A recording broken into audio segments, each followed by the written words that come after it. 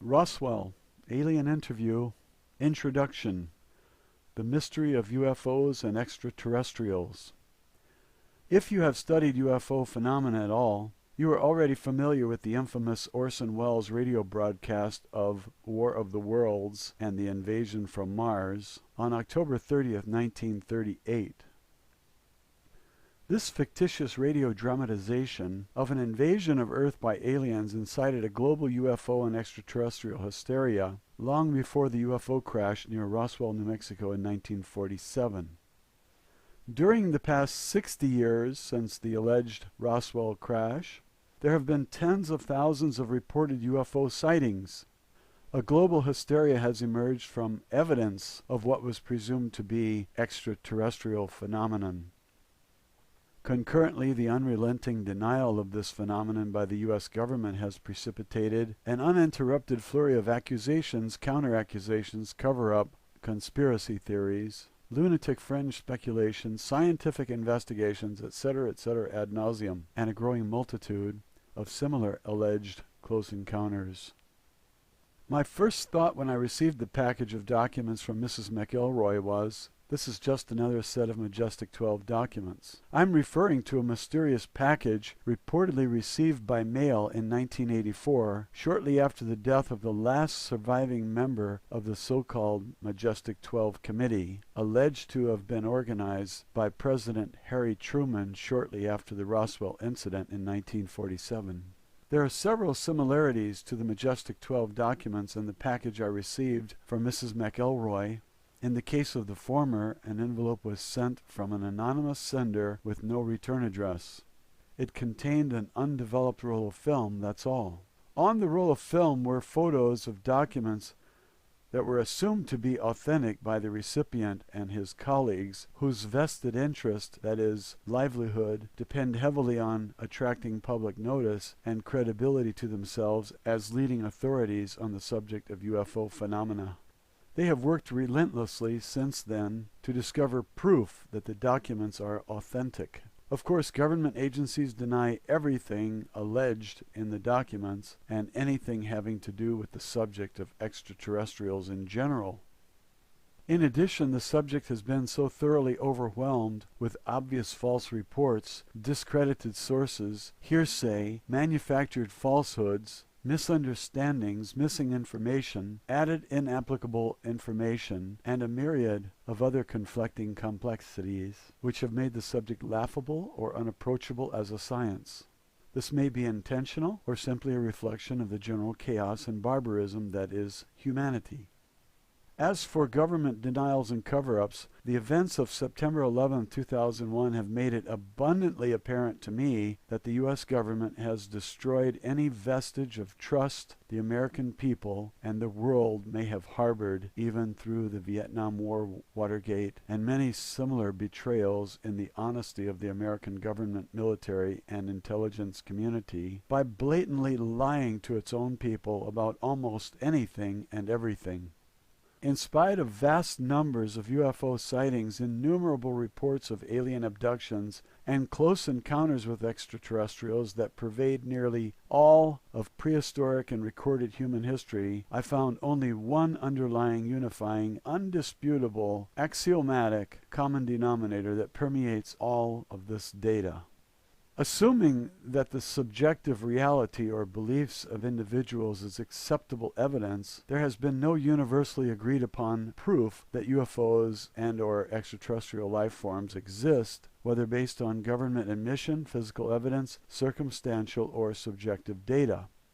There are several deductions I can infer from the lack of agreement, government admission, or physical evidence that such things are real, that if verified may lead to a workable solution to the mystery. Domain deduction. In spite of an enormous collection of subjective, circumstantial, and objective evidence of extraterrestrial activity on and around Earth, the existence, intentions, and the activities of extraterrestrials remain hidden and mysterious. Domain deduction. Universally agreed upon proof of extraterrestrial life based on subjective data, government admission, physical and circumstantial evidence, are subject to conflicting vested interests, which has made such proof unattainable. Collectively, these deductions beg the obvious question: if extraterrestrial life forms exist, why is there no consistent, forthright, open, interactive communication between mankind and extraterrestrials? Fortunately, subjective reality does not require evidence or proof. Therefore, I decided to write this book in order to pass along a subjective communication I received from Mrs. McElroy to other people who may be interested in it. Personally, I'm not assuming anything I received from Mrs. McElroy is in any way authentic, with the exception of the envelope and the paper inside the envelope. I cannot substantiate any of it. Indeed, I can't truly verify that there ever was such a person as Mrs. McElroy, other than a voice I heard over the phone in 1998. The voice could have been anyone. Personally, I do not have a vested interest in UFO research. Yes, I've written a few books about immortal spiritual beings because I'm interested in the subject. But I haven't sold enough of those books to pay for the time it took to write them. It is a hobby. I earn my living as a small business consultant. It is not my intention to justify, explain, or remedy any disability to perceive or understand the mysteries of extraterrestrial existence, UFOs, government agendas, or spiritual abilities. Nor is it intended to educate, persuade, or promote to anyone that any of these phenomena exist. Furthermore, what I may or may not think about any of this is irrelevant. Moreover, I have burned all the original documents, including the envelope I received from Mrs. McElroy. I do not want to spend the rest of my life being hounded by UFO researchers, government agents, grocery store tabloids, reporters, UFO advocates and debunkers alike, or anyone else. Any proofs or attempts to authenticate the assertion that Mrs. McElroy actually interviewed an alien in 1947 will have to be done by others. Ripley says, believe it or not. I say, what's true for you is true for you. Lawrence R. Spencer, editor. Roswell. Alien interview. The letter from Mrs. McElroy. Dear Lawrence, I'm typing this letter to you on my old Underwood typewriter that I bought after I was discharged from the Army. Somehow it seems like a fitting contrast to the subject of this letter and the documents you will find enclosed in this envelope. The last time I spoke to you was about 8 years ago. During your brief telephone interview with me, you asked me to assist you with the research for the Oz Factors book you were writing because you suspected that I might know something that would help your investigation into the possibility that extraterrestrial beings may have influenced the history of Earth. When we spoke, I told you that I did not have any information that I could share with you about anything. Since then, I have read your book and found it very interesting and compelling.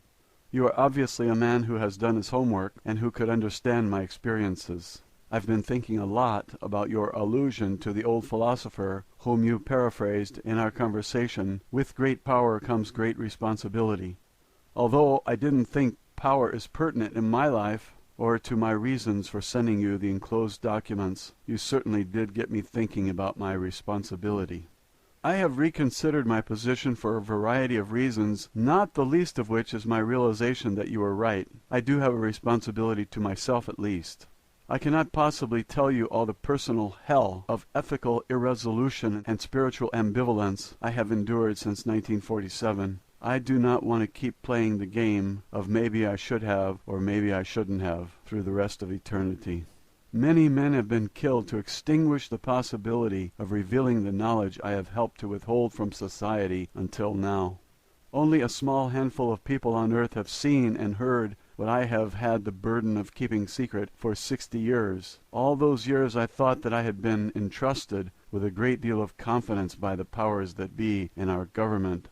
Although I have often felt that power is greatly misguided to protect mankind from certain knowledge that not only do intelligent extraterrestrial life forms exist, but they have and continue to aggressively monitor and invade the lives of everyone on Earth every day. Therefore, I think the time has come to pass along my secret knowledge to someone I think will understand it.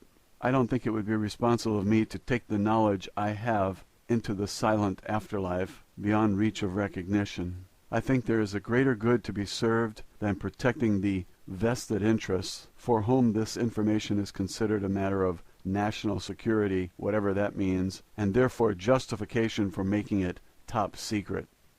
Also, I am now 83 years old. I have decided to leave this body, which has outlasted its usefulness to me, using a painless method of self-administered euthanasia. I have very few months to live and nothing to fear or lose. So I have moved away from Montana, where my husband and I lived for most of our life, to spend our remaining days in a lovely rented upstairs bedroom in a house in the homeland of my husband's family in County Meath, Ireland. I will die not far from the Great Mound at Noth and Doth, the Fairy Mound of Darkness. These are sacred cairns, or massive stone structures that were erected about 3700 BCE and engraved with indecipherable hieroglyphs about the same time as the pyramids or other inexplicable stone monuments were being built all over the earth. I am also not far from the hill of Tara, that was once the ancient seat of power in Ireland, where 142 kings are said to have reigned in prehistoric and historic times. In ancient Irish religion and mythology, this was the sacred place of dwelling for the gods and was the entrance to the other world. St. Patrick came to Tara to conquer the ancient religions of the pagans. He may have suppressed the religious practices in the area, but he certainly did not have any impact on the gods who brought these civilizations to earth, as you will discover when you read the documents enclosed. Therefore, this is a fitting location for my departure from this unholy world and final release from the burdens of this life. The crystal clear perspective of hindsight has revealed a higher purpose to me, assisting the survival of the planet, all living beings and life forms in our galaxy. The status quo of our government establishment has been to protect the people from knowledge of such matters. In fact, the only protection afforded by ignorance and secrecy is to hide the private agenda of those in power to enslave others, and by doing so, to disarm every perceived enemy and ally through superstition and stupidity.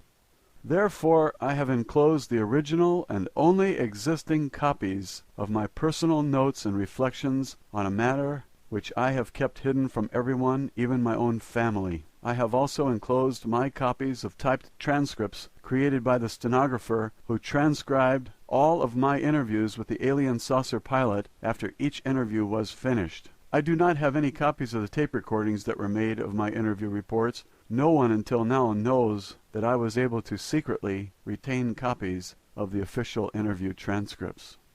Now I'm entrusting these documents to your discretion to impart to the world in any form or manner you see fit.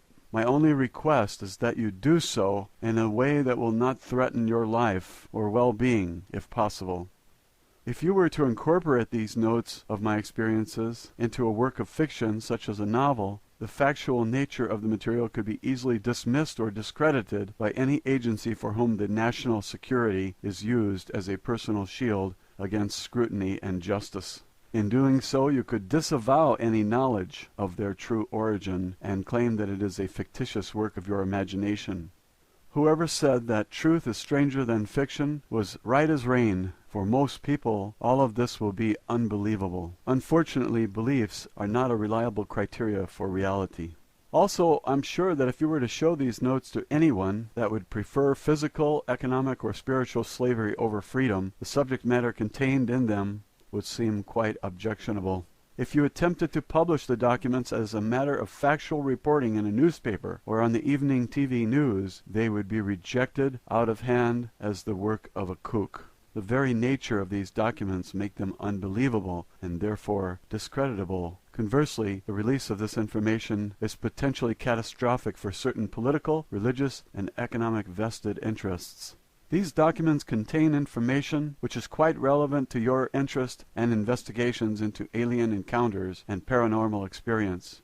To use your analogy in the Oz Factors book, I can honestly say that the few factual reports that have been made by others about alien influences are only a gentle breeze in the eye of the apocalyptic hurricane swirling around Earth.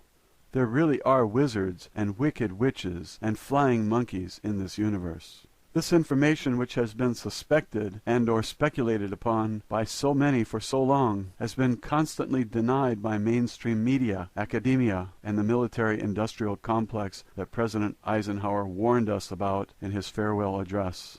As you know, in July 1947, the Roswell Army Airfield, RAAF, issued a press release stating that personnel from the field's 509th Bomb Group had recovered a crashed flying disc from a ranch near Roswell, New Mexico, sparking intense media interest. Later that same day, the commanding general of the 8th Air Force stated that Major Jesse Marcel, who was involved with the ordinary recovery of the debris, had recovered only the tattered remnants of a weather balloon. The true facts of the incident have been suppressed by the United States government since then.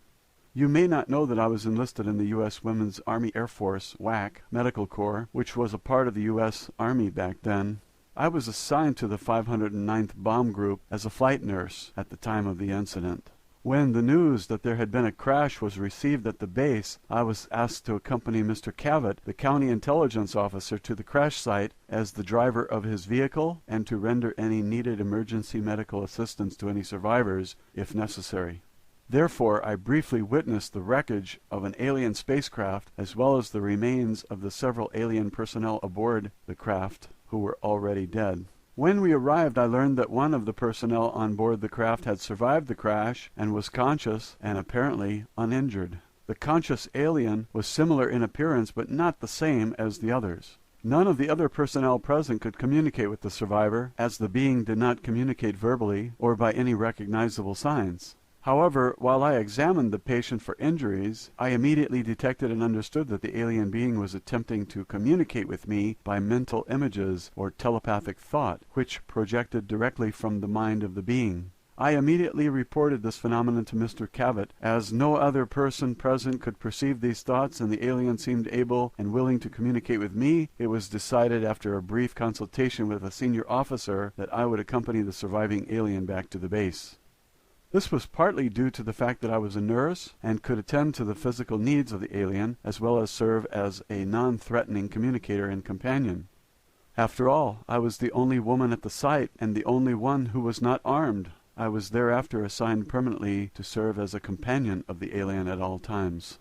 My duty was to communicate with and interview the alien and to make a complete report of all that I had discovered to command authorities. Subsequently, I was supplied with specific lists of questions provided to me by military and non-military personnel, which I was to interpret for the alien and record the responses to the questions provided. I also accompanied the alien at times during medical testing and the many other examinations to which the alien was subjected by staff from numerous government agencies. I was given a promotion in rank to Senior Master Sergeant to improve my security rating and to increase my pay grade from $54 a month to $138 per month for this very unusual assignment.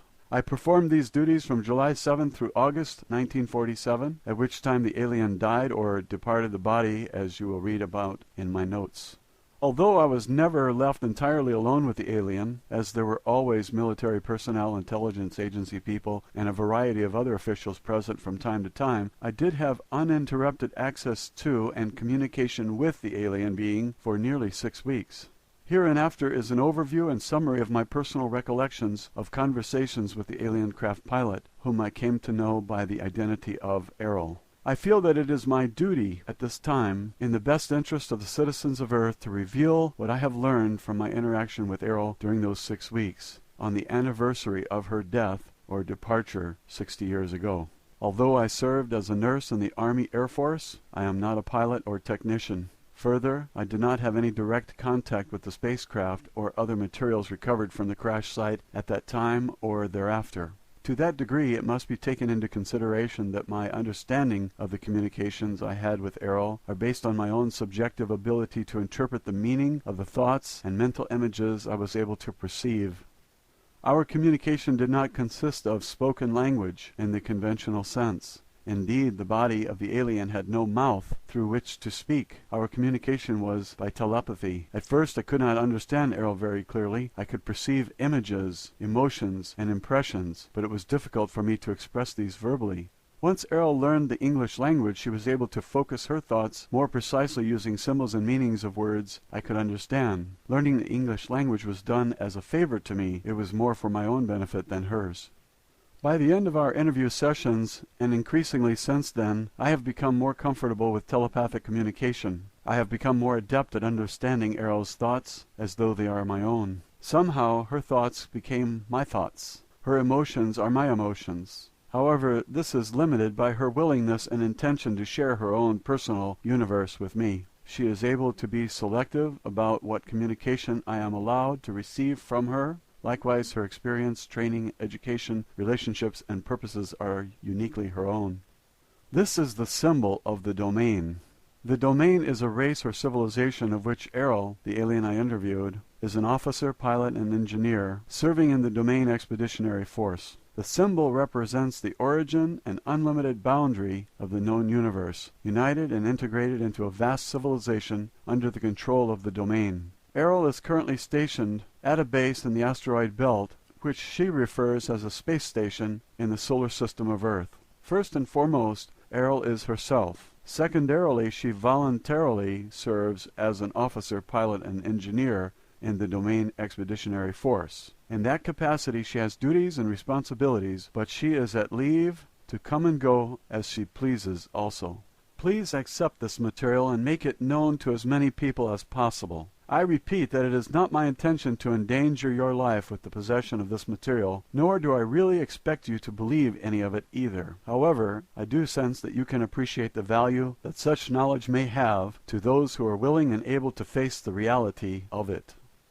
Mankind needs to know the answers to questions which are contained in these documents. Who are we? Where did we come from? What is our purpose on Earth? Is mankind alone in the universe? If there is intelligent life elsewhere, why have they not contacted us? It is vital that people understand the devastating consequences to our spiritual and physical survival if we fail to take effective action to undo the long-standing and pervasive effects of alien intervention on Earth.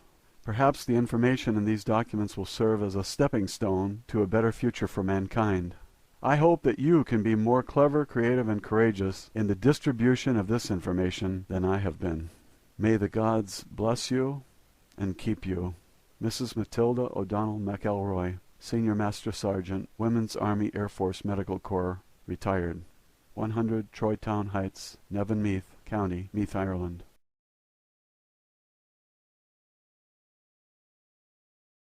Chapter 1.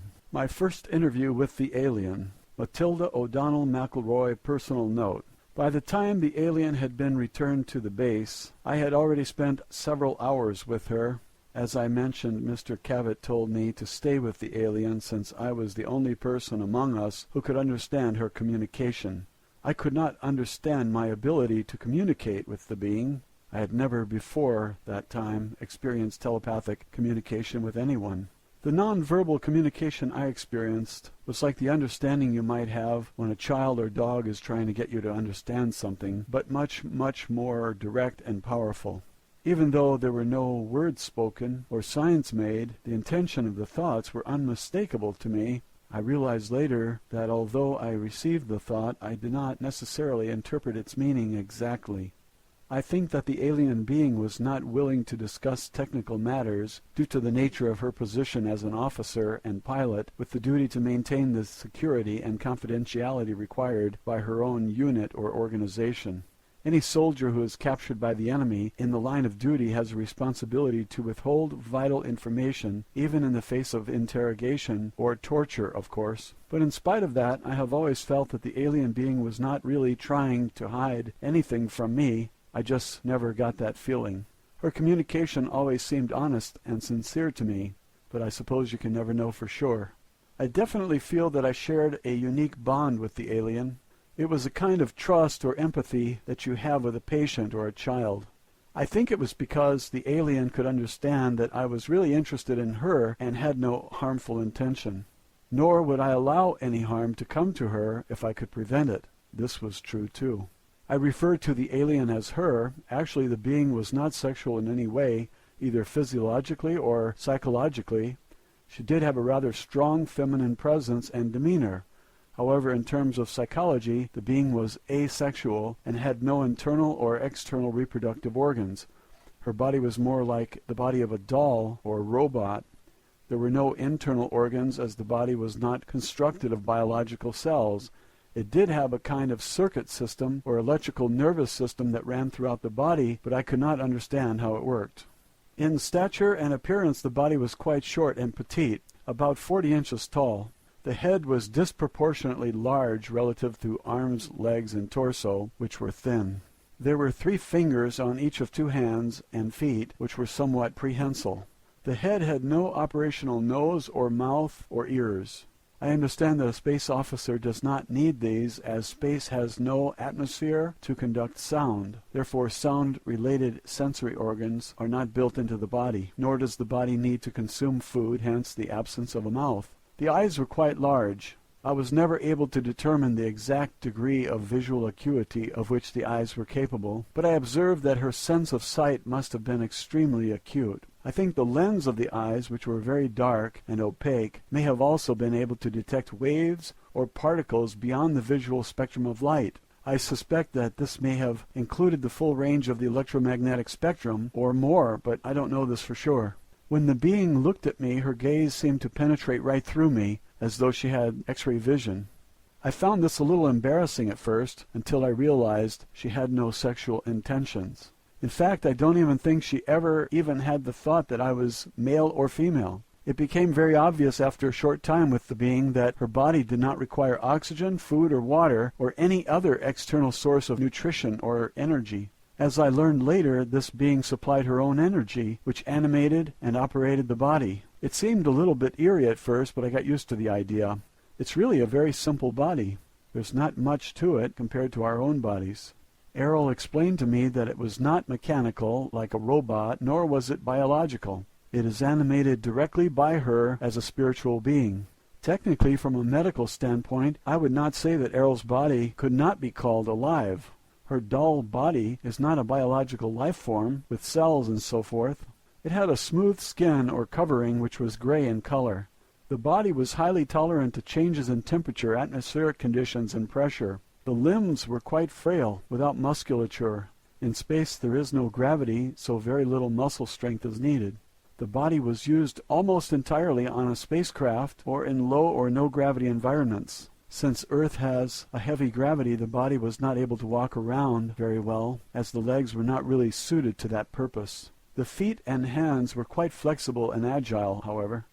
Overnight before my first interview with the alien, the area had been transformed into a buzzing hive of activity. There were 12 men working on setting up lights and camera equipment. A motion picture camera and microphone and tape recorder was there, also set up in the interview room. I don't know why a microphone was needed, since there were no verbal communications possible with the alien. There was also a stenographer and several people busy typing on typewriters. I was informed that an expert foreign language interpreter and a code-breaking team had been flown to the base during the night to assist with my efforts to communicate with the alien. There were also several medical personnel, specialists in various fields, to examine the alien. And a professor of psychology was there to help formulate questions and interpret the answers. As I was just a nurse, I was not considered to be a qualified interpreter, even though I was the only one there who could understand anything the alien was thinking. There were many subsequent conversations between us. Each interview resulted in an exponential increase in the understanding between us, as I will discuss later on in my notes. This is the first transcript, with the answers to a list of questions provided to me by the intelligence officer at the base, which I debriefed to the stenographer immediately following the interview. Official transcript of interview, top secret.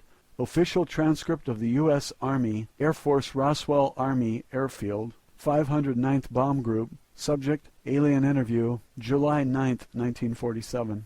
Question, are you injured? Answer, no. Question, what medical assistance do you require? Answer, none. Question, do you need food or water or other sustenance? Answer, no.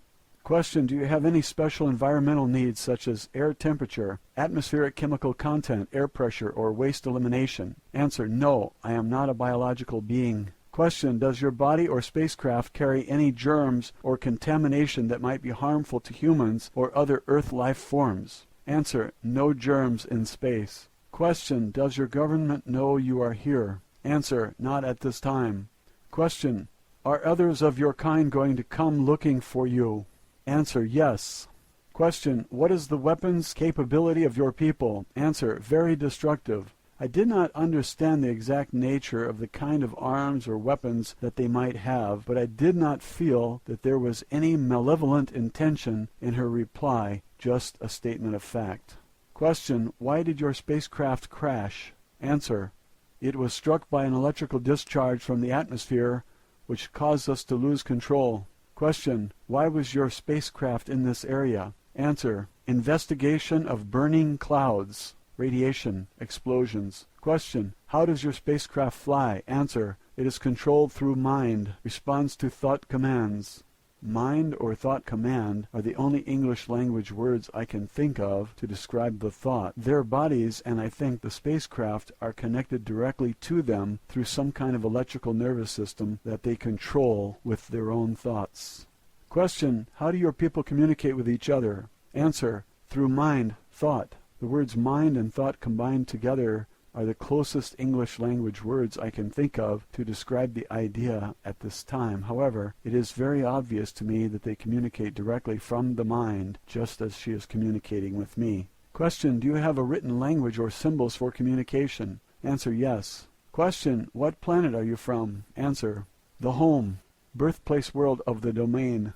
Since I am not an astronomer, I have no way of thinking in terms of stars, galaxies, constellations, and directions in space. The impression I received was of a planet in the center of a huge cluster of galaxies that is to her like home or birthplace. The word domain is the closest word I can think of to describe her concept, images, and thoughts about where she is from. It could as easily be called the territory or the realm. However, I'm sure that it was not just a planet or a solar system or a cluster of stars, but an enormous number of galaxies. Question: will your government send representatives to meet with our leaders? Answer: no. Question: what are your intentions concerning Earth?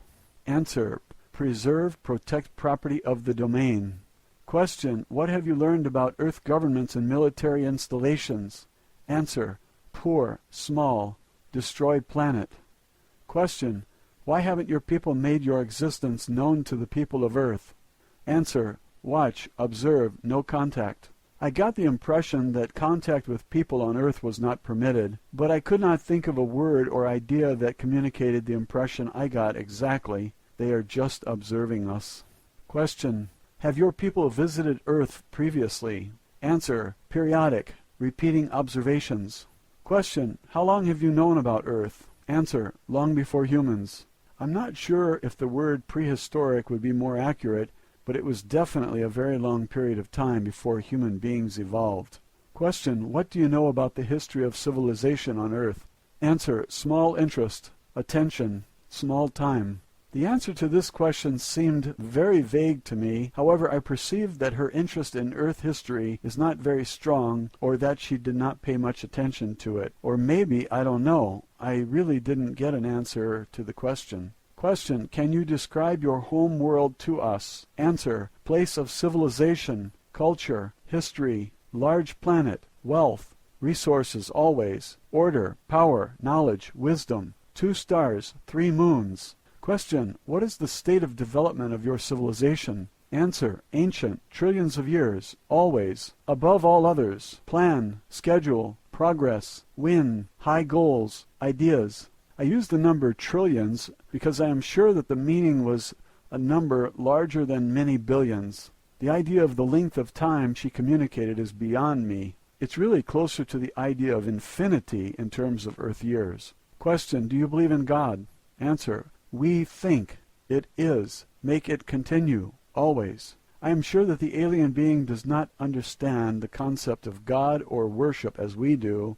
I assume that the people in her civilization were all atheists. My impression was that they think very highly of themselves and are very prideful indeed. Question: what type of society do you have? Answer: order, power, future always, control, grow. These are the closest words I can use to describe the idea she had about her own society or civilization. Her emotion when communicating her response to this question became very intense, very bright and emphatic. Her thought was filled with an emotion that gave me a feeling of jubilation or joy, but it made me very nervous also. Question: are there other intelligent life forms besides yourself in the universe? Answer: everywhere. We are greatest, highest of all. Due to her small stature, I'm sure that she did not mean tallest or biggest. Again, her prideful nature showed through in the feeling I received from her. Matilda O'Donnell McElroy, personal note. This was the conclusion of the first interview. When the answers to the first list of questions were typed and given to the people who were waiting for them, they were very excited that I was able to get the alien to say anything. However, after they finished reading my answers, they were disappointed that I could not understand more clearly. Now they had a lot of new questions because of the answers I received to the first list of questions. An officer told me to await further instructions. I waited several hours in the adjoining office. I was not allowed to continue my interview with the alien. However, I was always well treated and allowed to eat and sleep and use the restroom facilities whenever I wanted. Eventually, a new list of questions was written for me to ask the alien. I gathered that quite a few other agents, government and military officials had arrived at the base by this time. They told me that several other people would be in the room with me during the next interview, so they could prompt me to ask for more detail during the interview. However, when I attempted to conduct the interview with these people in the room, I received no thoughts, emotions, or any other perceptible communication from the alien. Nothing. The alien just sat in a chair without moving. We all left the interview room. The intelligence agent became very agitated about this. He accused me of lying or making up the answers to the first questions. I insisted that all my answers were honest and as accurate as I could make them. Later that day it was decided that several other people would attempt to ask questions of the alien. However, in spite of several attempts by different experts, no one else was ever able to get any communication at all from the alien. Over the next several days, a psychic research scientist from back east was flown to the base to interview the alien. Her name was Gertrude something or other. I don't remember the last name. On another occasion, an Indian clairvoyant named Krishnamurti came to the base to try to communicate with the alien. Neither one was successful at getting the alien to communicate anything. I was personally not able to communicate telepathically with either of these people either, although I did not think that Mr. Krishnamurti was a very kind and intelligent gentleman. Finally, it was decided that I should be left with the alien by myself to see if I could get any answers.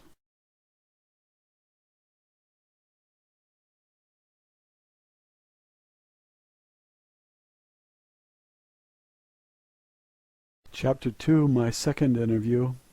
In the next interview, I was told to ask the alien only one question. Official transcript of interview. Top secret.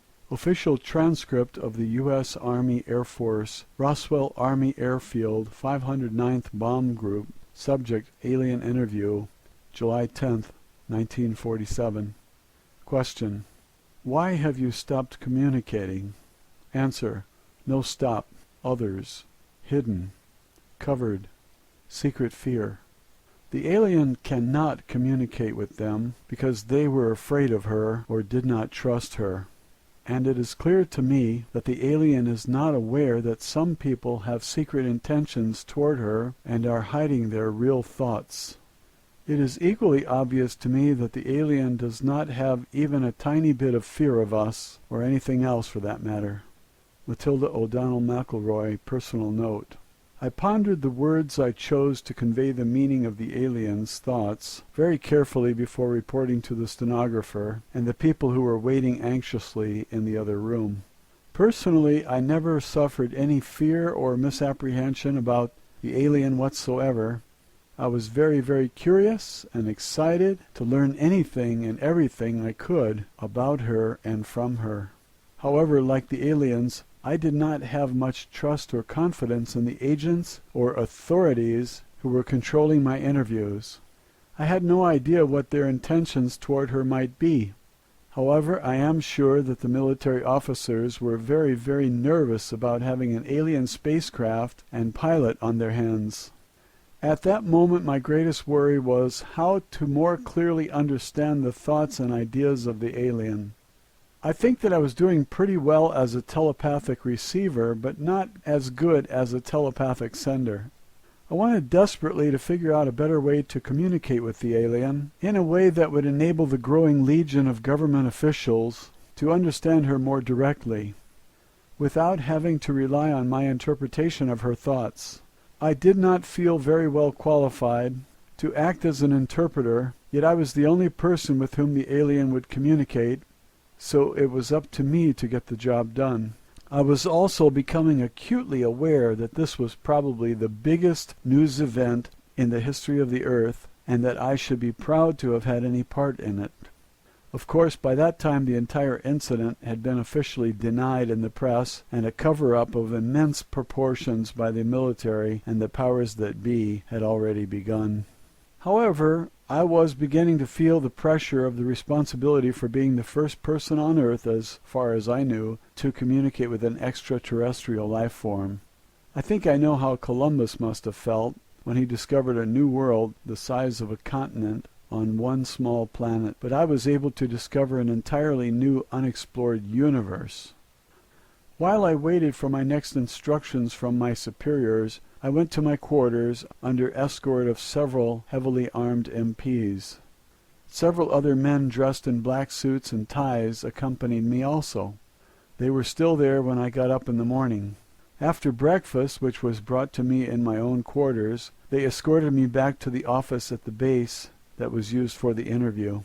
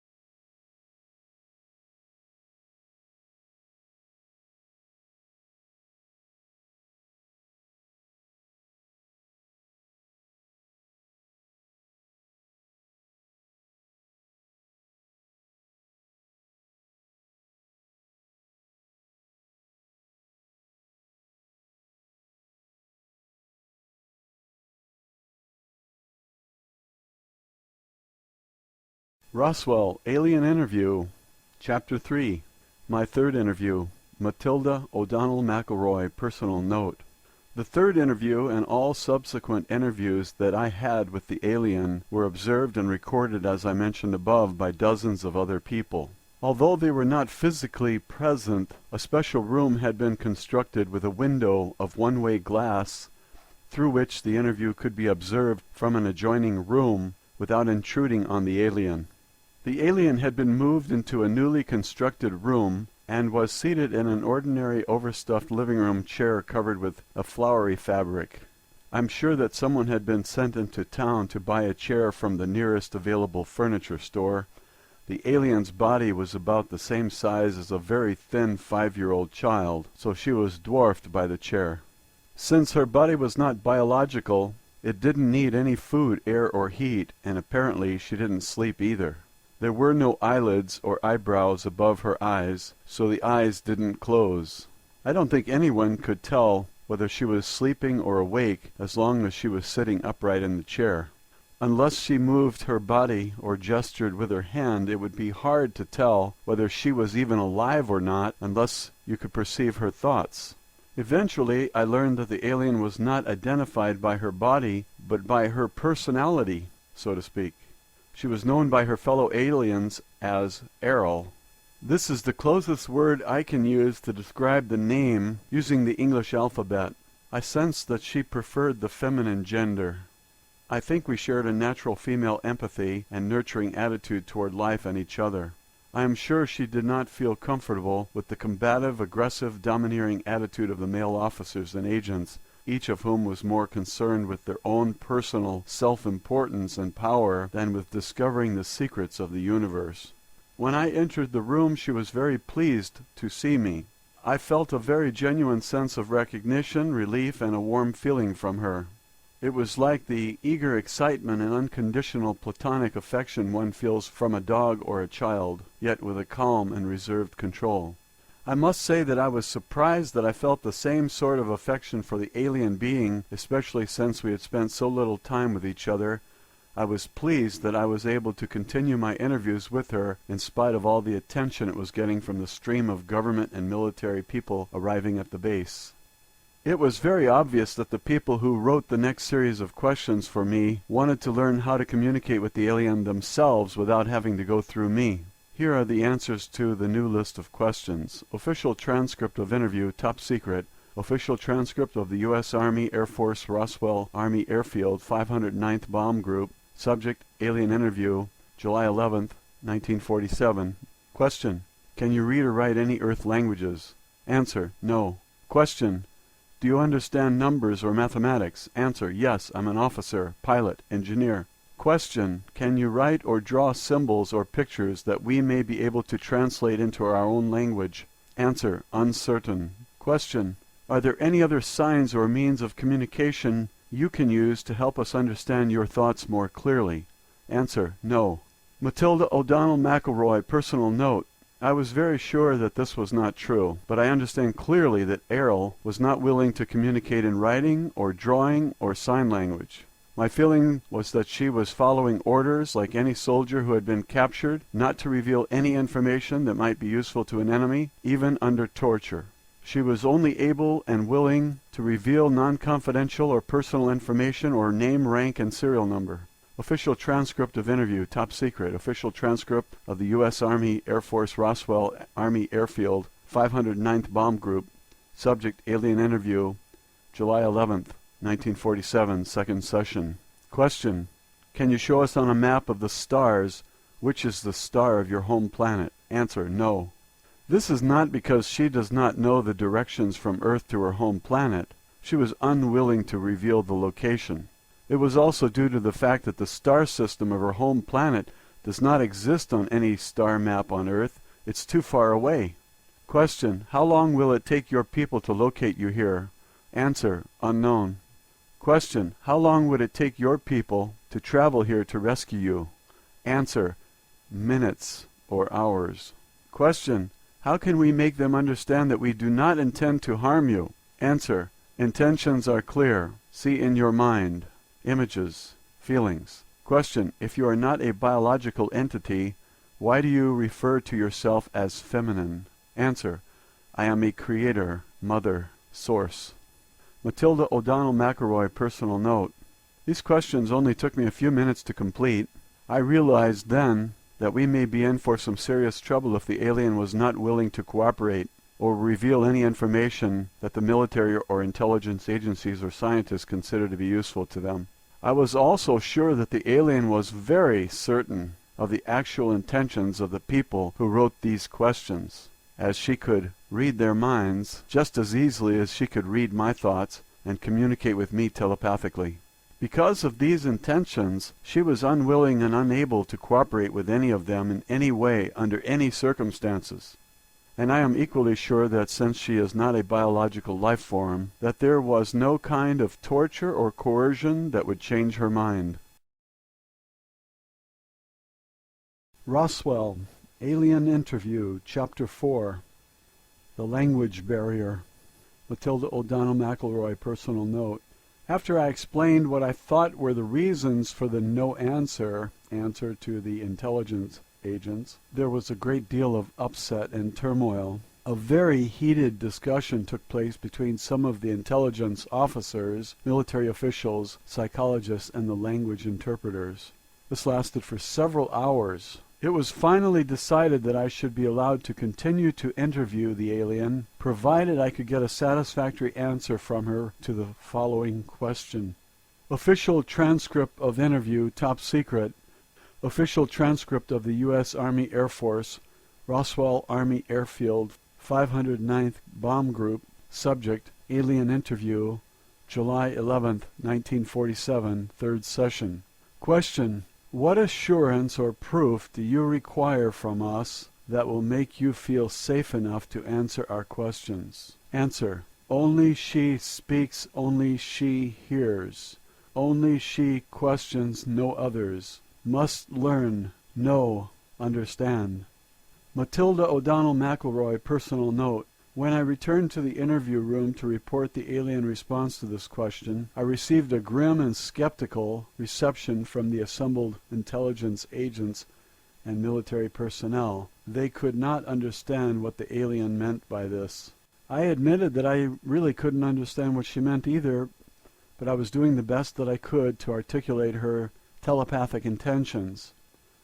I told the officials that perhaps the communication problem had to do with my inability to understand the telepathic language of the alien clearly enough to be satisfactory. I was so discouraged at that point I almost felt like giving up. And now there was even more arguments than before. I was sure I was going to be removed from my position in spite of the fact that the alien refused to communicate with anyone else, or that no one else had been found who could communicate with her. Fortunately, a very clever fellow named John Newble, who was a Japanese language specialist from the Navy, had an explanation and a solution to the problem. He explained that first the problem had very little to do with the inability of the alien to communicate. It had more to do with her unwillingness to communicate with anyone other than myself. Second, in order for any clear, comprehensive communication to happen, both parties needed to understand and communicate through a common language. Words and symbols in language convey very precise concepts and meanings. He said that the Japanese people have a lot of homonyms in their language which cause a lot of confusion in day-to-day communication. They solve this problem by using standard Chinese characters to write down the exact meaning of the word they are using. This clears up the matter for them. Without a defined nomenclature, communication was not possible beyond the rudimentary understanding between men and dogs or between two small children. The lack of a common vocabulary of clearly defined words that all parties can use fluently was the limiting factor in communication between all people, groups, or nations. Therefore, he suggested that there were only two choices. I had to learn to speak the language of the alien, or the alien had to learn to speak English.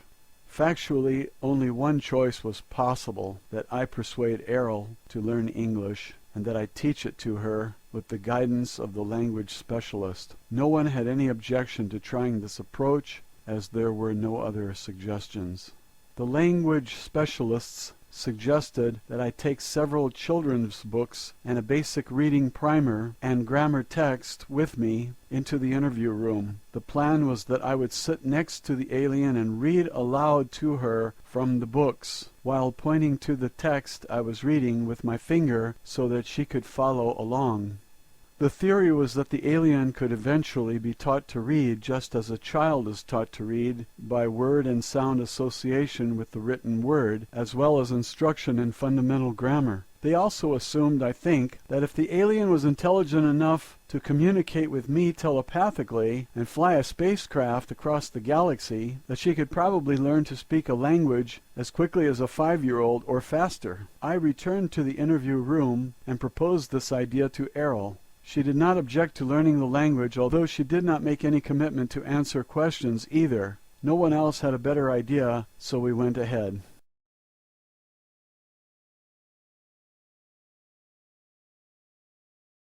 Roswell, Alien Interview, Chapter 5, Reading Lessons, Matilda O'Donnell McElroy, Personal Note. I began the reading lessons with the first pages of a book that had been used to teach pioneer children in the 1800s on the frontiers of America. It is called McGuffey's Eclectic Reader, Primer through 6th. Since I am a nurse and not a teacher, the language expert who gave me the books also gave me an extensive briefing, a course that took an entire day, on how to use the books to teach the alien. He said the reason he chose these particular books was because the original 1836 version of these books were used for 3/4 of a century to teach about 4/5 of all American school children how to read. No other books ever had so much influence over American children for so long. McGuffey's educational course begins in the primer by presenting the letters of the alphabet to be memorized in sequence. Children were then taught step by step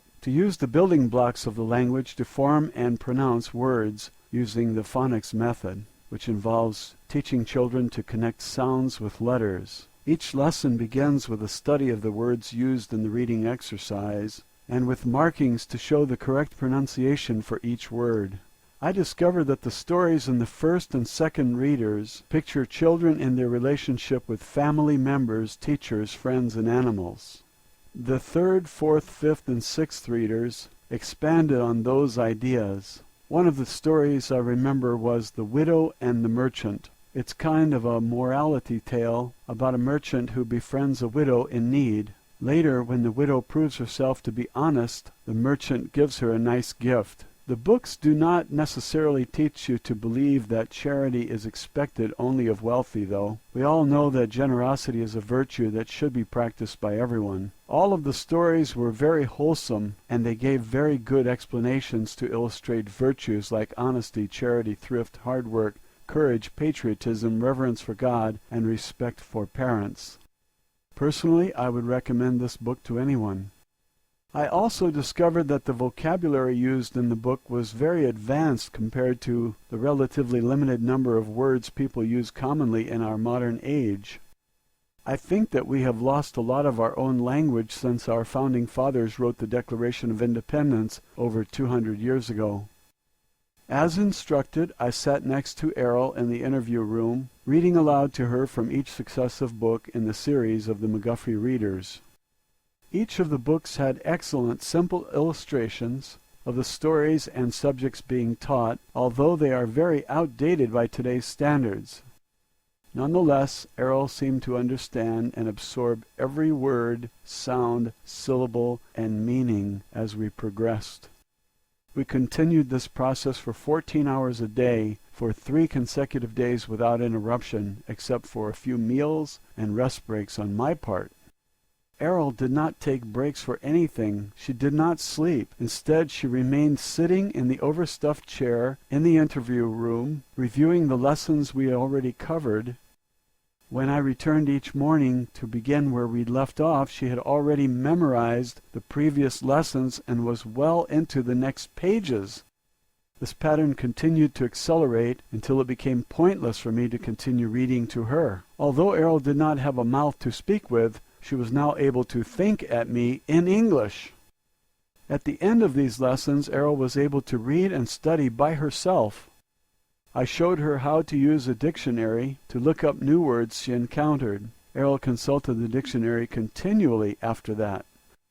From then on, my job was acting as a courier for her, requesting that reference books be brought to her in a steady stream. Next, Mr. Newble brought in a set of the Encyclopedia Britannica.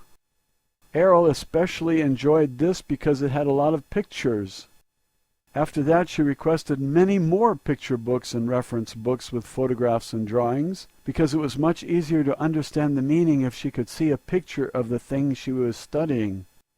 Over the next 6 days, books were brought in from libraries all over the country, I presume, because it wasn't more than a few more days before she had read through several hundred of them. She studied every subject I could imagine, and many other very technical things I never wanted to know anything about, like astronomy, metallurgy, engineering, mathematics, various technical manuals, and so forth.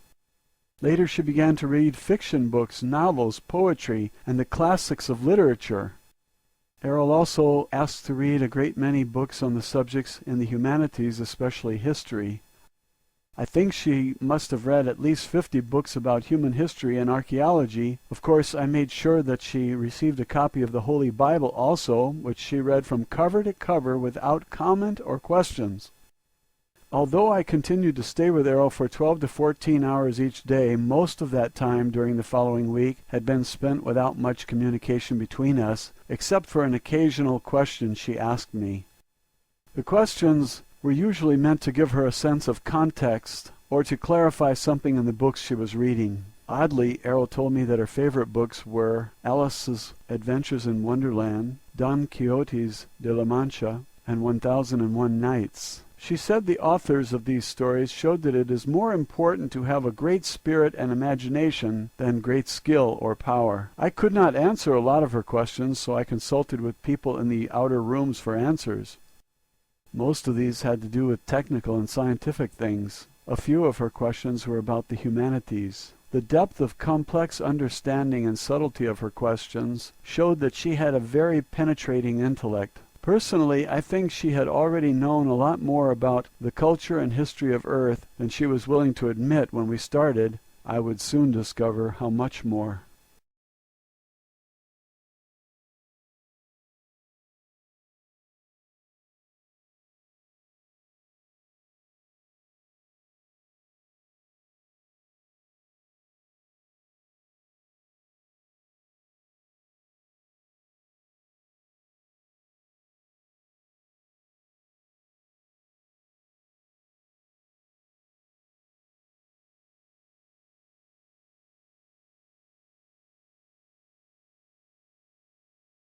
Roswell, Alien Interview, Chapter 6, My Education Begins.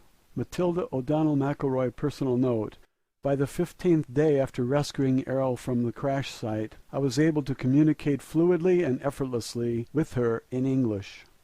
She had absorbed so much more written material by this time that her academic education far exceeded my own.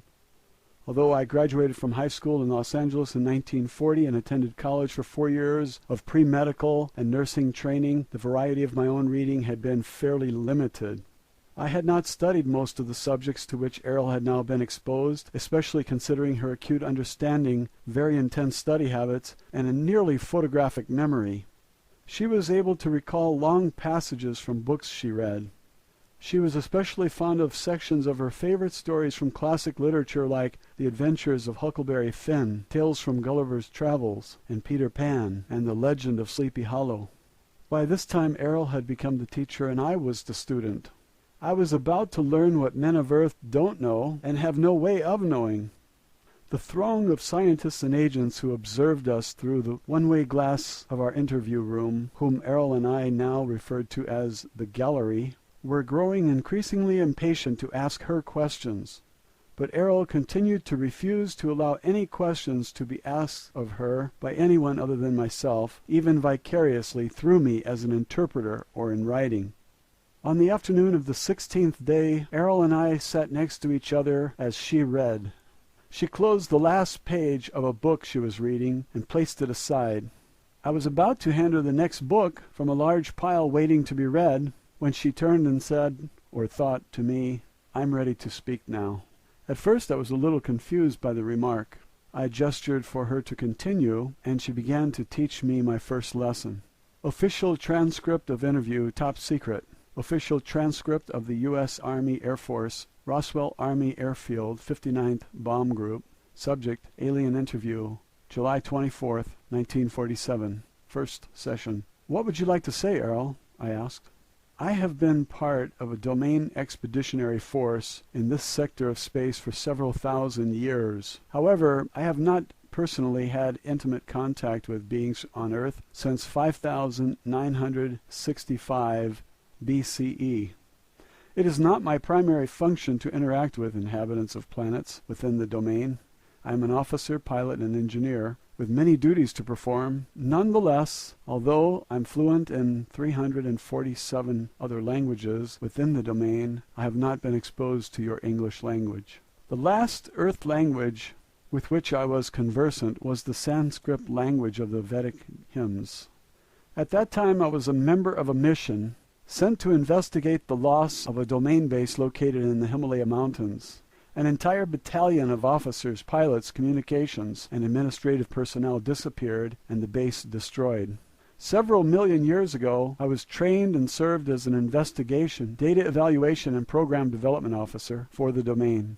Because I was experienced in that technology, I was sent to Earth as part of a search team. One of my duties involved interrogation of the human population that inhabited the adjoining area at that time. Many of the people in that region reported sighting Vimanas, or spacecraft, in the area. Following the logical extension of evidence, testimony, observation, as well as the absence of certain evidence, I led my team to the discovery that there were still old Empire ships and well-hidden old Empire installations in this solar system of which we had been completely unaware. You and I were unable to communicate in your language because I personally have not been exposed to your language. However, now that I have scanned the books and the material you provided me, this data has been relayed to our space station in this region and processed by our communications officer through our computers. It has been translated into my own language and relayed back to me in a context that I can think with. I have also received additional information from the files stored in our computers about the English language and domain records concerning Earth civilization. Now I'm prepared to give you certain information that I feel will be of great value to you. I will tell you the truth. Although truth is relative to all other truth, I wish to share with you, as honestly and accurately as possible, truth as I see it, within the boundaries of my integrity to myself, to my race, and without violating my obligations to the organization I serve and have sworn to uphold and protect. Okay, I thought. Will you answer questions from the gallery now? No, I will not answer questions. I will provide information to you that I think will be beneficial to the well-being of the immortal spiritual beings who comprise humanity, and that will foster the survival of all the myriad life forms and the environment of Earth, as it is a part of my mission to ensure the preservation of Earth. Personally, it is my conviction that all sentient beings are immortal spiritual beings. This includes human beings. For the sake of accuracy and simplicity, I will use a made-up word, is-be, because the primary nature of an immortal being is that we live in a timeless state of is, and the only reason for their existence is that they decide to be. No matter how lowly their station in a society, every is-be deserves the respect and treatment that I myself would like to receive from others. Each person on Earth continues to be an is-be, whether they are aware of the fact or not. Matilda O'Donnell McElroy, personal note. I will never forget this conversation. Her tone was very matter-of-fact and emotionless. However, for the first time I sensed the presence of a warm and real personality in Errol. Her reference to immortal spiritual beings struck me like a flash of light in a dark room. I had never before considered that a human being could be an immortal being. I thought that status or power was reserved solely for the Father, the Son, and the Holy Ghost. And because I am a devout Catholic and subject to the word of the Lord Jesus and the Holy Father, I have never thought of a woman as an immortal spiritual being either, not even the Holy Mother Mary. Yet when Errol thought that thought, I became vividly aware for the first time that she personally was an immortal spiritual being, and so are we all. Errol said that she sensed that I was confused about the idea. She said she would demonstrate to me that I am also an immortal spiritual being. She said, "Be above your body." Immediately I realized that I was outside of my body, looking down from the ceiling at the top of my body's head. I was also able to see the room around me, including Errol's body, sitting in the chair next to my own body. After a moment I realized the simple but shocking reality that I am not a body. In that moment a black veil lifted, and for the first time in my life, and for a very long time into the past, I realized that I am not my soul, but that I am me, a spiritual being. This was an unexplainable epiphany, but one that fills me with joy and relief I cannot recall having experienced ever before. As for the immortal part, I do not understand her meaning, as I have always been taught that I am not immortal, a spirit perhaps, but certainly not immortal. After a moment, I'm not sure how long, Errol asked me if I had a better understanding of the idea. Suddenly, I was back inside my body again and said out loud, "Yes, I see what you mean." I was so taken aback by the experience that I had to get up from my chair and walk around the room for a few minutes. I made an excuse that I needed to get a drink of water and go to the restroom, which I did. In the restroom, I looked at myself in the mirror. I used the toilet, refreshed my makeup, and straightened my uniform. After 10 or 15 minutes, I felt more normal again and returned to the interview room. After that, I felt as though I was no longer an interpreter for Errol. I felt as though I was a kindred spirit. I felt like I was safe at home with a trusted friend or a family member, as close as any I had ever had. Errol sensed and understood my confusion about the concept of personal immortality, She began her first lesson with me by explaining this to me. Official transcript of interview continued. Errol told me her reasons for coming to Earth and for being in the area of the 509th Bomber Squadron. She was sent by her superior officers to investigate the explosions of nuclear weapons, which have been tested in New Mexico. Her superiors ordered her to gather information from the atmosphere that could be used to determine the extent of radiation and potential harm this might cause to the environment. During her mission, the spacecraft was struck by a lightning, which caused her to lose control and crash. The spacecraft is operated by ISBs, who use doll bodies in much the same way that an actor wears a mask and costume. It is like a mechanical tool through which to operate in the physical world.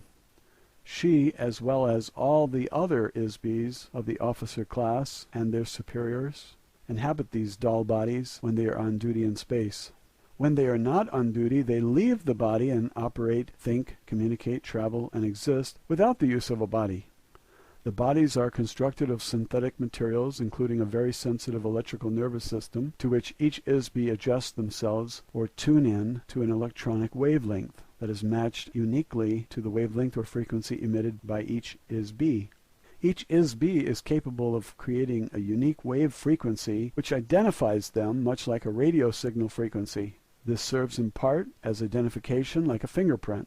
The doll body acts like a radio receiver for the ISB. No two frequencies or doll bodies are exactly the same. The bodies of each ISB crew member are likewise tuned into and connected to a nervous system built into the spacecraft. The spacecraft is built in much the same way as the doll body.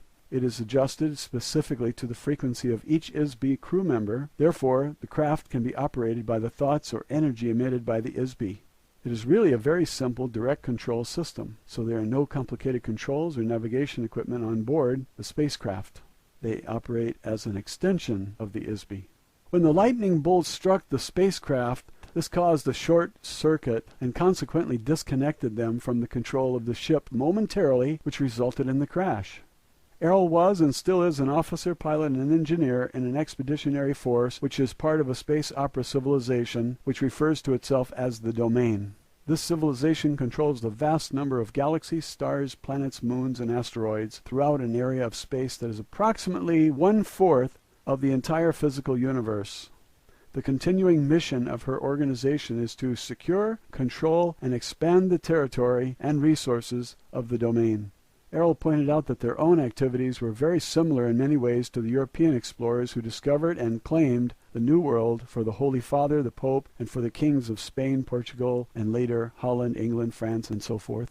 Europe benefited from the property acquired from the native inhabitants. However, the native inhabitants were never consulted with or asked for their permission to become a part of the domain of the European nations, and the soldiers and priests they sent to acquire territory and wealth in order to advance their interests.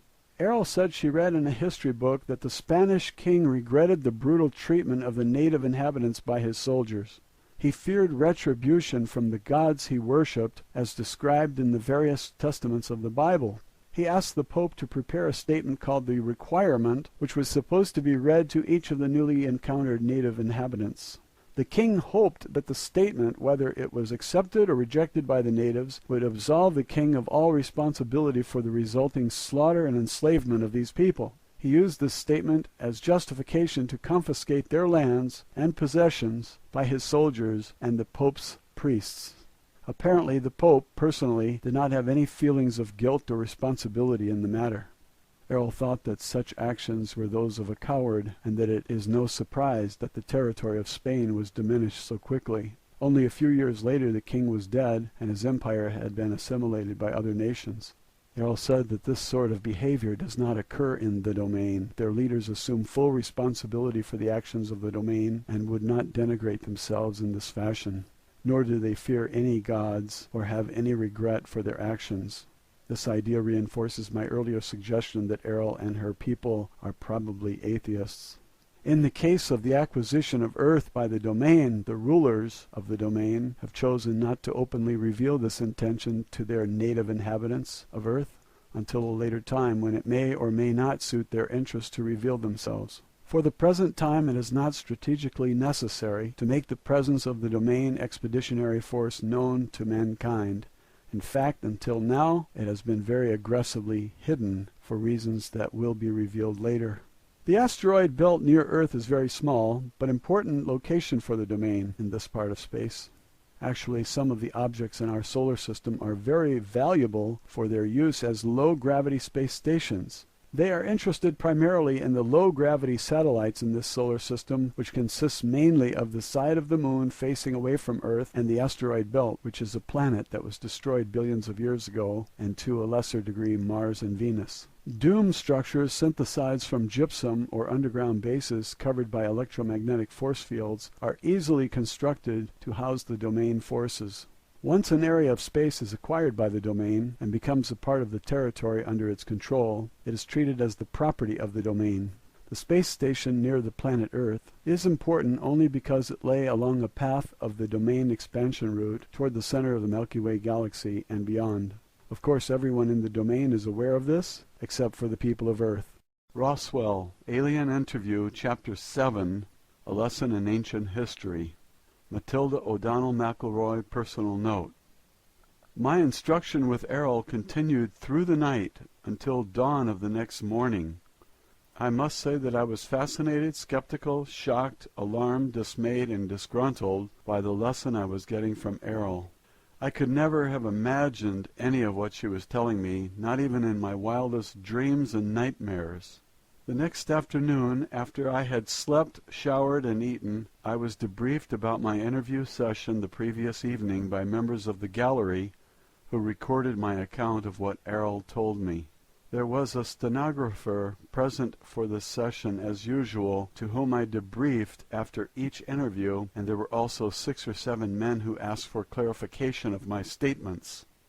As always, there was constant pressure applied to me to use my influence with Errol to persuade her to answer specific questions prompted by members of the gallery. I did my best to reassure everyone that I would give my very best efforts to do so. Nevertheless, only 3 things happened every day thereafter. Errol resolutely refused to answer any questions that she sensed had been posed by or suggested to me by the gallery. 2. Errol continued to instruct me in the subject matter of her own choice. 3. Every evening after my interview with or instruction from Errol, she would give me a new list of subject matter about which she wanted more information. Each evening I presented this list to the gallery. The next day Errol received a large stack of books, magazines, articles, and so forth. She would study all of these during the night while I slept. This pattern repeated every day during the remainder of the time I spent with her. The subject matter of my next interview or lesson from Errol continued with a brief history of Earth, our solar system, and nearby space from the perspective of the domain. Official transcript of interview, top secret. Official transcript of the U.S. Army Air Force Roswell Army Airfield 509th Bomb Group. Subject Alien Interview, July 25, 1947, first session. Before you can understand the subject of history, you must first understand the subject of time. Time is simply an arbitrary measurement of the motion of objects through space. Space is not linear. Space is determined by point of view of an ISB when viewing an object. The distance between an ISB and the object being viewed is called space. Objects or energy masses in space do not necessarily move in a linear fashion. In this universe, objects tend to move randomly or in a curving or cyclical pattern, or as determined by agreed-upon rules. History is not only a linear record of events, as many authors of Earth history books imply, because it is not a string that can be stretched out and marked like a measuring tool. History is a subjective observation of the movement of objects through space, recorded from the point of view of a survivor rather than those who succumbed.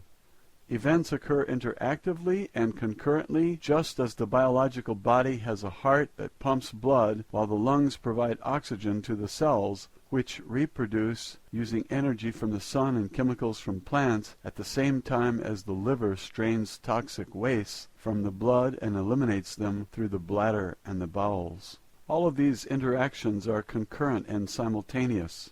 Although time runs consecutively, events do not happen in an independent linear stream.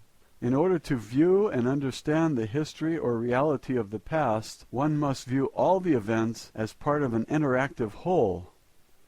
Time can also be sensed as a vibration, which is uniform throughout the entire physical universe. Errol explained that ISBs have been around since before the beginning of the universe. The reason that they are called immortal is because a spirit is not born and cannot die, but exists in a personally postulated perception of is, will be. She was careful to explain that every spirit is not the same. Each is completely unique in identity, power, awareness, and ability. The difference between an ISB like Errol and most of the ISBs inhabiting bodies on Earth is that Errol can enter and depart from her doll at will. She can perceive at selective depths through matter. Errol and other officers of the domain can communicate telepathically. Since an ISB is not a physical universe entity, it has no location in space or time. An ISB is literally immaterial. They can span great distances of space instantly. They can experience sensations more intensely than a biological body without the use of physical sensory mechanisms. An ISB can exclude pain from their perception. Errol can also remember her identity, so to speak, all the way back into the dim mists of time for trillions of years. She says that the existing collection of suns in this immediate vicinity of the universe have been burning for the last 200 trillion years. The age of the physical universe is nearly infinitely old, but probably at least 4 quadrillion years since its earliest beginnings. Time is a difficult factor to measure as it depends on the subjective memory of ISBs, and there has been no uniform record of events throughout the physical universe since it began. As on Earth, there are many different time measurement systems defined by various cultures, which use cycles of motion and points of origin to establish age and duration. The physical universe itself is formed from the convergence and amalgamation of many other individual universes, each of which were created by an ISB or group of ISBs.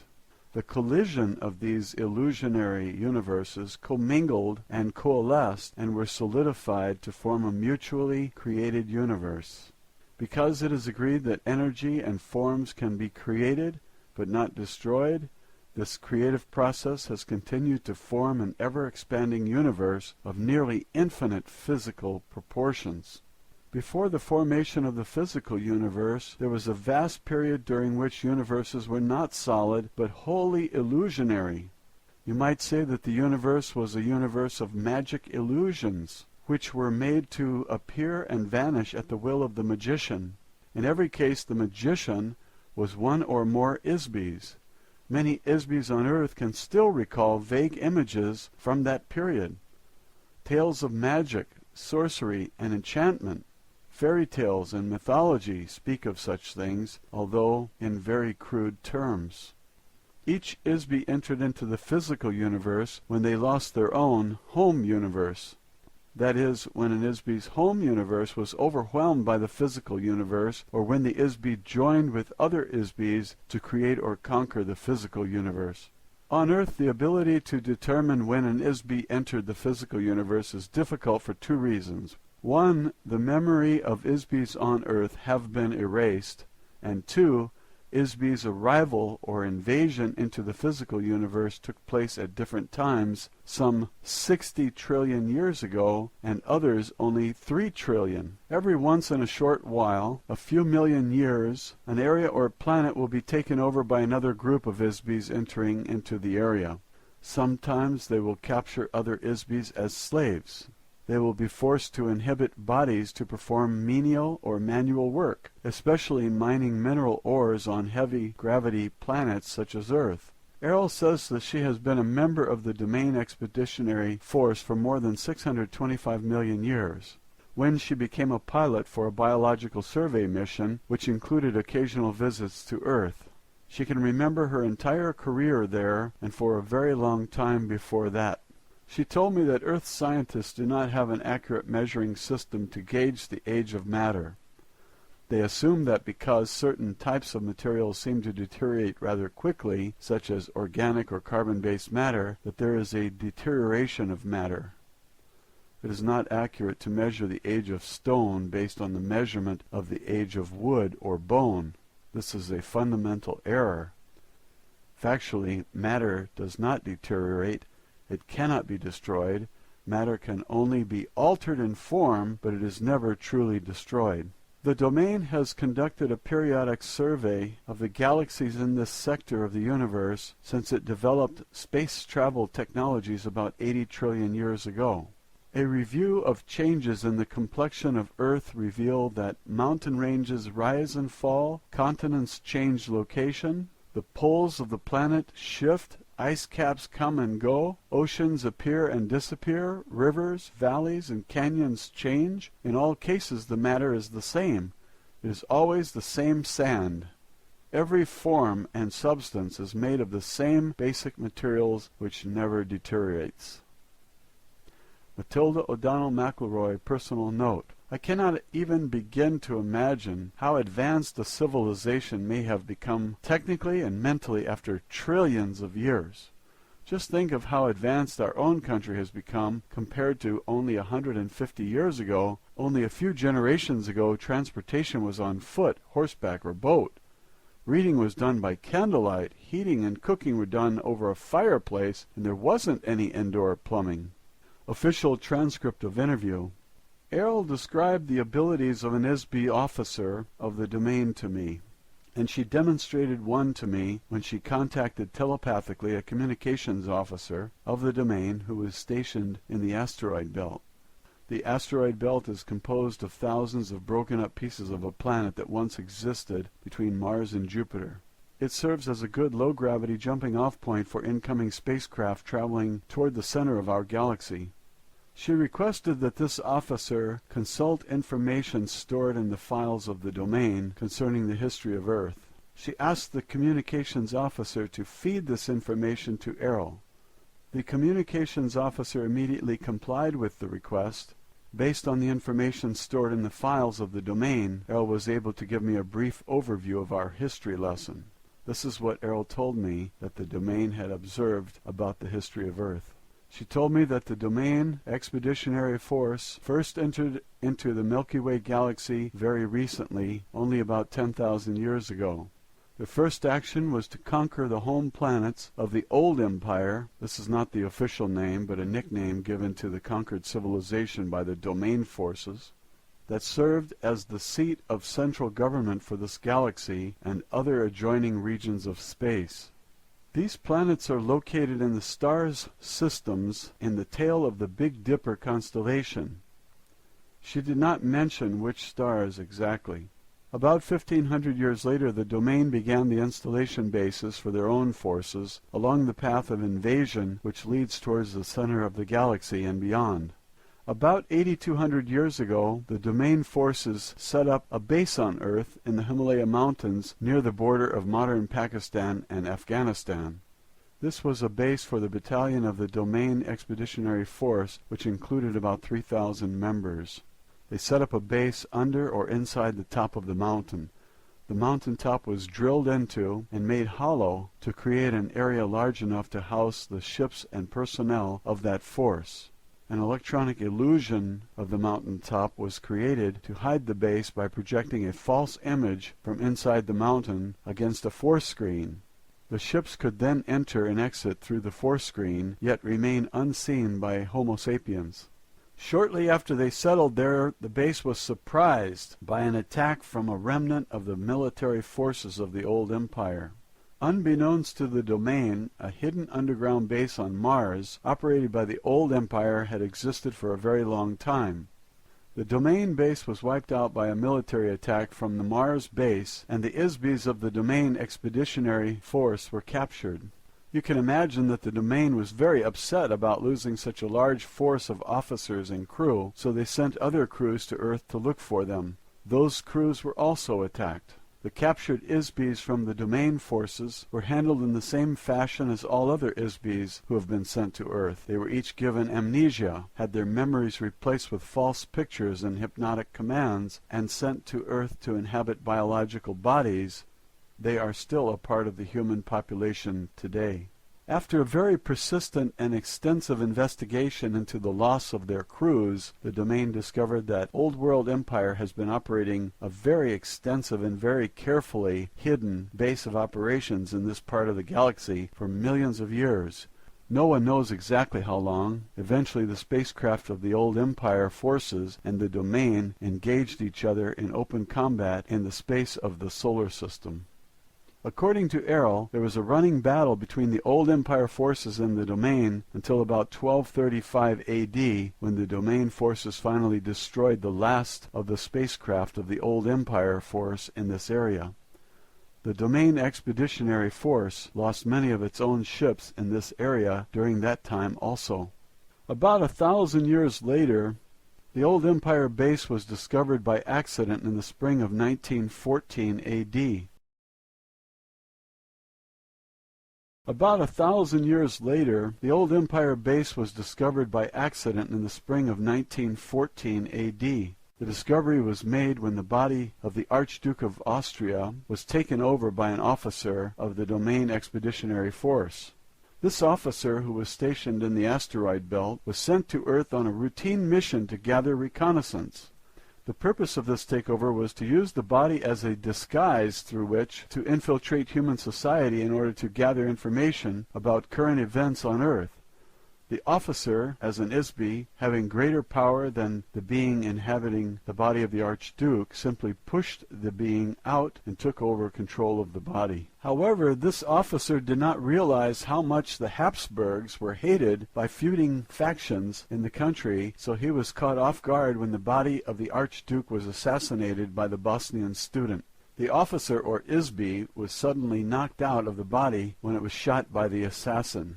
Disoriented, the ISB inadvertently penetrated one of the amnesia force screens and was captured. Eventually, the domain discovered that a wide area of space is monitored by an electronic force field which controls all of the ISBs in this end of the galaxy, including Earth. The electronic force screen is designed to detect ISBs and prevent them from leaving the area. If an ISB attempts to penetrate the force screen, it captures them in a kind of electronic net. The result is that the captured ISB is subjected to very severe brainwashing treatment, which erases the memory of the ISB. This process uses a tremendous electrical shock, just like the Earth psychiatrists use electrical shock therapy to erase the memory and personality of a patient and to make them more cooperative. On Earth, this therapy uses only a few hundred volts of electricity. However, the electrical voltage used by the Old Empire operation against ISBs is on the order of magnitude of billions of volts. This tremendous shock completely wipes out all the memory of the ISB. The memory eraser is not just for one life or one body. It wipes out all the accumulated experiences of a nearly infinite past, as well as the identity of the ISB. The shock was intended to make it impossible for the ISB to remember who they are, where they came from, their knowledge or skills, their memory of the past, and ability to function as a spiritual entity. They are overwhelmed into becoming a mindless, robotic non-entity.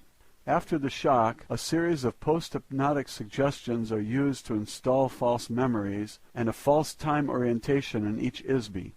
This includes the command to return to the base after the body dies, so that the same kind of shock and hypnosis can be done again and again and again forever. The hypnotic command also tells the patient to forget to remember. What the domain learned from the experience of this officer is that the Old Empire has been using Earth as a prison planet for a very long time. Exactly how long is unknown, perhaps millions of years. So when the body of the ISB dies, they depart from the body. They are detected by the force screen, they are captured, and ordered by hypnotic command to return to the light. The idea of heaven and the afterlife are part of the hypnotic suggestion, a part of the treachery which makes the whole mechanism work. After the ISB has been shocked and hypnotized to erase the memory of the life just lived, the ISB is immediately commanded hypnotically to report back to the earth as though they were on a secret mission to inhabit a new body. Each ISB is told that they have a special purpose for being on earth, but of course there is no purpose for being in a prison, at least not for the prisoner. Any undesirable ISBs who are sentenced to earth were classified as untouchable by the old empire. This included anyone that the old empire judged to be criminals who were too vicious to be reformed or subdued, as well as other criminals such as sex perverts or beings unwilling to do any productive work. An untouchable classification of ISBs also includes a variety of political prisoners. This includes ISBs who are considered to be non-compliant freethinkers or revolutionaries who make trouble for the governments of the various planets of the old empire. Of course, anyone with a previous military record against the old empire is also shipped off to Earth. A list of untouchables includes artists, painters, singers, musicians, writers, actors, and performers of every kind. For this reason, Earth has more artists per capita than any other planet in the old empire.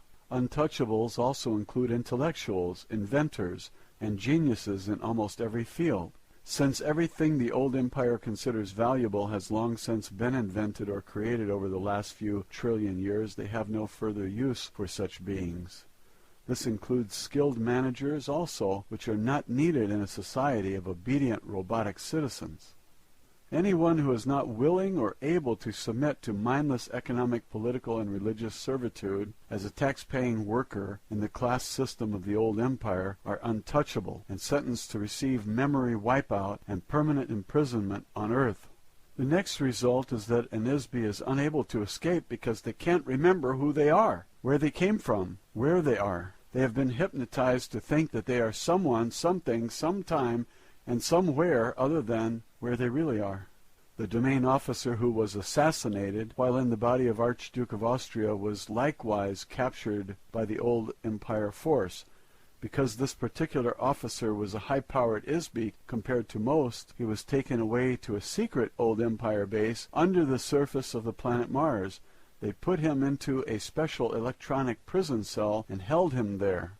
Fortunately, this domain officer was able to escape from the underground base after 27 years in captivity. When he escaped from the old empire base, he returned immediately to his own base in the asteroid belt. His commanding officer ordered that a battle cruiser be dispatched to the coordinates of that base provided by this officer and to destroy that base completely. This old empire base was located a few hundred miles north of the equator on Mars in the Cydonia region. Although the military base of the old empire was destroyed, unfortunately much of the vast machinery of the ISB force screens, the electroshock, amnesia, hypnosis machinery, continues to function in other undiscovered locations right up to the present moment. The main base or control center for this mind control prison operation has never been found, so the influences of this base or bases are still in effect. The domain has observed that since the old empire space forces were destroyed, there is no one left to actively prevent other planetary systems from bringing their own untouchable ISBs to Earth from all over this galaxy and from other galaxies nearby. Therefore, Earth has become a universal dumping ground for this entire region of space. This in part explains the very unusual mix of races, cultures, languages, moral codes, religious and political influences among the ISB population on Earth. The number and variety of heterogeneous societies on Earth are extremely unusual on a normal planet. Most Sun-type 12 Class 7 planets are inhabited by only one humanoid body type or race, if any. In addition, most of the ancient civilizations of Earth and many of the events of Earth have been heavily influenced by the hidden hypnotic operation of the old empire base. So far, no one has figured out exactly where and how this operation is run, or by whom, because it is so heavily protected by screens and traps. Furthermore, there has been no operation undertaken to seek out, discover, and destroy the vast and ancient network of electronics machinery that create the ISB force screens at this end of the galaxy. Until this has been done, we are not able to prevent or interrupt the electric shock operation, hypnosis, and remote thought control of the old Empire prison planet. Of course, all the crew members of the Domain Expeditionary Force now remain aware of this phenomena at all times while operating in this solar system space, so as to prevent detection and the capture by old Empire traps. Roswell, Alien Interview, Chapter 8, A Lesson in Recent History. Matilda O'Donnell McElroy, personal note. This interview taught me a history lesson I will never read in any textbook written on Earth. The Domain has a much different view of events than we do. Official transcript of interview, top secret. Official transcript of the U.S. Army Air Force, Roswell Army Airfield, 509th Bomb Group. Subject, Alien Interview, July 26, 1947, first session. The Domain Expeditionary Force has observed the resurgence in science and culture of the Western world since 1150 A.D. when the remaining remnants of the space fleet of the old empire in this solar system were destroyed. The influence of the remote control hypnosis operation diminished slightly after that time, but still remains largely in force. Apparently a small amount of damage was done to the old world remote mind control operation, which resulted in a small decrease in the power of this mechanism. As a result, some memory of technologies that ISBEs already knew before they came to Earth started to be remembered. Thereafter, the oppression of knowledge that is called the Dark Ages in Europe began to diminish after that time. Since then, the knowledge of the basic laws of physics and electricity have revolutionized Earth culture virtually overnight. The ability to remember technology by many of the geniuses in the ISBE population of Earth was partially restored, when not so actively suppressed as it was before 1150 A.D. Sir Isaac Newton is one of the best examples of this. In only a few decades, he single-handedly reinvented several major and fundamental scientific and mathematic principles. The men who remembered these sciences already knew them before they were sent to Earth. Ordinarily, no one would ever observe or discover as much about science and mathematics in a single lifetime or even a few hundred lifetimes. These subjects have taken civilians billions and billions of years to create. ISBEs on Earth have only just begun to remember small fragments of all the technologies that exist throughout the universe. Theoretically, if the amnesia mechanisms being used against Earth could be broken entirely, ISBEs would regain all their memory. Unfortunately, similar advances have not been seen in the humanities, as the ISBEs of Earth continue to behave very badly toward each other. This behavior, however, is heavily influenced by the hypnotic commands given to each ISBE between lifetimes, and the very unusual combination of inmates on Earth, criminals, perverts, artists, revolutionaries, and geniuses, is the cause of a very restive and tumultuous environment. The purpose of the prison planet is to keep ISBEs on Earth forever. Promoting ignorance, superstition, and war between ISBEs helps keep the prison population crippled and trapped behind the wall of electronic force screens. ISBEs have been dumped on Earth from all over the galaxy, adjoining galaxies, and from planetary systems all over the old empire, like Sirius, Aldebaran, the Pleiades, Orion, Draconis, and countless others. There are ISBEs on Earth from unnamed races, civilizations, cultural backgrounds, and planetary environments. Each of the various ISBE populations have their own language, belief systems, moral values, religious beliefs, training, and unknown and untold histories. These ISBEs are mixed together with earlier inhabitants of Earth who came from another star system more than 400,000 years ago to establish the civilizations of Atlantis and Lemuria. Those civilizations vanished beneath the tidal waves caused by a planetary polar shift many thousands of years ago, before the current prison population started to arrive.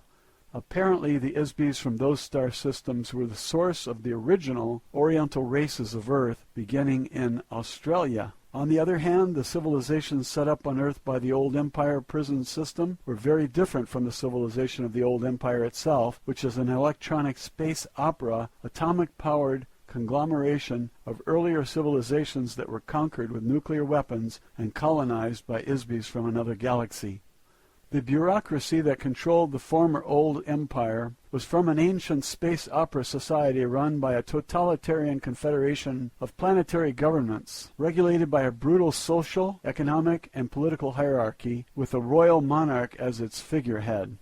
This type of government emerges with regularity on planets where the citizens abandon personal responsibility for autonomous self-regulation. They frequently lose their freedom to demented Isbis who suffer from an overwhelming paranoia that every other Isbi is their enemy who must be controlled or destroyed. Their closest friends and allies, whom they espouse to love and cherish, are literally loved to death by them. Because such Isbis exist, the domain has learned that freedom must be won and maintained through eternal vigilance and the ability to use defensive force to maintain it. As a result, the domain has already conquered the governing planet of the old empire. The civilization of the domain, although considerably younger and smaller in size, is already more powerful, better organized, and united by an egalitarian esprit de corps never known in the history of the old empire. The recently despoiled German totalitarian state on Earth was similar to the old empire, but not nearly as brutal, and about 10,000 times less powerful. Many of the Isbis on Earth are here because they are violently opposed to the totalitarian government, or because they were so psychotically vicious that they could not be controlled by the old empire government. Consequently, the population of Earth is disproportionately comprised of a very high percentage of such beings. The conflicting cultural and ethical moral codes of the Isbis on Earth is unusual in the extreme. The domain conquest of the central old empire planets was fought with electronic cannon. The citizens of the planet forming the core of government for the old empire are a filthy, degraded, slave society of mindless tax-paying workers who practice cannibalism. Violent automotive racetracks and bloody Roman circus-type entertainments are their only amusements. Regardless of any reasonable justification we may have had for using atomic weapons to vanquish the planets of the old empire, the domain is careful not to ruin the resources of those planets by using weapons of crude radioactive force. The current U.S. civilization is beginning to mimic some of the trappings of that civilization, especially in the design of airplanes, automobiles, ships, trains, and telephones. Likewise, buildings in the cities of Earth are thought to be modern or futuristic if their design resembles the architecture of the old empire. The government of the old empire, before being supplanted by the domain, was comprised of beings who possessed a very craven intelligence, very much like the Axis powers during your recent World War. Those beings manifested precisely the same behavior as the galactic government that exiled them to external imprisonment on Earth. They were a gruesome reminder of the ageless maxim that an Isbi will often manifest the treatment they have received from others. Kindness fosters kindness, cruelty begets cruelty. One must be able and willing to use force tempered with intelligence to prevent harm to the innocent. However, extraordinary understanding, self-discipline, and courage are required to effectively prevent brutality without being overwhelmed by the malice that motivated the brutality. Only a demonic, self-serving government would employ a logic or science to conceive that an ultimate solution to any problem is to murder and permanently erase the memory of every artist, genius, skilled manager, and inventor, and cast them into a planetary prison, together with political opponents, killers, thieves, perverts, and disabled beings of an entire galaxy.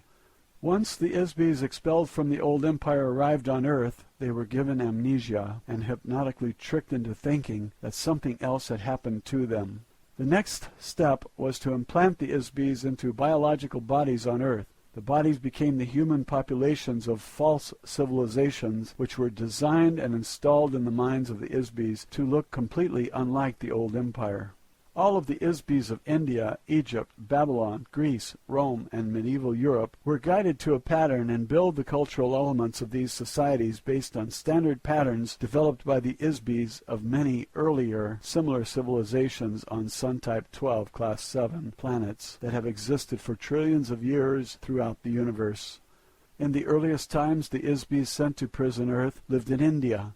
They gradually spread into Mesopotamia, Egypt, Mesoamerica, Archaea, Greece, Rome, medieval Europe, and to the New World.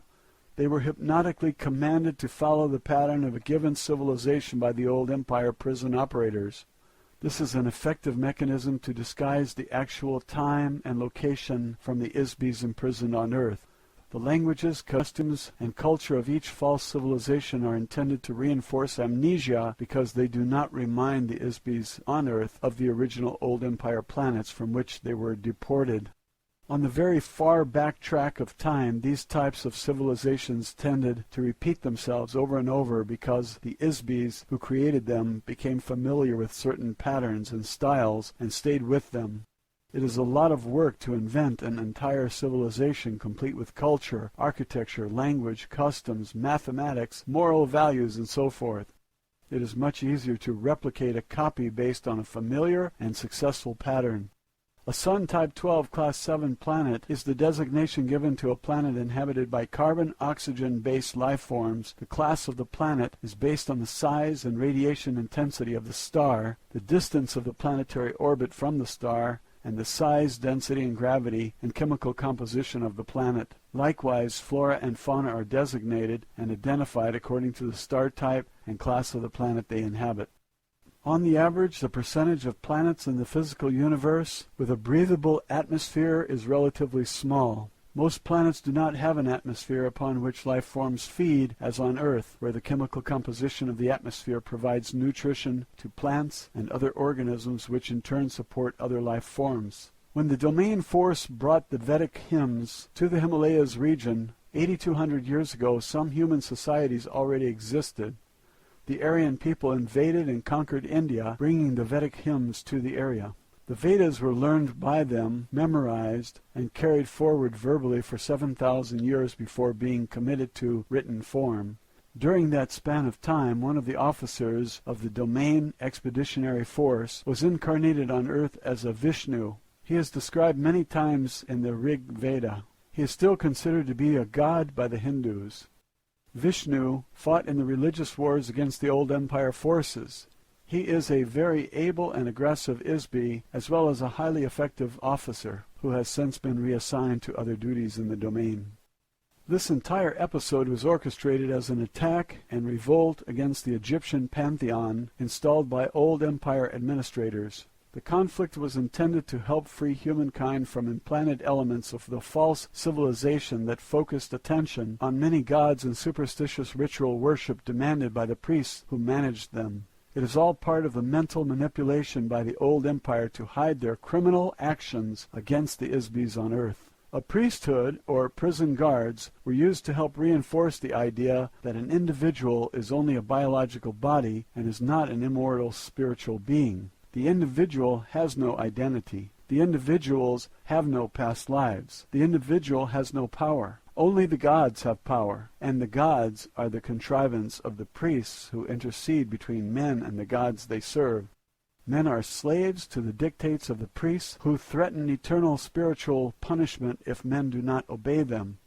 What else would one expect on a prison planet where all the prisoners have amnesia and the priests themselves are prisoners? The intervention of the domain force on Earth has not been entirely successful due to the secret mind control operation of the old empire that still continues to operate. A battle was waged between the old empire forces and the domain through religious conquest between 1500 BCE and about 1200 BCE. The domain forces attempted to teach the concept of an individual, immortal spiritual being to several influential beings on Earth. One such instance resulted in a very tragic misunderstanding, misinterpretation, and misapplication of the concept. The idea was perverted and applied to mean that there is only one Isbi instead of the truth that everyone is an Isbi. Obviously, this was a gross incomprehension and an utter unwillingness to take responsibility for one's own power. The old empire priests managed to corrupt the concept of the individual immortality into the idea that there is only one all-powerful Isbi and that no one else is or is allowed to be an Isbi. Obviously, this is the work of the old empire amnesia operation. It is easy to teach this altered notion to beings who do not want to be responsible for their own lives. Slaves are such beings. As long as one chooses to assign responsibility for creation, existence, and personal accountability for one's own thoughts and actions to others, one is a slave. As a result, the concept of a single monotheistic God resulted and was promoted by many self-proclaimed prophets, such as the Jewish slave leader Moses, who grew up in the household of the Pharaoh Amenhotep III, and his son Akhenaten, and his wife Nefertiti,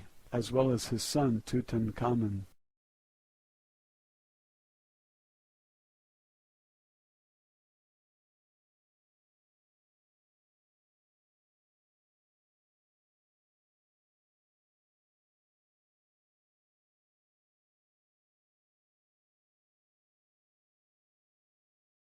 As a result, the concept of a single monotheistic God resulted and was promoted by many self-proclaimed prophets, such as the Jewish slave leader Moses, who grew up in the household of the Pharaoh Amenhotep III, and his son Akhenaten, and his wife Nefertiti, as well as his son Tutankhamun. The attempt to teach certain beings on earth the truth that they are themselves Isbis was part of a plan to overthrow the fictional, metaphorical, anthropomorphic panoply of gods created by the old empire mystery cult called the Brothers of the Serpent, known in Egypt as the Priests of Amun. They were a very ancient secret society within the old empire. The pharaoh, Akhenaten, was not a very intelligent being and was heavily influenced by his personal ambition for self-glorification. He altered the concept of the individual spiritual being and embedded the concept in the sun god Aten. His pitiful existence was soon ended. He was assassinated by Maya and Paranepher, two of the priests of Amun, or Amen, which the Christians still say, who represented the interests of the old empire forces. The idea of one God was perpetuated by the Hebrew leader Moses while he was in Egypt.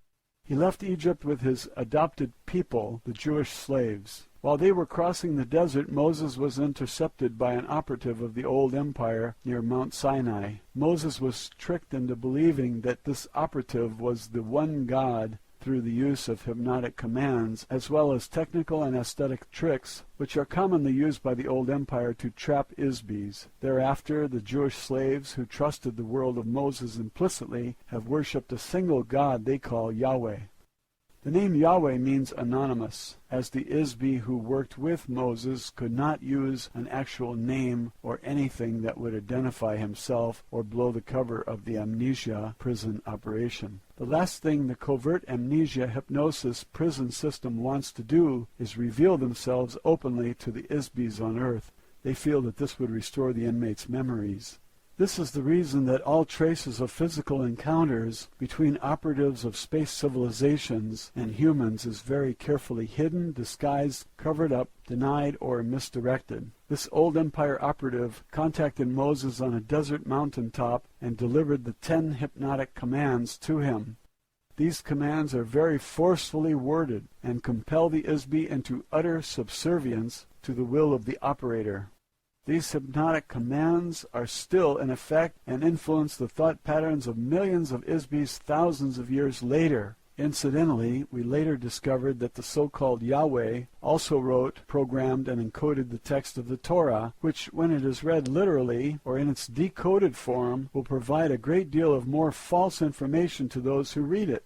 Ultimately, the Vedic hymns became the source of nearly all Eastern religions and were the philosophical source of the ideas common to Buddha, Laozi, Zoroaster, and other philosophers. The civilizing influences of these philosophies eventually replaced the brutal idolatry of the old empire religions and were the true genius of kindness and compassion. You asked me earlier why the domain and other space civilizations do not land on Earth or make their presence known. Land on Earth? Do you think we are crazy or want to be crazy? It takes a very brave Isbi to come down through the atmosphere and land on Earth because this is a prison planet with a very uncontrolled psychotic population, and no Isbi is entirely proof against the risk of entrapment, as with the members of the Domain Expeditionary Force who were captured in the Himalayas 8,200 years ago. No one knows what ISBEs on Earth are going to do. We are not scheduled to invest the resources of the domain to take control of all the space surrounding the area at this time. This will occur in the not-too-distant future, about 5,000 Earth years, according to the time schedule of the domain. At this time, we do not prevent transports from other planetary systems or galaxies from continuing to drop ISBEs into the amnesia force screen area. Eventually, this will change. In addition, Earth inherently is a highly unstable planet. It is not suitable for settlement or permanent habitation for any sustainable civilization. This is part of the reason why it is being used as a prison planet. No one else would seriously consider living here for a variety of simple and compelling reasons. 1. The continental land masses of Earth are floating on a sea of molten lava beneath the surface, which causes the land masses to crack, crumble, and drift continually. 2. Because of the liquid nature of the core, the planet is largely volcanic and subject to earthquakes and volcanic explosions. 3. The magnetic poles of the planet shift radically about once every 20,000 years. This causes a greater or lesser degree of devastation as a result of tidal waves and climate changes. 4. Earth is very distant from the center of the galaxy and from any other significant galactic civilization. This isolation makes it unsuitable for use except as a pit stop or jumping off point along the way between galaxies. The Moon and asteroids are far more suitable for this purpose because they do not have any significant gravity. 5. Earth is a heavy gravity planet with heavy metallic soil and a dense atmosphere. This makes it treacherous for navigational purposes. The fact that I am in this room as a result of an in-flight accident, in spite of the technology of my craft and my extensive expertise as a pilot, are proof of these facts. 6. There are approximately 60 billion Earth-like Sun-type 12 Class 7 planets in the Milky Way galaxy alone, not to mention the vast expanses of the domain and the territories we claim in the future. It is difficult to stretch our resources to do much more than a periodic reconnaissance of Earth, especially when there are no immediate advantages to invest resources here. On Earth, most beings are not aware that they are ISBEs, or that there are spirits of any kind. Many other beings are aware of this, but nearly everyone has very limited understanding of themselves as an ISBE. One of the reasons for this is that ISBEs have been waging war against each other since the beginning of time. The purpose of these wars has always been to establish domination by one ISBE or group of ISBEs over another. Since an ISBE cannot be killed, the objective has been to capture and immobilize ISBEs. This has been done in a nearly unlimited variety of ways. The most basic method to capture and immobilize an ISBE is through the use of various kinds of traps. ISBE traps have been made and put in place by many invading societies, such as the one that established the old empire beginning about 64 trillion years ago. Traps are often set up in the territory of the ISBEs being attacked. Usually a trap is set up with the electronic wave of beauty to attract the interest and attention of the ISBE. When the ISBE moves toward the source of the aesthetic wave, such as a beautiful building or beautiful music, the trap is activated by the energy put out by the ISBE. One of the most common trap mechanisms uses the ISBE's own thought energy output when the ISBE tries to attack or fight back against the trap. The trap is activated and energized by the ISBE's own thought energy. The harder the ISBE fights against the trap, the more it pulls the ISBE toward it and keeps them stuck in the trap. Throughout the entire history of this physical universe, vast areas of space have been taken over and colonized by ISBE societies who invade and take over new areas of space in this fashion.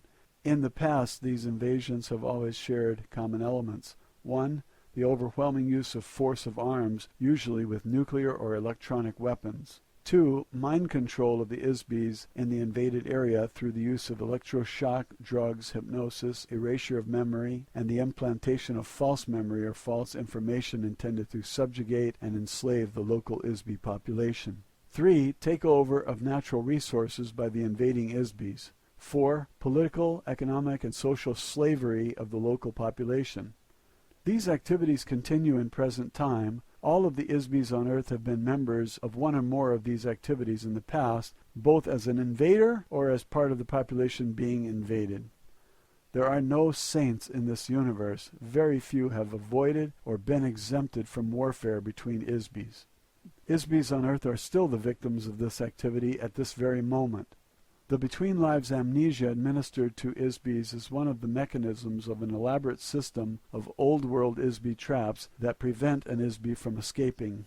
This operation is managed by an illicit renegade secret police force of the old empire using false provocation operations to disguise their activities in order to prevent detection by their own government, the domain, and by the victims of their activities. They are mind control methods developed by government psychiatrists. Earth is a ghetto planet. It is the result of an intergalactic holocaust. ISBEs have been sentenced to Earth either because 1. They are too viciously insane or perverse to function as part of any civilization, no matter how degraded or corrupt. 2. Or they may be a revolutionary threat to the social, economic, and political caste system that has been so carefully built and brutally enforced in the old empire.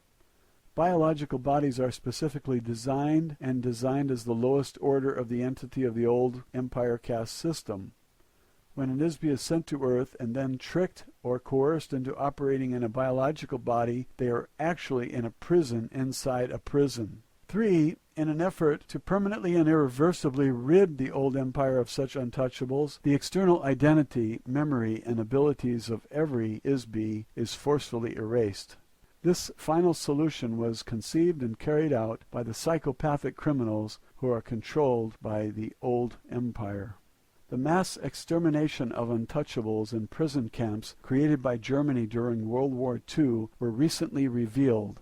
Likewise, the ISBEs of Earth are the victims of spiritual eradication and eternal slavery inside frail biological bodies inspired by the same kind of craven hatred in the old empire. The kind and creative inmates of Earth are continuously tortured by butchers and lunatics who are controlled by the old empire prison operators. The so-called civilizations of Earth, far from the age of useless pyramids to the age of nuclear holocaust, have been a colossal waste of natural resources, a perverted use of intelligence, and an overt oppression of the spiritual essence of every single ISBE on the planet. If the domain sent ships to every corner of the universe in search of hell, their quest could end on Earth. What greater brutality can be inflicted on anyone than to erase the spiritual awareness, identity, ability, and memory that is in the essence of oneself? The domain has as yet been unable to rescue the 3,000 ISBEs of the Expeditionary Force Battalion either. They are forced to inhabit biological bodies on Earth. We have been able to recognize and track most of them for the past 8,000 years. However, our attempts to communicate with them are usually futile, as they are unable to remember their true identity. The majority of lost members of the domain force have followed the general progression of Western civilization from India into the Middle East, then to Chaldea and Babylon, into Egypt, through Achaia, Greece, Rome, into Europe, to the Western Hemisphere, and then around the world. The members of the Lost Battalion and many other ISBEs on Earth could be valuable citizens of the domain, not including those who are vicious criminals or perverts. Unfortunately, there has been no workable method conceived to emancipate the ISBEs from Earth. Therefore, as a matter of common logic as well as the official policy of the domain, it is safer and more sensible to avoid contact with the ISBE population of Earth until such time as the proper resources can be allocated to locate and destroy the old empire force screen and amnesia machinery and develop a therapy to restore the memory of an ISBE.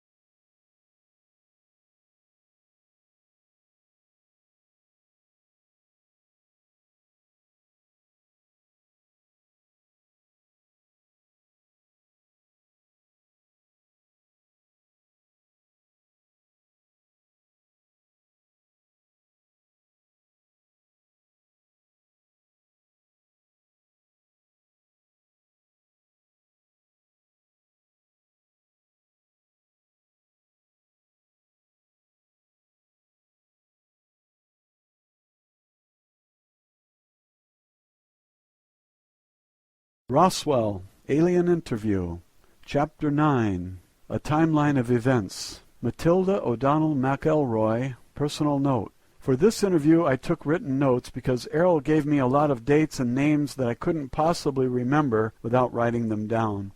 I didn't usually take notes, but during this lesson I thought it was important to get the information exactly as she gave it to me. However, I discovered that my note-taking made it much more difficult for me to focus on receiving the communication from Errol. I was sometimes so distracted by my own writing that I lost the train of her thought, so I had to ask her to repeat herself several times.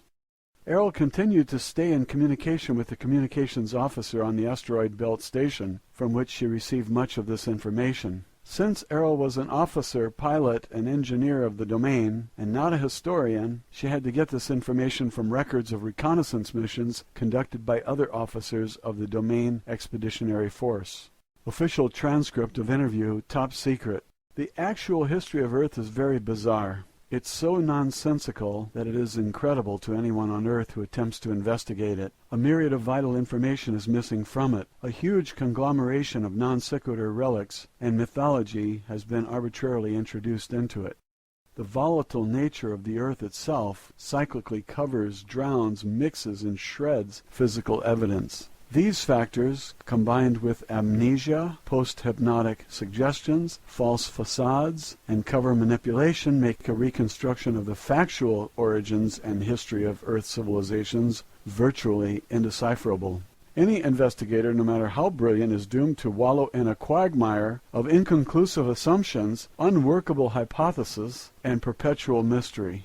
Since the domain does not suffer these afflictions, having the advantage of memory, longevity, and an exterior point of view, I will add some clarification to your fragmentary knowledge of the history of Earth. These are some of the dates and events that are not mentioned in Earth history textbooks. These dates are significant because they provide some information concerning the influences of the old empire and of the domain on Earth.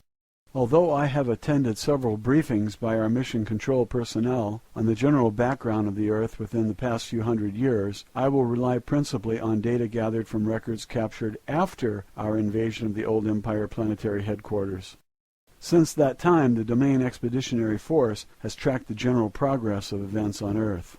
As I mentioned, in some cases the domain has chosen to intervene in certain affairs on Earth in order to ensure the success of our long-term expansion plans. Although the domain has no interest in Earth per se, or the population of Isbys on this planet, it does serve our interests to ensure that the resources of Earth are not destroyed or spoiled. To that end, certain officers of the domain have been sent to Earth on reconnaissance missions from time to time to gather information. However, the following dates and events have been extrapolated from the accumulated information in the data files of the domain, at least those that are accessible to me through the Space Station Communications Center. 208,000 BCE. The establishment of the old empire, whose headquarters were located near one of the tail stars of the Ursa Major Big Dipper constellation of this galaxy. The old empire invasion force conquered the area with nuclear weapons sometime earlier. After the radioactivity subsided and the cleanup and restoration were completed, it received the immigration of beings from another galaxy into this galaxy. Those beings set up a society that kept going until about 10,000 years ago, when it was superseded by the domain. Very recently, Earth civilization has come to resemble aspects of that civilization now that it has fallen out of its immediate control. In particular, the appearance and technology of transportation such as planes, trains, ships, fire engines, and automobiles, as well as what you consider to be modern or futuristic architecture, which emulate the design of buildings in the major cities of the old empire. Before 75,000 BCE, the domain records contain very little information about the civilizations on the continental landmasses of Atlanta and Lemur, except to note that they did coexist on Earth at more or less the same time. Apparently both civilizations were founded by remnants of electronic space opera cultures who fled from their native planetary systems to escape political or religious persecution. The domain knows that a long-standing edict of the old empire prohibits unauthorized colonization of planets, Therefore, it is possible that their destruction was caused by police or military forces who pursued the colonists as criminals and destroyed them. Although this seems a likely supposition, no conclusive evidence exists that explains the complete destruction and disappearance of two entire electronic civilizations. Another possibility is that a massive submarine volcanic eruption in the region of Lake Toba in Sumatra and Mount Krakatoa in Java caused the destruction of Lemur. The floodwaters caused by the eruption overwhelmed all the land masses, including the highest mountains. Survivors of the destruction of the civilization, the Lemurians, are the earliest ancestors of the Chinese. Australia and the ocean areas to the north were the center of the Lemurian civilization and are the source of the Oriental races. Both civilizations possessed electronics, flight, and similar technologies of space opera cultures. Apparently, the volcanic eruption expelled such a significant mass of molten rock that the resulting vacuum beneath the crust of Earth caused great areas of the land masses to sink below the oceans. The continental areas occupied by both civilizations were covered with volcanic matter and then submerged, leaving very little evidence that they ever existed except for legends of a global flood which prevail in every culture of the earth, and for survivors who are the genus of the Oriental races and cultures.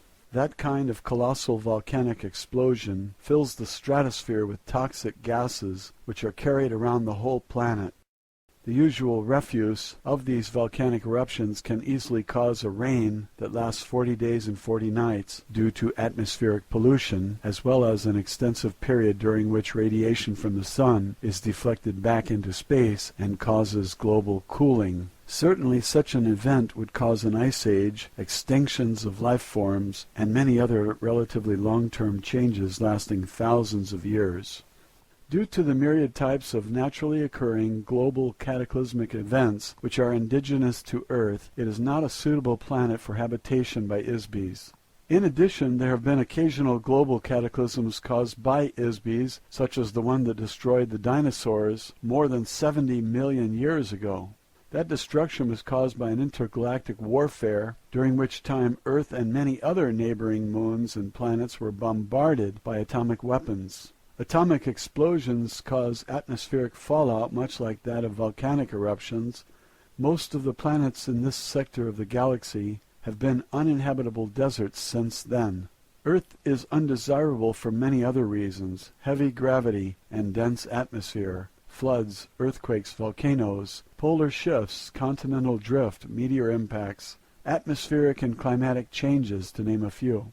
What kind of lasting civilization could any sophisticated culture propose to develop in such an environment? In addition, Earth is a small planet of a rim star of a galaxy. This makes Earth very isolated geographically from the more concentrated planetary civilizations which exist toward the center of the galaxy. These obvious facts have made Earth suitable for use only as a zoological or botanical garden, or for its current use as a prison, but not much else. Before 30,000 years BCE, Earth started being used as a dumping ground and prison for ISBs who were judged untouchable, meaning criminal or nonconformists. ISBs were captured, encapsulated in electronic traps, and transported to Earth from various parts of the old empire. Underground amnesia stations were set up on Mars and on Earth in the Rwenzori Mountains in Africa, in the Pyrenees Mountains of Portugal, and in steppes of Mongolia. These electronic monitoring points create force screens designed to detect and capture ISBs when the ISB departs the body at death. ISBs are brainwashed using extreme electronic force in order to maintain Earth's population in a state of perpetual amnesia. Further population controls are installed through the use of long-range electronic thought control mechanisms. These stations are still in operation, and they are extremely difficult to attack or destroy, even for the domain, which will not maintain a significant military force in this area until a later date. The pyramid civilizations were intentionally created as a part of the ISB prison system on Earth. The pyramid is alleged to be the symbol for wisdom. However, the wisdom of the old empire on planet Earth is intended to operate as part of the elaborate amnesia trap consisting of mass, meaning, and mystery. These are opposite to the qualities of an immortal spiritual being which has no mass or meaning. An Isby is solely because it thinks that it is. Mass represents the physical universe, including objects such as stars, planets, gases, liquids, energy particles, and teacups. The pyramids were very, very solid objects, as were all the structures created by the old empire. Heavy, massive, dense, solid objects create the illusion of eternity. Dead bodies wrapped in linen, soaked in resin, placed inside engraved golden coffins, and entombed with earthly possessions amid cryptic symbols create an illusion of eternal life. However, dense, heavy physical universe symbols are the exact opposite of an Isby. An Isby has no mass or time. Objects do not endure forever. An Isby is forever.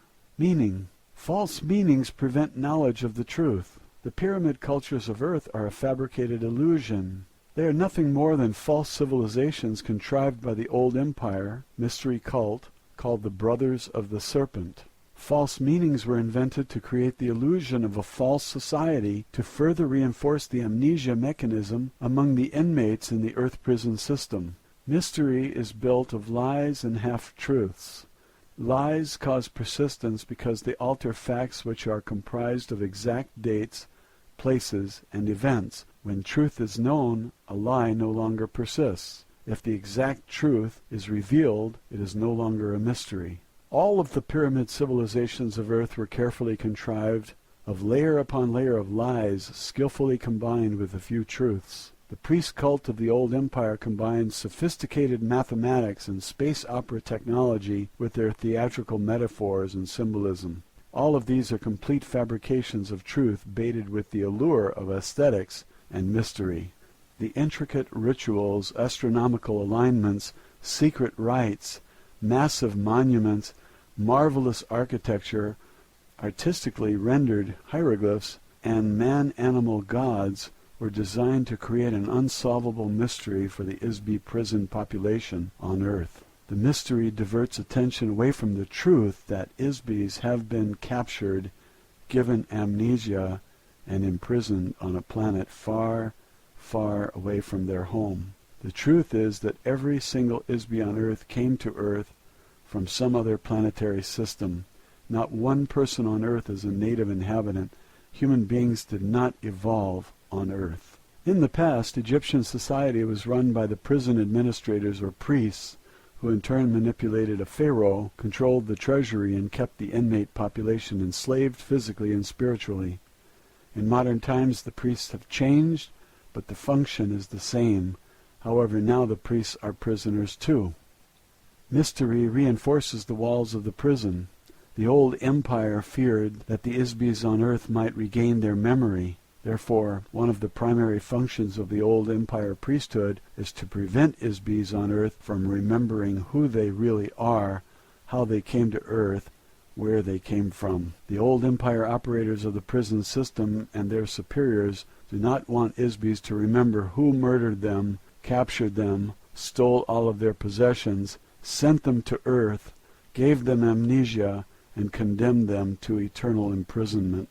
Imagine what would happen if all the inmates in the prison suddenly remembered that they have the right to be free. What if they suddenly realize that they have been falsely imprisoned and rise up as one against the guards? They are afraid to reveal anything that looks like the civilization of the inmates' home planets.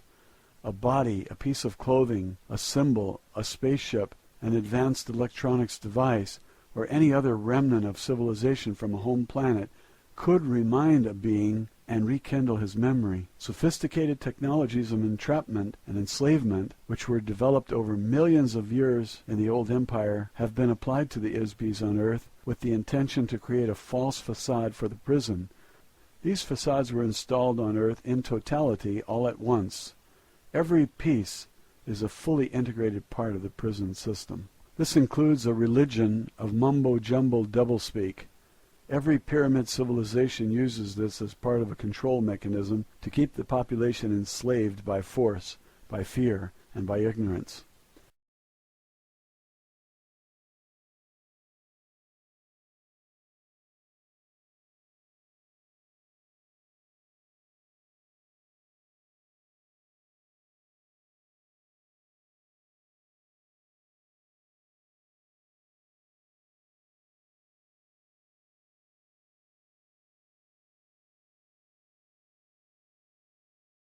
This includes a religion of mumbo-jumbo doublespeak.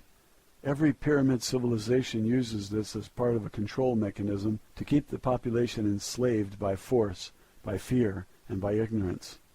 The indecipherable muddle of irrelevant information, geometric designs, mathematical calculation, astronomical alignments are part of the false spirituality based on solid objects rather than immortal spirits, in order to confuse and disorient the Isbis on Earth. When the body of a person died, they were buried with their earthly possessions, including their former body wrapped in linen, to sustain their soul, or ka, after death. An Isbi does not have a soul. An Isbi is a soul. On the home planet of an Isbi, their material possessions were not lost, stolen, or forgotten when the being died or left the body. An Isbi could return and claim the possessions. However, if the Isbi has amnesia, they will not remember that they had any possession. So governments, insurance companies, bankers, family members, and other vultures can pick their possessions clean without fear of retribution from the deceased. The only reason for these false meanings is to instill the idea that an Isbi is not a spirit but a physical object. This is a lie. This is a trap for an Isbi. Countless people have spent endless hours attempting to solve the jigsaw puzzle of Egypt and other old empire civilizations. They are puzzles made of pieces that do not fit. A question states its own answer. What is the mystery of Egypt and other pyramid cultures? Mystery. Circa 15,000 BCE. The old empire forces supervised the construction of hydraulic mining operations in the Andes Mountains in present-day Bolivia near Lake Titicaca, Lake of 10 Stones, at Tiwanaku, including construction of the massive stone complex of carved stone buildings known as Kalasasaya and its Gate of the Sun at the elevation of nearly 14,000 feet, 11,600 BCE. The polar axis of Earth shifted. The polar axis of Earth shifted to a sea area. The last ice age came to an end abruptly as the polar ice caps melted and the level of the ocean rose to submerge large sections of the land masses of Earth. The last remaining vestiges of Atlantis and Lemuria were covered by water. Massive extinctions of animals occurred in the Americas, Australia, and the Arctic regions due to the shift of the poles. 10,450 BCE. Plans were made by the old empire Isbi called Thoth for construction of a great pyramid of Giza. The 4 air shafts of the pyramid point precisely to key stars in the old empire as seen from Giza this year. The alignment of the pyramids of Giza on the ground matches perfectly the alignment of the constellation of Orion as seen in the sky from Giza relative to the Nile as the earthly representation of the Milky Way in the sky. 10,400 BCE.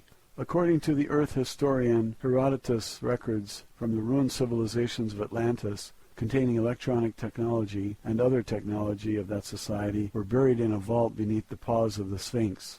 The Greek historian wrote that he was told about this by some of his friends who were priests of Anu, the Sumerian god, at the Egyptian city of Heliopolis.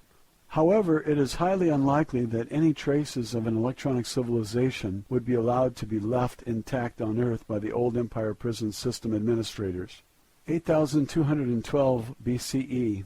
The Veda or Vedic hymns are a set of religious hymns that were introduced to the societies of Earth. They came forward in spoken tradition, memorized from generation to generation. The hymn to the Dawn Child includes an idea called the cycle of the physical universe, the creation, growth, conservation, decay, and death, or destruction of energy and matter in a space. These cycles produce time. The same set of hymns describes the theory of evolution. Here is a tremendous body of knowledge which contains a great deal of spiritual truth. Unfortunately, it has been incorrectly evaluated by humans and altered with lies and reversals of fact by priests, which are a booby trap to prevent anyone from using the wisdom to discover a way to escape from the prison planet. 8050 BCE. Destruction of the old empire home planet government in this galaxy. This was the end of the old empire as a political entity in the galaxy. However, the vast size of the old empire will take many thousands of years for the domain to conquer completely. The inertia of the political, economic, and cultural systems of the old empire will remain in place for some time to come. However, remnants of the old Empire space fleet in the solar system of Earth were finally destroyed in 1230 AD. In addition to operatives of the old Empire who run the Earth prison operation, there were other beings from the old Empire who came to Earth. Since Earth was no longer under the control of the old Empire, after their defeat by the domain forces, there was no police force to control military renegades, space pirates, miners, merchants, and entrepreneurs who came to Earth to exploit the resources of the planet for personal gain and many other nefarious reasons. For example, the history of the Earth according to the Jewish people describes the Nephilim. Chapter 6 of the book of Genesis describes the origin of Nephilim. Now it came about, when men began to multiply on the face of the land, and daughters were born to them, that the sons of God saw that the daughters of men were beautiful, and they took wives for themselves, whomever they choose. The Nephilim were on earth in those days, and also afterward, when the sons of God came into the daughters of men, and they bore children to them. Those were the mighty men who were of old, men of renown. The ancient Jewish people who wrote the history book called the Old Testament were slaves, herders, and gatherers. Any modern technology, even a simple flashlight, would seem astounding and miraculous to them. They attributed any unexplainable phenomenon to technology of the workings of a god. Unfortunately, this behavior is universal among all ISBEs who have been given amnesia and cannot remember their own experiences, training, technology, personality, or identity. Obviously, if these were men and they mated with Earth women, they were not sons of God. They were ISBEs who inhabited biological bodies in order to take advantage of the political situation in the old empire, or simply to indulge in physical sensation. They set up small colonies of their own on Earth beyond the reach of the police and tax authorities. Coincidentally, one of the most serious crimes an ISBE could commit in the old empire was to violate income tax regulations. Income taxes were used as a slavery mechanism and a punishment in the old empire. The slightest error in a tax report made an ISBE untouchable, followed by imprisonment on Earth. 6750 BCE. Other pyramid civilizations were set up by the old empire on Earth. These were established in Babylon, Egypt, China, and Mesoamerica. The Mesopotamian area provided service facilities, communication stations, spaceports, and stone quarry operations for these false civilizations. Ptah was the name given to the first in a succession of administrators from the old empire who represented themselves to Earth population as divine rulers. Ptah's importance may be understood when one learns that the word Egypt is a Greek corruption of the phrase Het Ka Ptah, or House of the Spirit of Ptah. Ptah was nicknamed the Developer. He was a construction engineer. His high priest was given the title Great Leader of Craftsmen. Ptah was also the god of reincarnation in Egypt. He originated the opening of the mouth ceremony, which was performed by priests at funerals to release souls from their corpses. Of course, when the souls were released, they were captured, given amnesia, and returned to Earth again. The so-called divine rulers who followed Ptah on Earth were called Neter, meaning guardians or watchers by the Egyptians.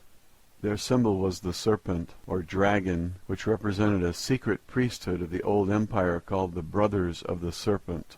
Old empire engineers used cutting tools of highly concentrated light waves to quickly carve and excavate stone blocks.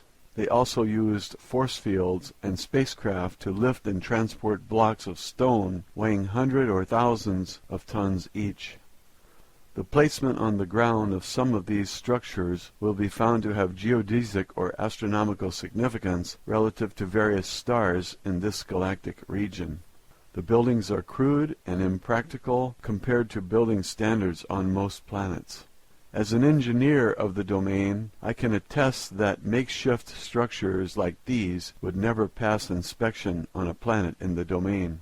Stone blocks such as those used in pyramid civilizations can still be seen, partially excavated in the stone quarries in the Middle East and elsewhere. Most of the structures were hastily built props, much like the false facades of the Western town on a set of a motion picture. They appear to be real and to have some use or value. However, they have no value. They have no useful purpose. The pyramids and all of the other stone monuments erected by the old empire could be called mystery monuments. For what reason would anyone waste so many resources to construct so many useless buildings, to create a mysterious illusion? The fact of the matter is that each one of the divine rulers were Isbis who served as operatives of the old empire. They were certainly not divine, although they were Isbis. 6248 BCE. The beginning of active warfare between the Domain Space Command and the surviving remnants of the old Empire space fleet in this solar system that lasted nearly 7,500 years. It began when an installation was established in the Himalaya Mountains by a battalion of the 3,000 officers and crew members of the Domain Expeditionary Force. The installation was not fortified, as the Domain was not aware that the old empire maintained Earth as a prison planet. The Domain installation was attacked and destroyed by space forces of the old empire, who continued to operate in the solar system of Earth. Isbis of the Domain battalion were captured, taken to Mars, given amnesia, and sent back to Earth to inhabit human biological bodies. They are still on Earth. 5965 BCE. Investigations into the disappearance of Domain forces in this solar system led to the discovery of old empire bases on Mars and elsewhere. The Domain took over the planet Venus as a defensive position against the space forces of the old empire. The Domain Expeditionary Force also monitors life forms on Venus, which has a very dense, hot, heavy atmosphere of sulfuric acid clouds. There are few life forms on Earth that can endure an atmospheric environment like Venus. The Domain also established secret installations or space stations in the Earth's solar system.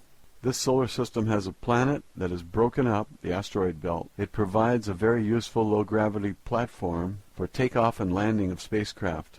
It is used as a galactic jump between the Milky Way and adjoining galaxies.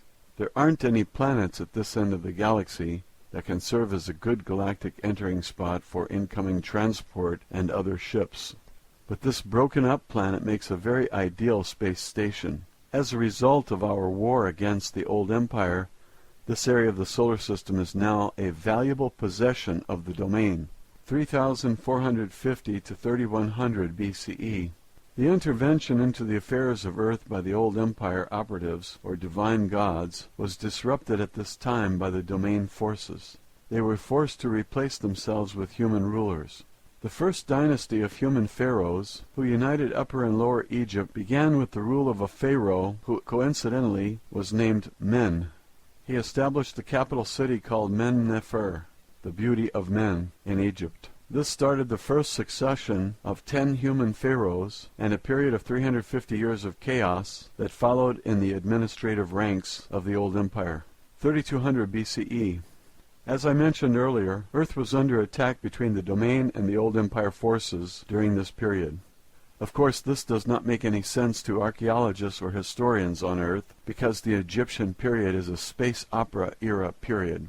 Since Earth historians have amnesia, they assume that this was only a religious period. Further, because the technology and civilizations installed on Earth during this period were pre-packaged, they did not evolve on Earth. Of course, there is no evidence anywhere on Earth of an evolutionary transition which resulted in sophisticated mathematics, language, writing, religion, architecture, cultural traditions in Egypt, or any of the pyramid civilizations. These cultures, complete with all the details of racial body types, hairstyles, facial makeup, rituals, moral codes, and so forth, just appeared as complete integrated packages. The physical evidence suggests that all evidence of the intervention of the Domain or the old empire forces or any other extraterrestrial activity has been carefully cleaned up so as not to create suspicion. The old empire force does not want the Isbis of Earth to suspect that they have been captured, transplanted to Earth, and brainwashed. So Earth historians continue to assume that Egyptian priests were not supposed to have ray guns or other technology of the old empire, and they suppose that there was nothing going on Earth except some priests walking around saying Amen, which the Christians still say.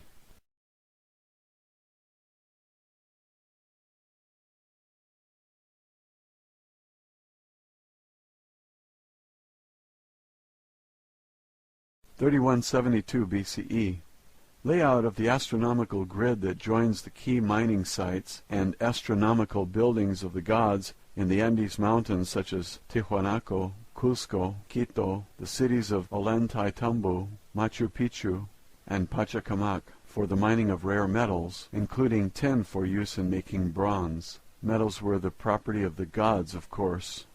A great variety of entrepreneurial mining was done on Earth at that time, due to the war between the old Empire force and the Domain. These miners did carve a few sculptures of themselves. They were seen wearing mining helmets. The Ponce Stela sculpture in the sunken courtyard of the Kalasasaya temple is a crude rendering of a stone worker using an electronic light wave emitting stone cutter and carving tools held in a holster. The old empire has also maintained mining operations on planets throughout the galaxy for a very long time. The mineral resources of Earth are now a property of the Domain. 2450 BCE. The Great Pyramid and complex of pyramid near Cairo were completed. An inscription created by the old empire administrators can be seen in the so-called pyramid texts. The texts say that the pyramid was built under the direction of Thoth, son of Ptah. Of course, there was never a king buried in the chamber, since the pyramids were never intended to be used as a burial chamber. The Great Pyramid was located precisely at the exact center of all land masses of Earth, as viewed from space. Obviously, such precise measurements require aerial perspective and a view of the land masses of Earth from space. Purely mathematical calculations of the geodetic center of the continents of Earth could not be made otherwise. Shafts were constructed inside the pyramid to align the configuration of stars in the constellation of Orion, Canis Majora, and specifically Sirius. The shafts are also aligned to the Big Dipper, where the home planet of the old empire existed. Also Aenetak, Alpha Draconis, and Beta Ursa Minor. These stars are each one of the key systems in the old empire from which Isbis were brought to Earth and dumped as unwanted merchandise. The configuration of all the pyramids of the Giza Plateau was intended to create a mirror image on Earth of the solar system and certain constellations within the old empire. 2181 BCE. Min became the god of fertility in Egypt. The Isbi, also known as Pan, was also a Greek god. Min, or Pan, was an Isbi who somehow managed to escape from the old empire amnesia system. 2160 to 2040 BCE. One of the results of the intensifying battle between the Domain forces and the old empire forces was that the control of the divine rulers was broken at this time. They finally left Egypt and returned to the heavens, so to speak, in defeat. Human beings took over the ruling role as pharaohs. The first human pharaoh moved the capital city of Egypt from Memphis to Heracleopolis, 1500 BCE. This is the date for the destruction of Atlantis, given by the Egyptian high priests, Synopsis of Heliopolis and Sonchus of Sais, to the Greek sage Solon. The priests of Anu recorded that the Mediterranean area was invaded by Atlantean people about this time. Of course, these people were not from the ancient continent of Atlanta in the Atlantic Ocean, which existed more than 70,000 years earlier. These were refugees from the Minoan civilization on Crete, escaping from the volcanic eruption and tidal waves of Mount Thera that destroyed their civilization. Plato's references to Atlantis were borrowed from the writings of the Greek philosopher Solon, who was given the information by the Egyptian priest who called Atlantis Kepchu, which also happens to be the Egyptian name for the people of Crete. Some of the survivors of the Minoan volcanic disaster asked Egypt for help, since they were the only other civilization with high culture in the Mediterranean area at the time. 1351 BCE to 1337 BCE. The Domain Expeditionary Force actively waged a war of religious conquest against the Egyptian mystery cult called the Priests of Amun, also known as the Old Empire Brothers of the Serpent. During this time, the pharaoh Akhenaten abolished the priesthood of Amun and moved the capital of Egypt from Thebes to the new location at Amarna, at the exact geodetic center of Egypt. However, this plot to overthrow the old empire religious control was quickly spoiled. 1193 BCE. In the Near East, Achaea, the Greeks and Trojans fought for supremacy, which ended in the destruction of Troy as the finale of the Trojan War. During this same time, war was being fought out in the space of the solar system between two forces for control of the space stations surrounding Earth. That period of 300 years was a very violent resistance to the domain forces by the remnants of the old empire forces. It did not last long, however, as it is futile to resist the domain. 850 BCE. Homer, the blind Greek poet, wrote the stories, the gods, as borrowed and modified from earlier sources in the Vedic texts, Sumerian texts, Babylonian and Egyptian mythology. His poems, as well as many other myths of the ancient world, are very accurate descriptions of the exploits of Isbis on Earth, who were able to avoid the old empire amnesia operation and operate without biological bodies. 700 BCE, the Vedic hymns were first translated in the Greek language.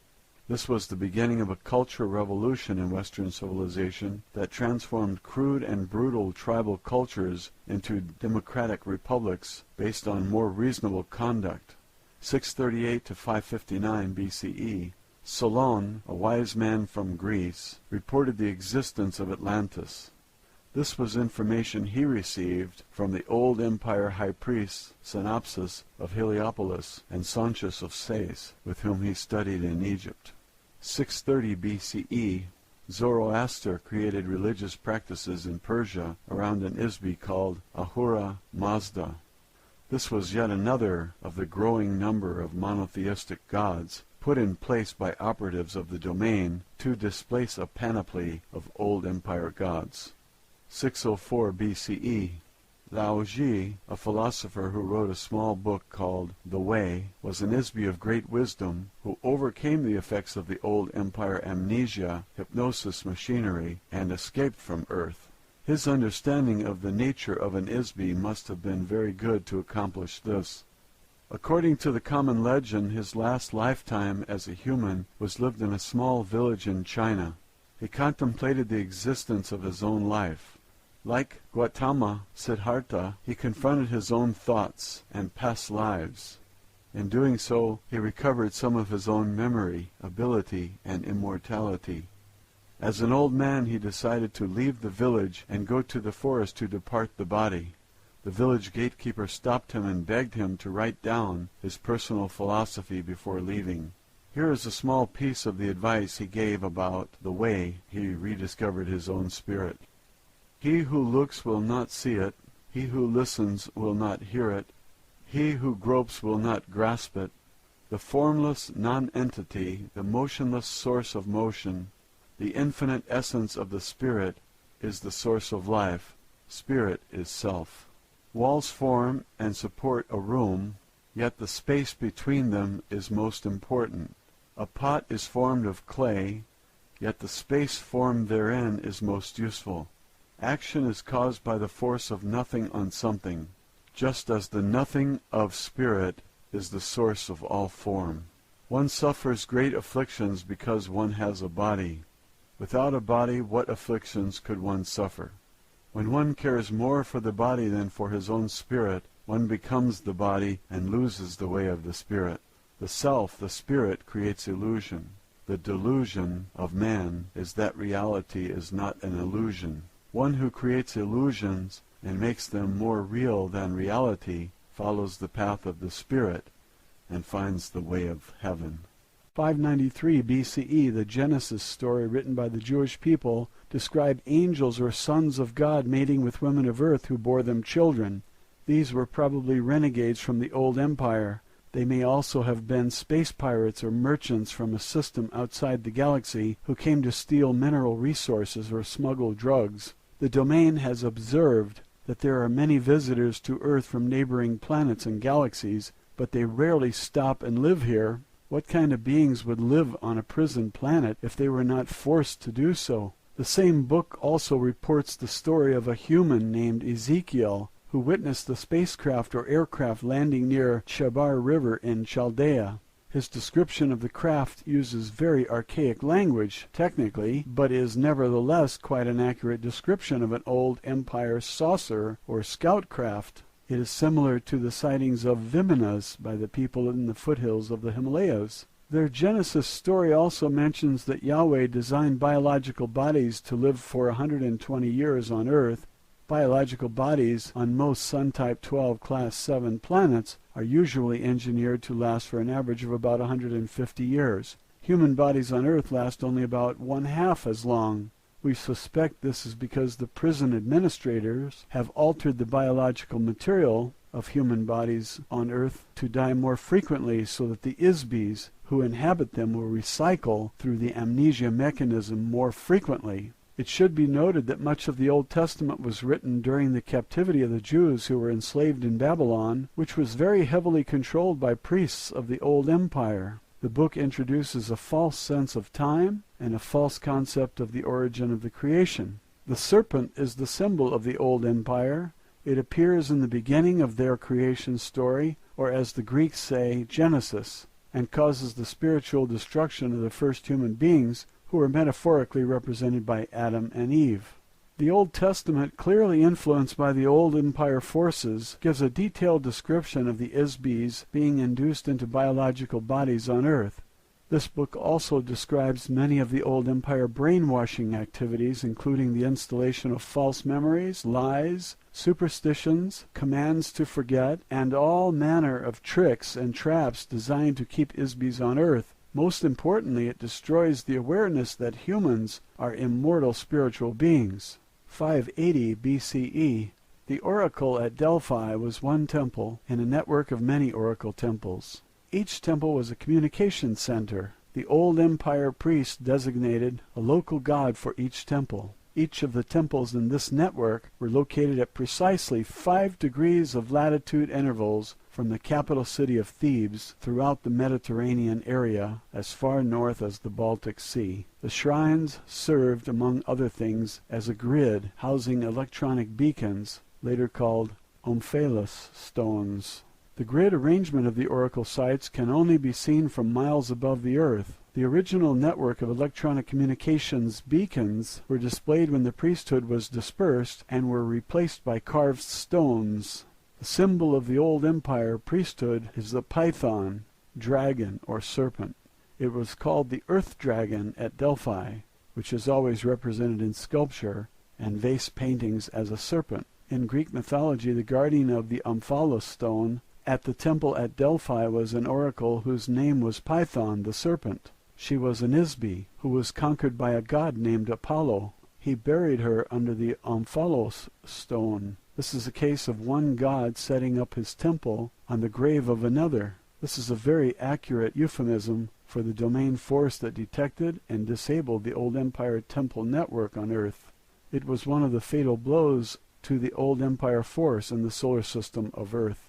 559 BCE, the commanding officer of the Domain Battalion, who was lost in 5965 BCE, was detected and located by a search party sent to Earth from the Domain Expeditionary Force. He was incarnated as Cyrus II of Persia during this time. A unique system of organization was used by Cyrus II and the members of that battalion who followed him from India through his progression of human lives on Earth. In part, it enabled them to build the largest empire in the history of the Earth to that date. The Domain search party who located him traveled around the Earth searching for the lost battalion for several thousand years. The party consisted of 900 officers of the Domain, divided into teams of 300 each. One team searched the land, another team searched the oceans, and the third team searched the space surrounding Earth. There are many reports made in various human civilizations concerning their activities, which humans did not understand, of course. The Domain Search Party devised a wise variety of electronic detection devices needed to track the electronic signature or wavelength of each of the missing members of the battalion. Some were used in space, others on land, and special devices were invented to detect Isbis underwater. One of these electronic detection devices is referred to as a tree of life. The device is literally a tool designed to detect the presence of life, which is an ISBY. This was a large electronic screen generator designed to permeate wide areas. To the ancient humans on Earth, it resembled a sort of tree, since it consists of an interwoven lattice of electronic field generators and receivers. The electronic field detects the presence of ISBYs, whether the ISBY is occupying a body or if they are outside a body. A portable version of this detection device was carried by each of the members of the Domain Search Party. Stone carvings in Sumeria showed winged beings using pine cone-shaped instruments to scan the bodies of human beings. They are also shown carrying the power unit for the scanner, which are depicted as stylized baskets or water buckets being carried by eagle-headed winged beings. Members of the aerial unit of the Domain Search Party, led by Ahura Mazda, were often called winged gods in human interpretations. Throughout the Persian civilization there are a great many stone relief carving that depict winged spacecraft that they called a Faravahar. Members of the aquatic unit of the Domain Search Party were called Ons by local humans. Stone carvings of the so-called Ons are shown wearing silver diving suits. They lived in the sea and appeared to the human population to be men dressed to look like fish. Some members of the Lost Battalion were found in the oceans inhabiting the bodies of dolphins or whales. On land, the Domain Search Party members were referred to as Anunnaki by the Sumerians and Nephilim in the Bible. Of course, their true mission and activities were never disclosed to Homo sapiens. Their activities have been purposely disguised. Therefore, the human stories and legends about the Anunnaki and the other members of the Domain Search Party have not been understood and were badly misinterpreted. In the absence of complete and accurate data, anyone observing a phenomenon will assume or hypothesize explanations in an attempt to make sense of the data. Therefore, although mythology and history may be based on factual events, they are likewise full of misunderstood and misinterpreted evaluations of the data and embellished with assumptions, theories, and hypotheses which are false. The space unit of the Domain Expeditionary Force are shown flying in a winged disc. This is an allusion to the spiritual power of the ISBYs, as well as to the spacecraft used by the Domain Search Party. The commander of the Lost Battalion, as Cyrus II, was an ISBY who was regarded as a messiah on Earth by both the Jews and the Muslims. In less than 50 years he established a highly ethical and humanitarian philosophy which pervaded all of Western civilization. His territorial conquests, organization of people, and monumental building projects were unprecedented before or since. Such sweeping accomplishments in a short period of time could only have been achieved by a leader and a team of trained officers, pilots, engineers, and crew members of a unit of the domain acting as a team who had been trained and worked together for thousands of years. Although we have discovered the location of many of the ISBYs in the Lost Battalion, the domain has been unable to restore their memory and return them to active duty as yet. Of course, we cannot transport ISBYs who are inhabiting biological bodies to the space stations of the domain since there is no oxygen in our spacecraft.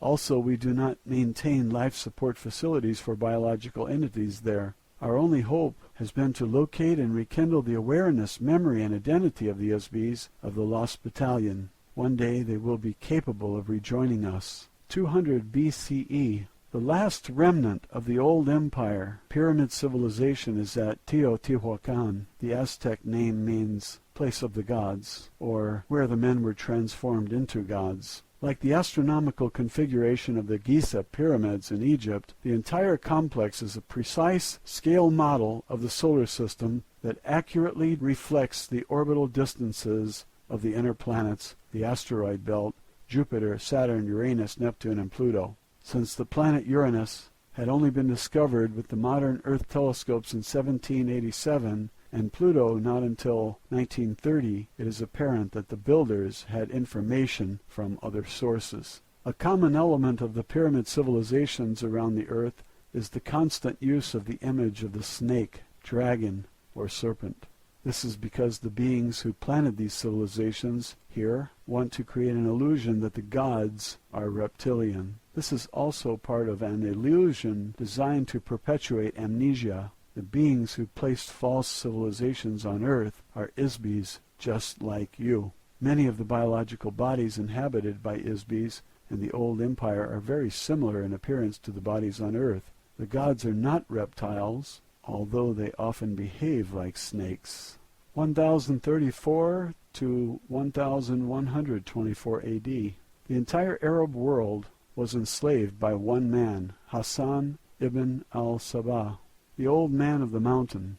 He established the Hashashin, who operated apart Mohammedanism, which controlled by terror and fear much of India, Asia Minor, and most of the Mediterranean basin. They became a priesthood that used an extremely effective mind control mechanism, an extortion tool that enabled the assassins to control the civilized world for several hundred years. Their method was simple. Young men were kidnapped and knocked unconscious with hashish. They were taken to a garden filled with beautiful black-eyed houris, in a harem decorated with rivers of milk and honey. The young men were told that they were in paradise. They were promised they could return and live there forever if they sacrificed themselves as an assassin of whomever they were commanded to kill. The men were knocked out again and shoved out of the world to carry out the assassination mission. Meanwhile, the old man of the mountain sent a messenger to the caliph, or whatever wealthy ruler from whom they demanded a payment, demanding camel-loads of gold, spices, incense, or other valuables. If payment did not arrive on time, the assassin would be sent to kill the offending party. There was virtually no defense against the unknown assailant, who wanted nothing more than to carry out his mission, be killed, and return to heaven. This is a very crude example of how simple and effective a brainwashing and mind control operation can be when it is used skillfully and forcefully. It is a small-scale demonstration of how the amnesia mind control operation is used against the entire Isbi population of Earth by the old empire. 1119 AD, the Knights Templar was established as a Christian military unit after the First Crusade, but quickly transformed into the basis for the international banking system to accumulate money to conduct the agenda of operatives for vestiges of the old empire on Earth. 1135 to 1230 AD, the Domain Expeditionary Force completed the annihilation of the remaining remnants of the old Empire space fleet operating in the solar system around Earth. Unfortunately, their long-established thought control operation remains largely intact. 1307 AD, the Knights Templar was disbanded by King Philip IV of France, who was deeply in debt to the order. He pressured Pope Clement V to condemn the order's members, have them arrested, tortured them into giving false confessions, and burned them at the stake in an effort to erase his debt by seizing all of their wealth. The majority of the Templars fled to Switzerland, where they established an international banking system which secretly controls the economy of Earth. Old empire operatives act as an unseen influence on international bankers. The banks are operated covertly as an on-combatant provocateur to covertly promote and finance weapons and warfare between the nations of Earth. Warfare is an internal mechanism of control over the inmate population. The purpose of the senseless genocide and carnage of wars financed by these international banks is to prevent the Isbis of Earth from sharing open communication, cooperate together in activities that might enable Isbis to prosper, become enlightened, and escape their imprisonment.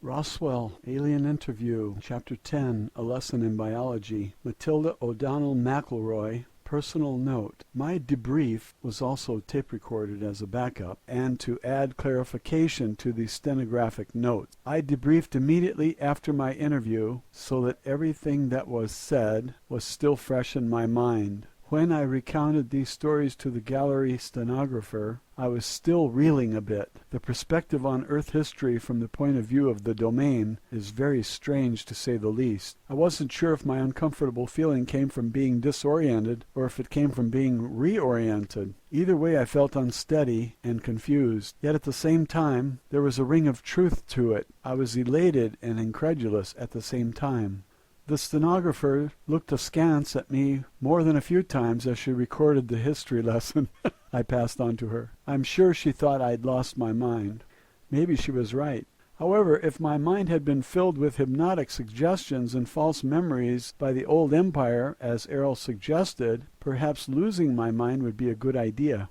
I didn't have much time to ponder my personal thoughts about these things at the time. It was my duty to get all the information I could from Errol and pass it on to the stenographer as soon as Errol was finished. My job was not to analyze the information, just report it as accurately as possible. The analysis would be left to the men in the gallery, or whomever else was receiving copies of the transcripts. I also delivered a list of books and materials requested by Errol to the agent in the gallery room, so these could be gathered and delivered to Errol. Each night after I left Errol, she spent the rest of the night reading or scanning the materials which had been delivered to her. The members of the gallery each received a transcript of the stenographic dictation to study, each looking for information that was of interest to them. In the morning after breakfast, I reported back to the interview room to continue my interviews or lessons with Errol.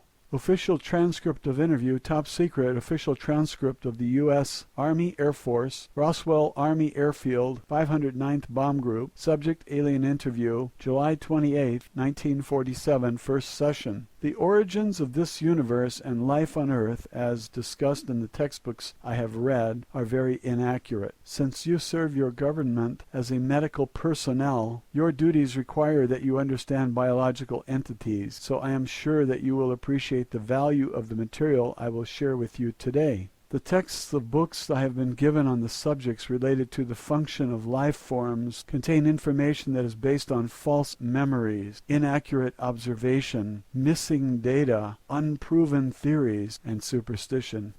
For example, just a few hundred years ago, your physicians practiced bloodletting as a means to release supposed ill humors from the body in an attempt to relieve or heal a wide variety of physical and mental afflictions. Although this has been corrected somewhat, many barbarisms are still being practiced in the name of medical science. In addition to the application of incorrect theories concerning biological engineering, many primary errors that Earth scientists make are the result of an ignorance of the nature and relative importance of ISBs as the source of energy and intelligence which animate every life form.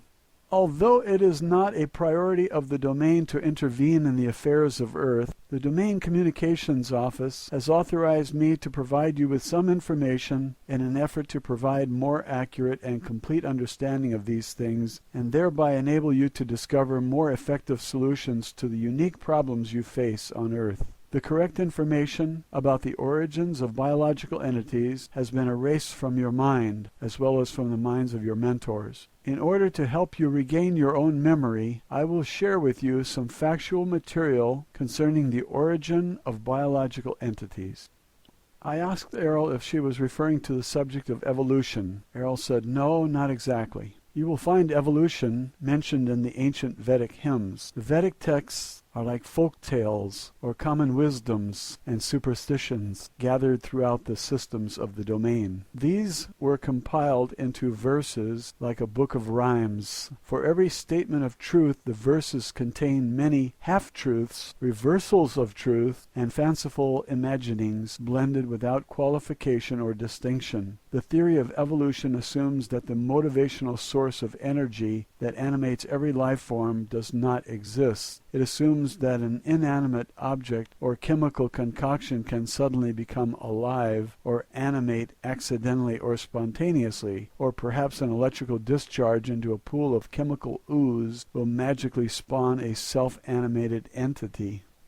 There is no evidence whatsoever that this is true, simply because it's not true. Dr. Frankenstein did not really resurrect the dead into a marauding monster, except in the imagination of the Isbys, who wrote a fictitious story one dark and stormy night. No Western scientists ever stopped to consider who, what, where, when, or how this animation happens. Complete ignorance, denial, or unawareness of the spirit as the source of life force required to animate inanimate objects or cellular tissue is the sole cause of failures in Western medicine. In addition, evolution does not occur accidentally. It requires a great deal of technology, which must be manipulated under the careful supervision of ISBEs. Very simple examples are seen in the modification of farm animals or in the breeding of dogs. However, the notion that human biological organisms evolved naturally from earlier ape-like forms is incorrect. No physical evidence will ever be uncovered to substantiate the notion that modern humanoid bodies evolved on this planet.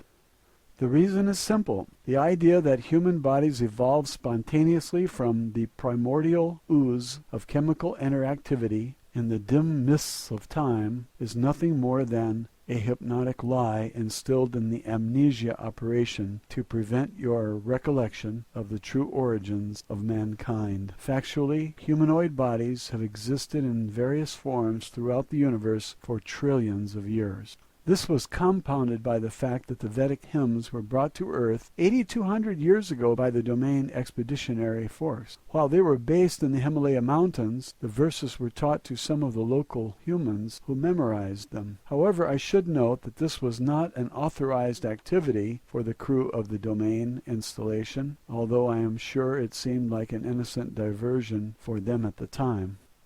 The verses were passed along verbally from one generation to the next for thousands of years in the foothills and eventually spread throughout India. No one in the domain credits any of the material in the Vedic hymns as factual material any more than you would use Grimm's fairy tales as a guide for rearing children. However, on a planet where all of the ISBEs have had their memory erased, one can understand how these tales and fantasies could be taken seriously. Unfortunately, the humans who learned the Vedic verses passed them along to others, saying that they came from the gods. Eventually, the content of the verses were adopted verbatim as truth. The euphemistic and metaphorical content of the Veda were accepted and practiced as dogmatic fact. The philosophy of the verses were ignored, and the verses became the genesis of nearly every religion practiced on the planet except Hinduism.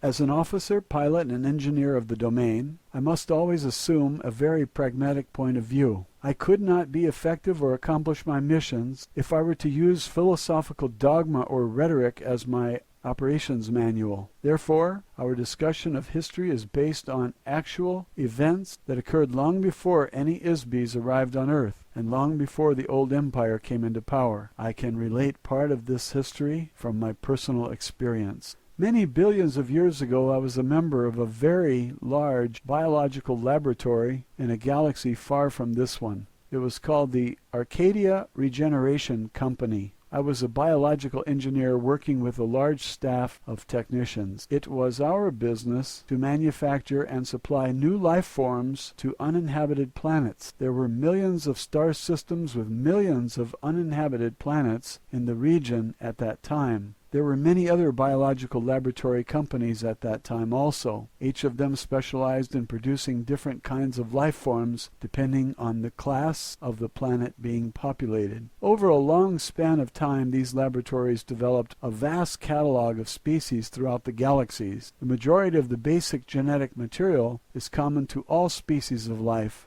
Therefore, most of their work was concerned with manipulating alterations of the basic genetic pattern to produce variations of life forms that would be suitable inhabitants for various planetary classes.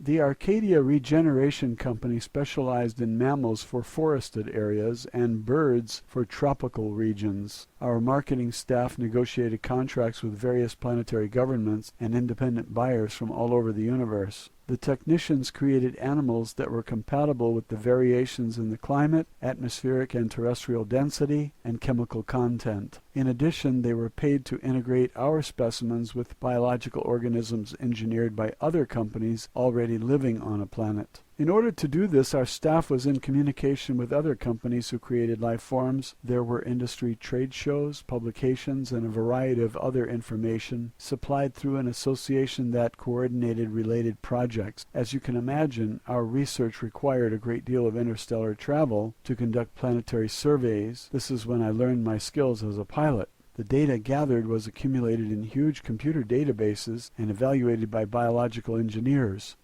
A computer is an electronic device that serves as an artificial brain or complex calculating machine. It is capable of storing information, making computations, solving problems, and performing mechanical functions. 1947. In most of the galactic systems of the universe, very large computers are commonly used to run the routine administration, mechanical services, and maintenance activities of the entire planet or planetary system. Based on the survey data gathered, designs and artistic renderings were made for new creatures. Some designs were sold to the highest bidder. Other life forms were created to meet the customized requests of our clients. The design and technical specifications were passed along an assembly line through a series of cellular, chemical, and mechanical engineers to solve the various problems. It was their job to integrate all the component factors into a workable, functional, and aesthetic finished product. Prototypes of these creatures were then produced and tested in artificially created environments. Imperfections were worked out, modifications made, and eventually a new life form was endowed or animated with a life force or spiritual energy before being introduced into the actual planetary environment for final testing. After a new life form was introduced, we monitored the interaction of these biological organisms with the planetary environment and with other indigenous life forms. Conflicts resulting from the interaction between incompatible organisms were resolved through negotiation between ourselves and other companies. The negotiations usually resulted in compromises requiring further modification to our creatures or to theirs, or both. This is a part of science or art you call eugenics. In some cases, changes were made in a planetary environment, but not often, as planet building is much more complex than making changes to an individual life form. Coincidentally, a friend and engineer with whom I used to work with at the Arcadia Regeneration Company a long time after I left the company told me that one of the projects they contracted to do in more recent times was to deliver life forms to Earth to replenish them after a war in this region of the galaxy devastated most of the life on the planets in this region of space. This would have been about 70 million years ago.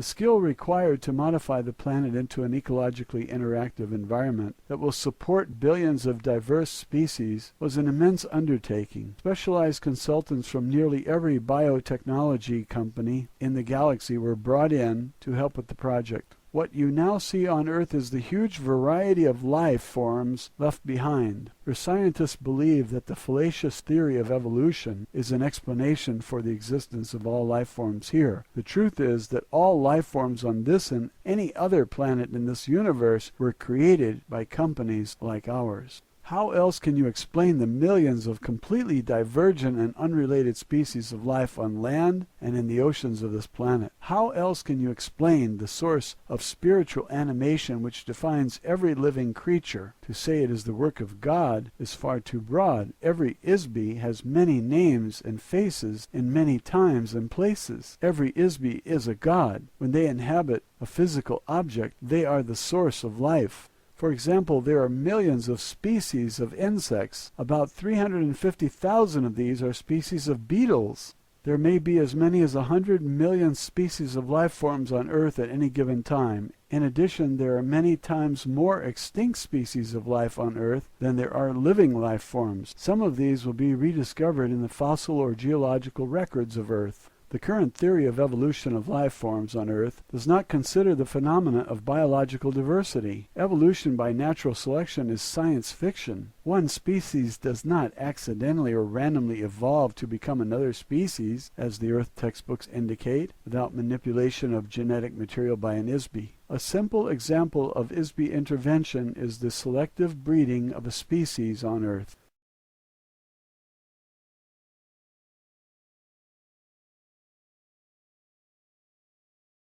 Within the past few hundred years, several hundred dog breeds and hundreds of varieties of pigeons and dozens of koi fish have been evolved in just a few years, beginning with one original breed. Without active intervention by ISBEs, biological organisms rarely change.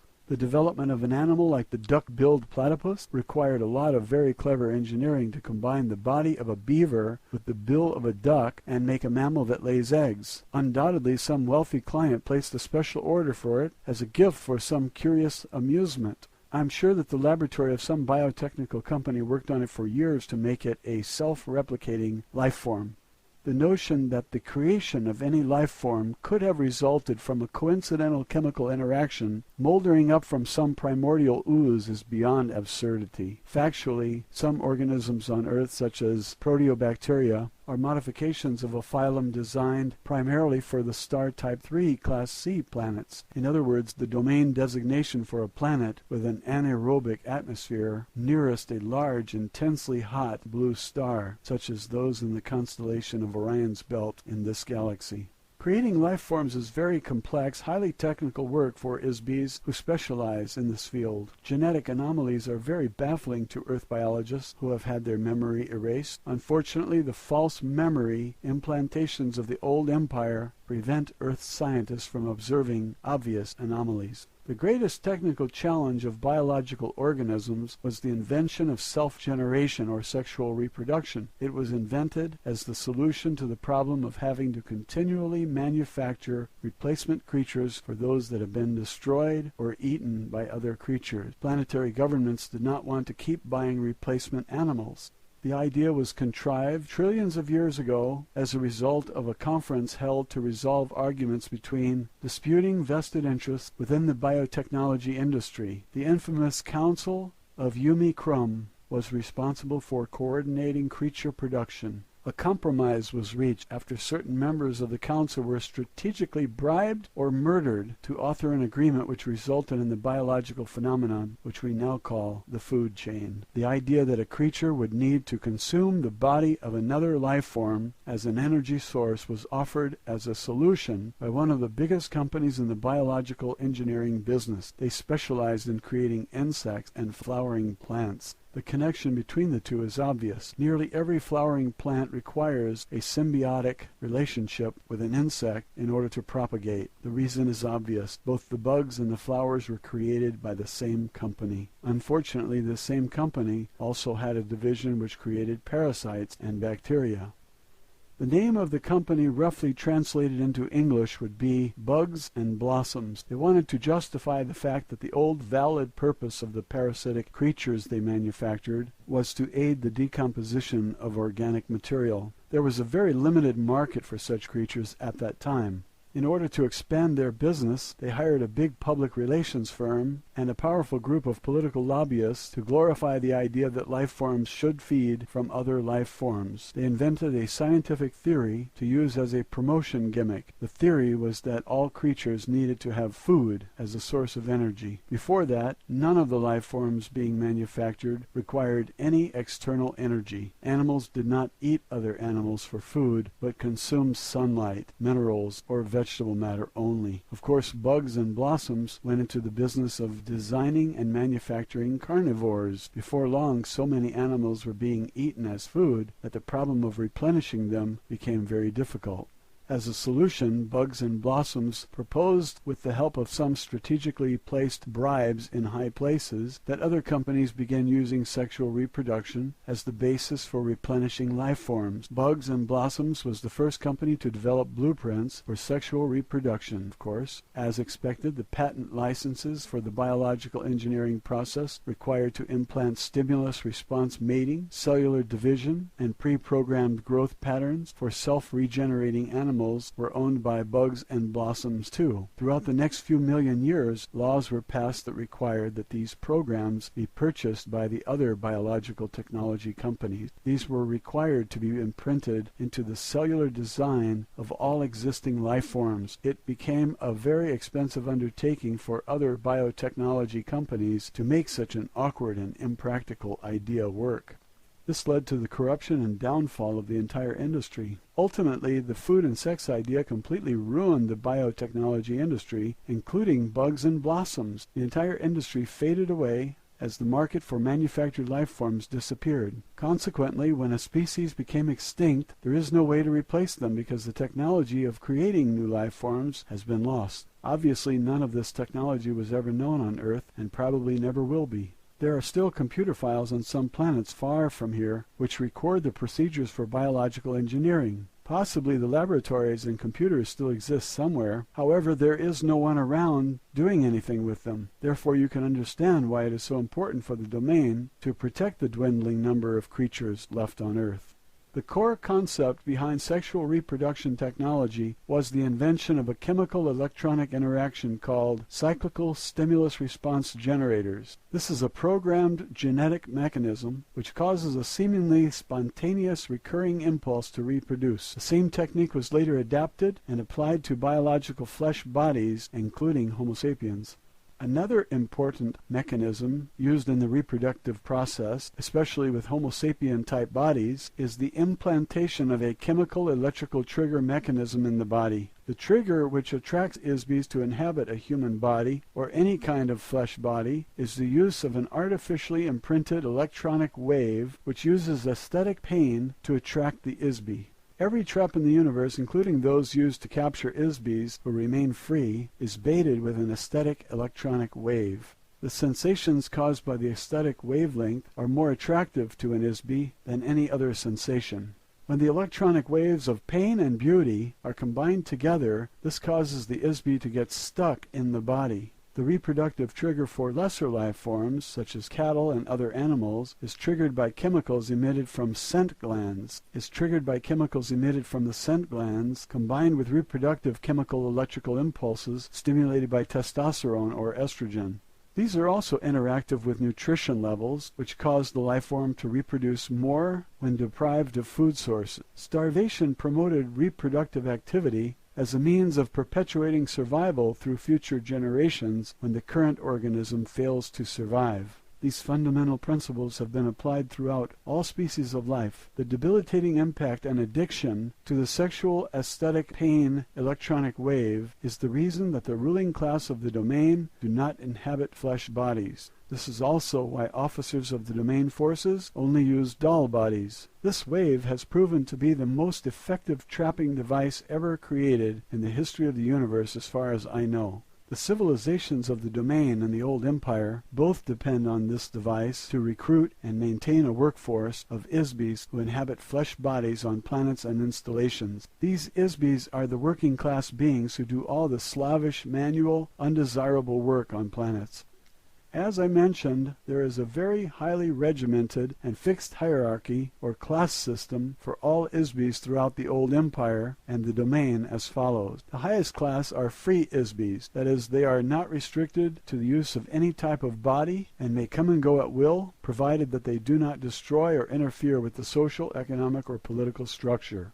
Below this class are many strata of limited ISBs who may or may not use a body from time to time. Limitations are imposed on each ISB regarding range of power, ability, and mobility they can exercise. Below these are doll body class, to which I belong. Nearly all space officers and crew members of spacecraft are required to travel through intergalactic space. Therefore, they are each equipped with a body manufactured from lightweight, durable materials. Various body types have been designed to facilitate specialized functions. Some bodies have accessories such as interchangeable tools or apparatus for activities such as maintenance, mining, chemical management, navigation, and so forth. There are many graduations of this body type, which also serve as an insignia of rank. Below these are the soldier class. The soldiers are equipped with a myriad of weapons and specialized armaments designed to detect, combat, and overwhelm any imaginable foe. Some soldiers are issued mechanical bodies. Most soldiers are merely remote-controlled robots with no class designation.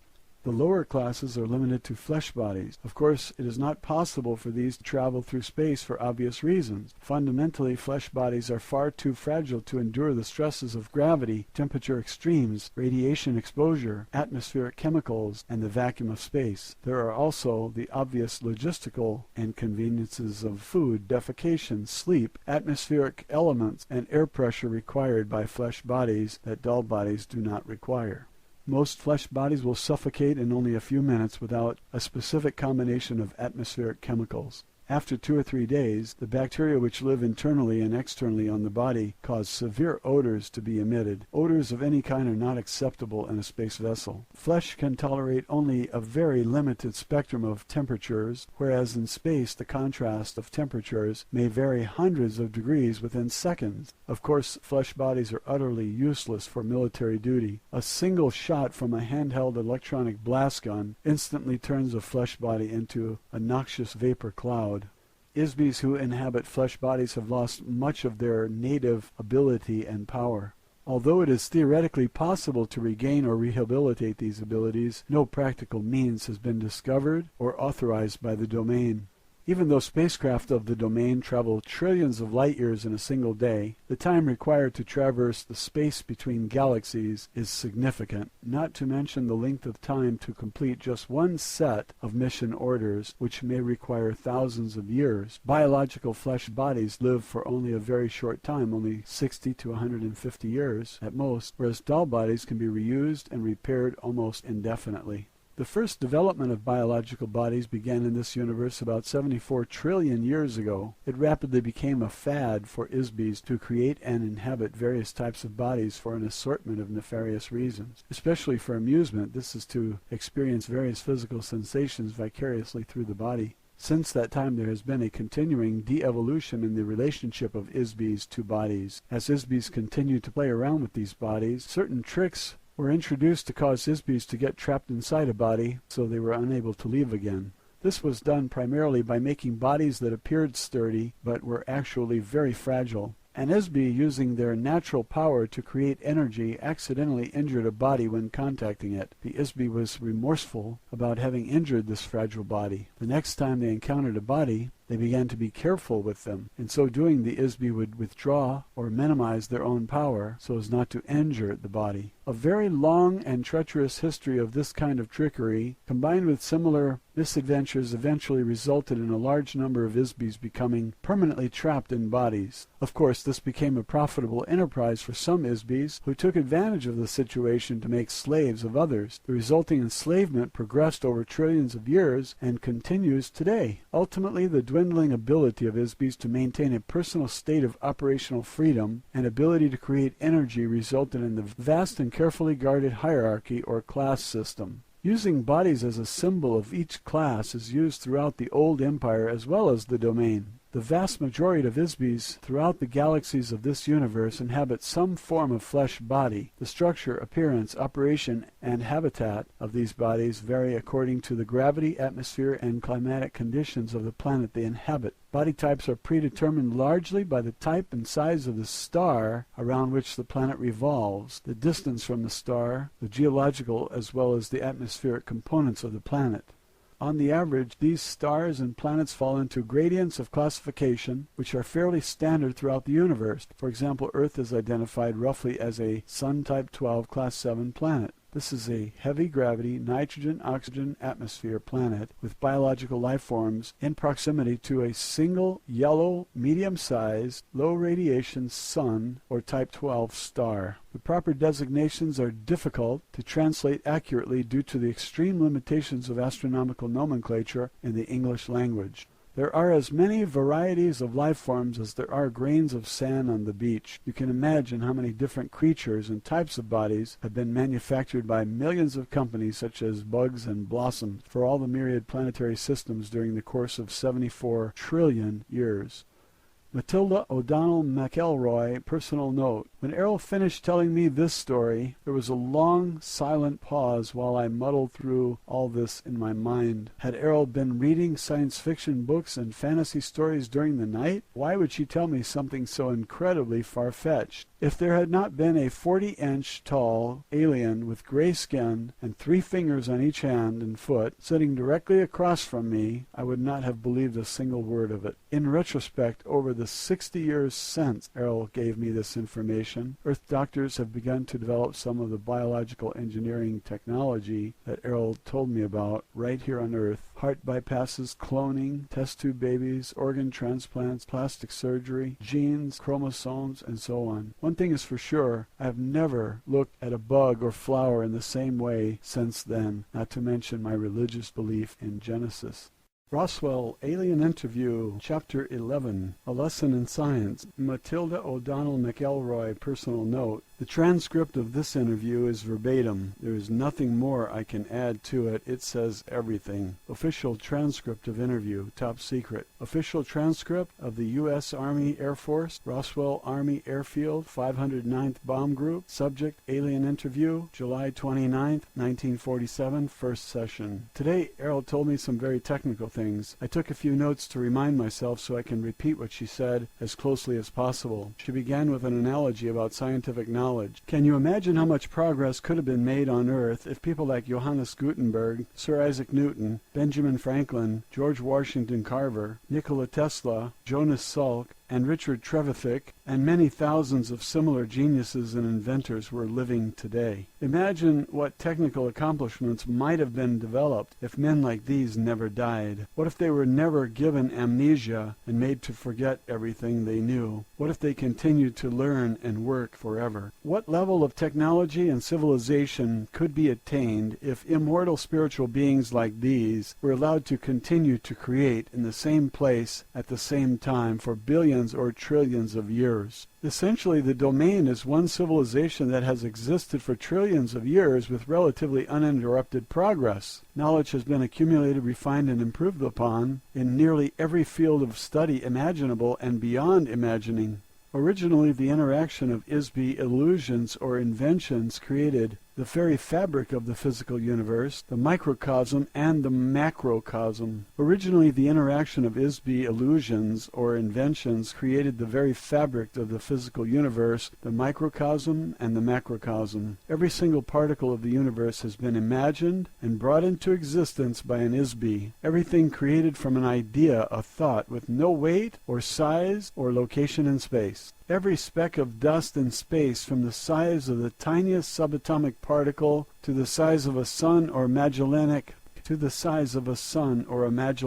cloud, the size of many galaxies, was created from the nothingness of a thought. Even the tiniest individual cells were contrived and coordinated to enable a microbial entity to sense and navigate through infinitesimally small spaces. These also came from an idea thought up by an ISB. You and every ISB on Earth have participated in the creation of this universe, even though you are now confined to a fragile body made of flesh. You live only 65 short rotations of your planet around a star. You have been given overwhelming electric shock treatments to wipe out your memory. You must learn everything all over again each lifetime, in spite of all these circumstances. You are who you are and will always be, and deep down you still know that you are and what you know. You are still the essence of you. How else could anyone understand the child prodigy? An ISB who plays concertos on a piano at 3 years of age without formal training?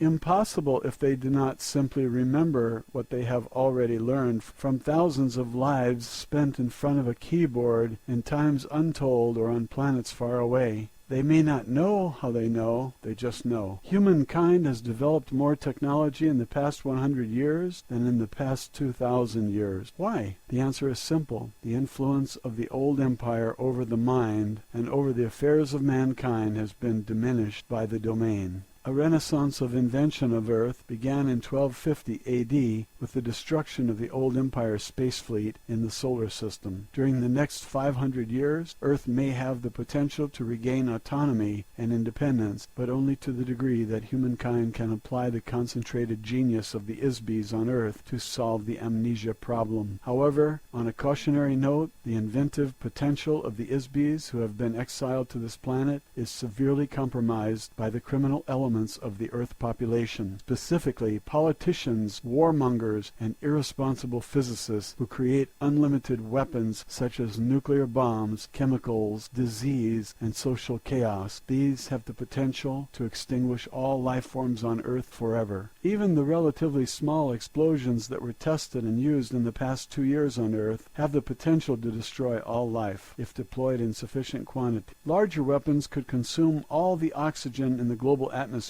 in a single explosion. Therefore, the most fundamental problems that must be solved in order to ensure that Earth will not be destroyed by technology are social and humanitarian problems. The greatest scientific minds of Earth, in spite of mathematical or mechanical genius, have never addressed these problems. Therefore, do not look to scientists to save Earth or the future of humanity. Any so-called science that is solely based on the paradigm that existence is composed of energy and objects moving through space is not a science. Such beings utterly ignore the creative spark originated by an individual Isbi and collective work of the Isbis who continually create physical universe and all universes. Every science will remain relatively ineffective or destructive to the degree that it omits or devaluates the relative importance of the spiritual spark that ignites all creation and life. Unfortunately, this ignorance has been carefully and forcefully instilled in human beings by the old empire to ensure that Isbis on this planet will not be able to recover their innate ability to create space, energy, matter, and time, or any other component part of the universes. As long as awareness of the immortal, powerful, spiritual self is ignored, humanity will remain imprisoned until the day of its own self-destruction and oblivion. Do not rely on the dogma of physical sciences to master the fundamental forces of creation any more than you would trust the chanted incantations of an incense-burning shaman. The next result of both of these is entrapment and oblivion. Scientists pretend to observe, but they only suppose what they see and call it fact. Like the blind man, a scientist cannot learn to see until he realizes that he's blind. The facts of earth science do not include the source of creation. They include only the result or byproducts of creation. The facts of science do not include any memory of the nearly infinite past experience of existence. The essence of creation and existence cannot be found through the lens of a microscope or telescope or by any other measurement of the physical universe. One cannot comprehend the perfume of a flower or the pain felt by an abandoned lover with meters and calipers. Everything you will ever know about the creative force and ability of a God can be found within you, an immortal spiritual being. How can a blind man teach others to see the nearly infinite gradients that comprise the spectrum of light? The notion that one can understand the universe without understanding the nature of an Isbi is as absurd as conceiving that an artist is a speck of paint on his own canvas, or that the lace on a ballet shoe is the choreographer's vision, or the grace of a dancer, or the electric excitement of opening night. Study of the spirit has been booby-trapped by the thought control operation through religious superstitions they instill in the minds of men. Conversely, the study of the spirit and the mind have been prohibited by science, which eliminates anything that is not measurable in the physical universe. Science is the religion of matter. It worships matter. The paradigm of science is that creation is all and the creator is nothing. Religion says the creator is all and the creation is nothing. These two extremes are the bars of a prison cell. They prevent observation of all phenomenon as an interactive whole. Study of creation without knowing the is-be, the source of creation, is futile. When you sail to the edge of a universe conceived by science, you fall off the end into an abyss of dark, dispassionate space and lifeless, unrelenting force. On earth you have been convinced that the oceans of the mind and spirit are filled with gruesome, ghoulish monsters that will eat you alive if you dare to venture beyond the breakwater of superstition. The vested interest of the old empire prison system is to prevent you from looking at your own soul. They fear that you will see in your own memory the slave masters who kept you imprisoned. The prison is made of shadows in your mind. The shadows are made of lies and pain and loss and fear. The true geniuses of civilization are those is-bees who will enable other is-bees to recover their memory and regain self-realization and self-determination. This issue is not solved through enforcing moral regulation on behavior or through the control of beings through mystery, faith, drugs, guns, or other dogma of a slave society, and certainly not through the use of electric shock and hypnotic commands. The survival of Earth and every being on it depends on the ability to recover the memory of skills you have accrued through the trilenia, to recover the essence of yourself. Such an art, science, or technology has never been conceived in the old empire. Otherwise, they would not have restored to the solution that brought you to your current conditions on Earth. Neither has such technology ever been developed by the domain. Until recently, the necessity of rehabilitating an ISB with amnesia has not been needed. Therefore, no one has ever worked on solving this problem. So far, unfortunately, the domain has no solution to offer.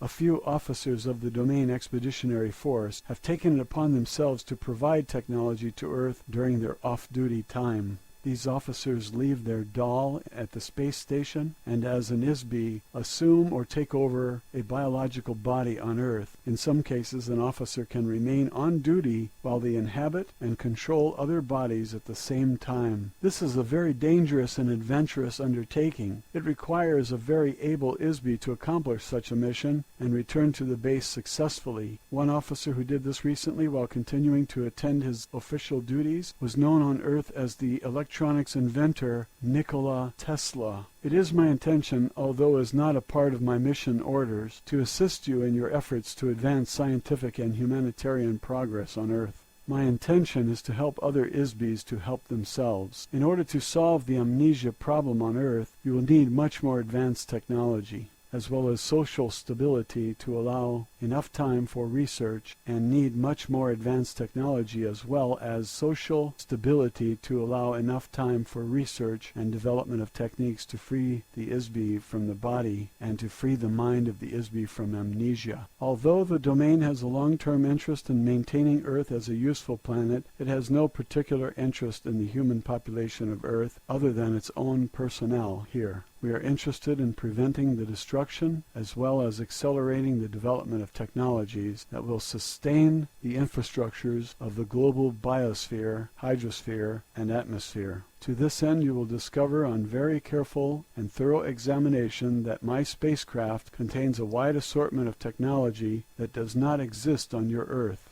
If you distribute pieces of this craft to various scientists for study, they will be able to reverse engineer some of the technology to the extent that Earth has the raw materials required to replicate these components. Some features will be indecipherable. Other features cannot be duplicated as Earth does not have the natural resources required to replicate them. This is especially true of the metals used to construct the craft. Not only do these metals not exist on Earth, the refining process required to produce these metals took billions of years to develop. It is also true of the navigation system, which requires an ISB whose own personal wavelength has been specifically attuned to the neural network of the craft. The pilot of the craft must possess a very high order of energy, volition, discipline, training, and intelligence to manipulate such a craft. ISBs on Earth are incapable of this expertise because it requires the use of an artificial body specifically created for this purpose. Certain individual Earth scientists, some of whom are among the most brilliant minds in the history of the universe, will have their memory of this technology jogged when they examine the craft components, just as some of the scientists and physicists on Earth have been able to remember how to recreate electronic generators, internal combustion, and steam locomotion, refrigeration, aircraft, antibiotics, and other tools of your civilization. They will also rediscover other vital technology in my craft. The following are the specific systems embodied in my craft that contain useful components. There is an assortment of microscopic wiring or fibers within the walls of the craft that control such things as communications, information storage, computer function, and automatic navigation. The same wiring is used for light, sublight, and ultralight spectrum detection and vision.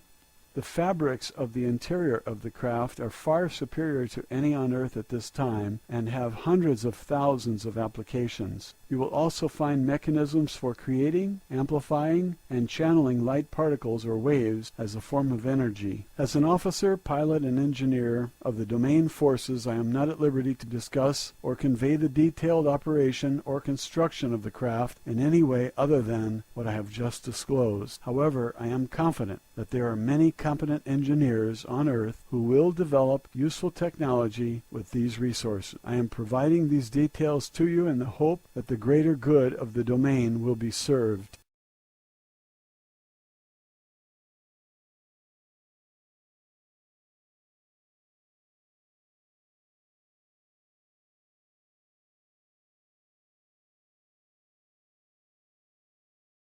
Roswell, Alien Interview, Chapter 12, A Lesson in Immortality.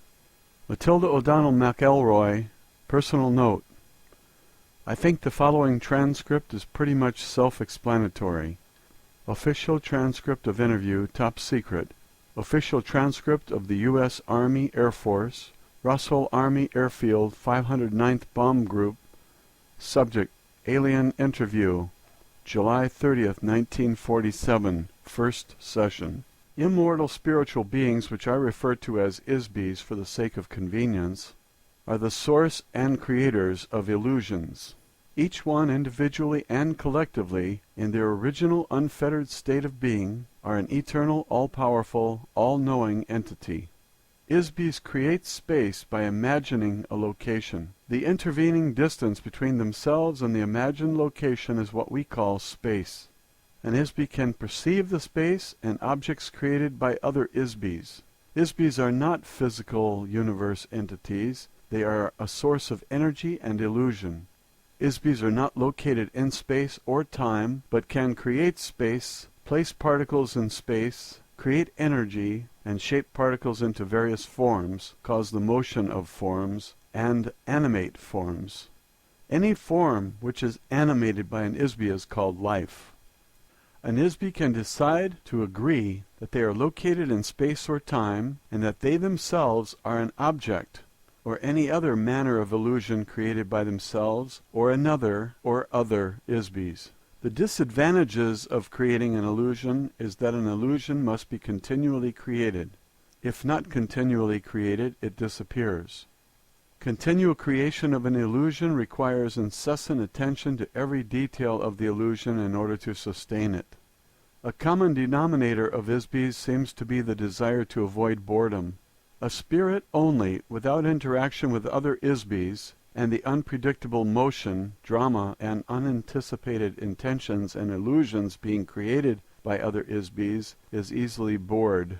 What if you could imagine anything, perceive everything, and cause anything to happen at will? What if you couldn't do anything else? What if you always knew the outcome of every game and the answer to every question? Would you get bored? The entire back-time track of ISBs is immeasurable, nearly infinite, in terms of physical universe time. There is no measurable beginning or end for an ISB. They simply exist in an everlasting now. Another common denominator of ISBs is that admiration of one's own illusions by others is very desirable. If the desired admiration is not forthcoming, the ISB will keep creating the illusion in an attempt to get admiration. One could say that the entire physical universe is made of unadmired illusions. The origins of this universe began with the creation of individual illusionary spaces. These were the home of the Isbis. Sometimes a universe is a collaborative creation of illusions by two or more Isbis. A proliferation of Isbis in the universe they create sometimes collide or become commingled or merge to an extent that many Isbis shared in the co-creation of a universe. Isbis diminish their ability in order to have a game to play. Isbis think that any game is better than no game. They will endure pain, suffering, stupidity, privation, and all manner of unnecessary and undesirable conditions just to play a game. Pretending that one does not know all, see all, and cause all is a way to create the conditions necessary for playing a game. Unknowns, freedoms, barriers, and/or opponents and goals. Ultimately, playing a game solves the problem of boredom. In this fashion, all the space, galaxy, suns, planets, and physical phenomena of this universe, including life forms, places, and events that have been created by Isbis and sustained by mutual agreement that these things exist. There are as many universes as there are Isbis to imagine, build, and perceive them, each existing concurrently with its own continuum. Each universe is created using its own unique set of rules as imagined, altered, preserved, or destroyed by one or more Isbis who created it. Time, energy, objects, and space, as defined in terms of the physical universe, may or may not exist in other universes. The domain exists in such a universe as well as in the physical universe. One of the rules of the physical universe is that energy can be created but not destroyed. So the universe will keep expanding as long as Isbis keep adding more new energy to it. It's nearly infinite. It is like an automobile assembly line that never stops running, and none of the cars are ever destroyed. Every Isbi is basically good, therefore an Isbi does not enjoy doing things to other Isbis which they themselves do not want to experience. For an Isbi, there is no inherent standard for what is good or bad, right or wrong, ugly or beautiful. These ideas are all based on the opinion of each individual Isbi. The closest concept that human beings have to describe an Isbi is as a god, all-knowing, all-powerful, infinite. So how does a god stop being a god? They pretend not to know. How can you play a game of hide and seek if you always know where the other person is hiding? You pretend not to know where the other players are hiding, so you can go off and seek them. This is how games are created. You have forgotten that you are just pretending. In so doing, Isbis become entrapped and enslaved inside a maze of their own devising. How does one create a cage, lock one's own self inside the cage, throw away the key, and forget there is a key or cage, and forget there is an inside or outside, and even forget that there is a self? Create the illusion that there is no illusion, the entire universe is real, and that no other universe exists or can be created. On earth, the propaganda taught and agreed upon is that the gods are responsible and that human beings are not responsible. You are taught that only God can create universes, so the responsibility for every action is assigned to another Isbi or God, never oneself. No human being ever assumes personal responsibility for the fact that they themselves, individually and collectively, are gods. This fact alone is the source of entrapment for every Isbi.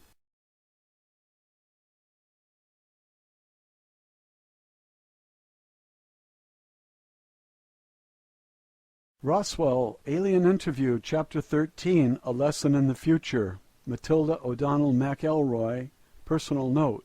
I think this transcript speaks for itself also. I relayed Errol's exact communication as faithfully as possible. My superior officers became very alarmed about the possible military implications of what Errol said in this interview.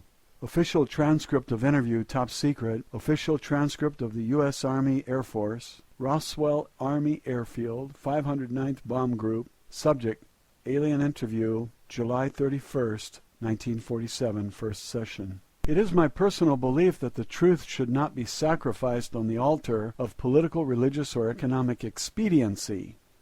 As an officer, pilot, and engineer of the domain, it is my duty to protect the greater good of the domain and its possessions. However, we cannot defend ourselves against forces of which we are not aware. The isolation of Earth from the rest of civilization prevents me from discussing many subjects with you at this time.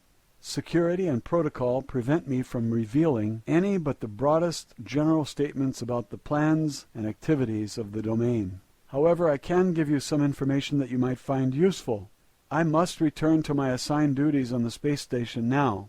I have provided as much help as I feel ethically able to offer, given the requirements and constraints of my duties as an officer, pilot, and engineer of the domain forces. Therefore, I will depart as an ISB from Earth within the next 24 hours. Editor's note: the following several paragraphs appear to be personal comments made by Matilda to the stenographer regarding her interview with Errol. What this means is that Errol will leave her doll with us, as her craft is damaged beyond repair. We can examine, dissect, and study the body at our leisure. She does not have any further use for it, nor does she have any personal feelings or attachments to it, as others are readily available for her to use. Errol does not recommend that there are any technology in the body that Earth scientists will find useful, however. The technology of the body is simple, yet vastly beyond the reckoning of our current ability to analyze or reverse engineer any facet of it. The body is neither biological or mechanical, but a unique fabrication of materials and ancient technologies not found on any Earth-type planet. As Errol mentioned previously, a very rigid and distinctive hierarchy of social, economic, and cultural classes exists throughout the domain, which has remained unvaried and inviolate for many millennia. The body type and function assigned to an ISB officer varies specifically according to the rank, class, longevity, training level, command level, service record, and meritorious citations earned by each individual ISB, as with any other military insignia. The body used by Errol is specifically designed for an officer, pilot, and engineer of her rank and class. The bodies of her companions, which were destroyed in the crash, were not the same rank or class, but of a junior rank. Therefore, the appearance, features, composition, and functionality of those bodies were specialized and limited to the requirements of their duties. The junior officers whose bodies were damaged in the crash have left their bodies and returned to their duties in the space station. The damage suffered by their bodies was due primarily to the fact that they were officers of lower rank. They used bodies which were partially biological and therefore far less durable and resilient than hers. Editor's note: at this point the transcript appears to resume with statements made by Errol. Although the domain will not hesitate to destroy any active vestiges of the old Empire operations wherever they are discovered, this is not our primary mission in this galaxy. I'm sure that the old Empire mind control mechanisms can be deactivated and destroyed eventually. However, it is not possible to estimate how long this may take, as we do not understand the extent of this operation at this time. We do know that the old Empire force screen is vast enough to cover this end of the galaxy at least. We also know from experience that each force generator and trapping device is very difficult to detect, locate, and destroy. Also, it is not the current mission of the Domain Expeditionary Force to commit resources to this endeavor. The eventual destruction of these devices may make it possible for your memory to be restored simply by virtue of not having it erased after each lifetime. Fortunately, the memory of an ISB cannot be permanently erased. There are many other active space civilizations who maintain various nefarious operations in this area, not the least of which is dumping unwanted ISBs on Earth. None of these craft are hostile or in violent opposition to the domain forces. They know better than to challenge us. For the most part, the domain ignores Earth and its inhabitants, except to ensure that the resources of the planet itself are not permanently spoiled. This sector of the galaxy was annexed by the domain and is the possession of the domain to do with or dispose of it as deems best. The moon of Earth and the asteroid belt have become a permanent base of operations for the domain forces. Needless to say, any attempt by humans or others to interfere in the activities of the domain in this solar system, even if it were possible, which it definitely is not, will be terminated swiftly. This is not a serious concern, as I mentioned earlier, since Homo sapiens cannot operate in open space. Of course, we will continue with the next steps of the domain expansion plan, which has remained on schedule for billions of years. Over the next 5,000 years, there will be increasing traffic and activity of the domain forces as we progress toward the center of this galaxy and beyond to spread our civilization through the universe. If humanity is to survive, it must cooperate to find effective solutions to the difficult conditions of your existence on Earth. Humanity must rise above its human form and discover where they are and that they are Isbis and who they really are as Isbis in order to transcend the notion that they are merely biological bodies. Once these realizations have been made, it may be possible to escape your current imprisonment. Otherwise, there will be no future for the Isbis on Earth. Although there are no active battles or wars being waged between the domain and the old empire, there still exists the covert actions of the old empire taken against Earth through their thought control operation. When one knows that these activities exist, the effects can be observed clearly. The most obvious examples of these actions against the human race can be seen as incidents of sudden, inexplicable behavior. A very recent instance of this occurred in the United States military just before the Japanese attack on Pearl Harbor. Just 3 days before the attack, someone in authority ordered all the ships in Pearl Harbor to go into port and secure for inspection. The ships were ordered to take all the ammunition out of their magazines and store it below. On the afternoon before the attack, all of the admirals and generals were attending parties, even though 2 Japanese aircraft carriers were discovered standing right off Pearl Harbor.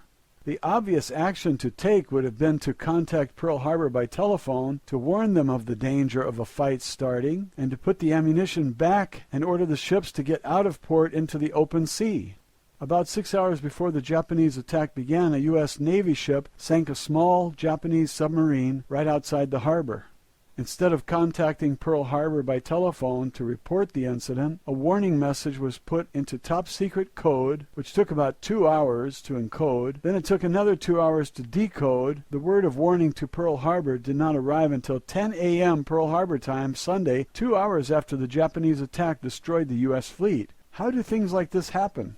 If the men who were responsible for these obviously disastrous errors were stood up and asked bluntly to justify their actions and intentions, we would find out that they were quite sincere in their jobs.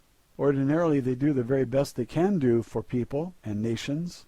However, all of a sudden, from some completely unknown and undetectable source, enters these wild, unexplainable situations that just can't exist. The old empire thought control operation is run by a small group of old baboons with very small minds. They are playing insidious games with no purpose and no goal other than to control and destroy Isbis who could otherwise manage themselves perfectly well if left alone.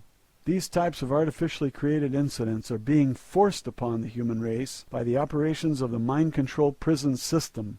The prison guards will always promote and support oppressive and totalitarian activities of Isbis on Earth. Why not keep the inmates fighting between themselves? Why not empower madmen to run the governments of Earth?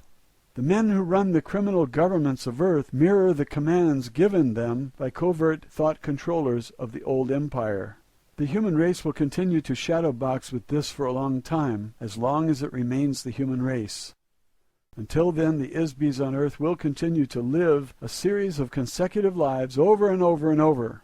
The same Isbi who lived during the rise and fall of civilizations in India, China, Mesopotamia, Greece, and Rome are inhabiting bodies in the present time in America, France, Russia, Africa, and around the world.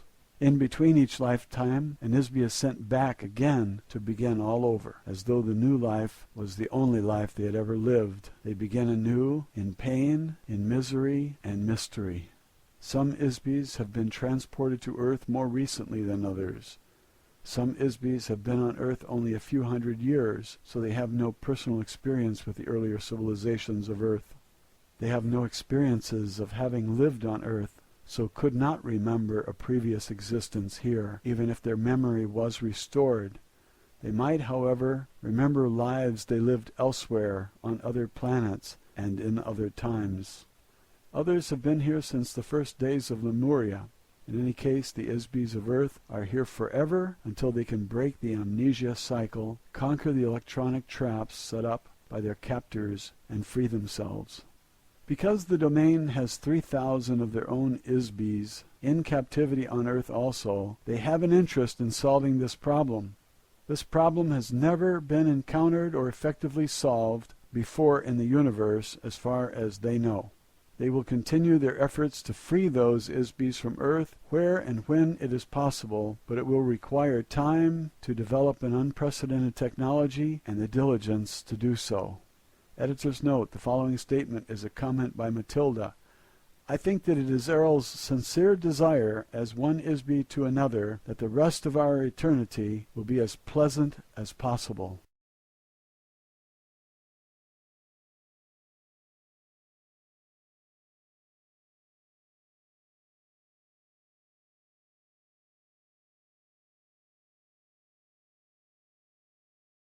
Roswell, Alien Interview, Chapter 14.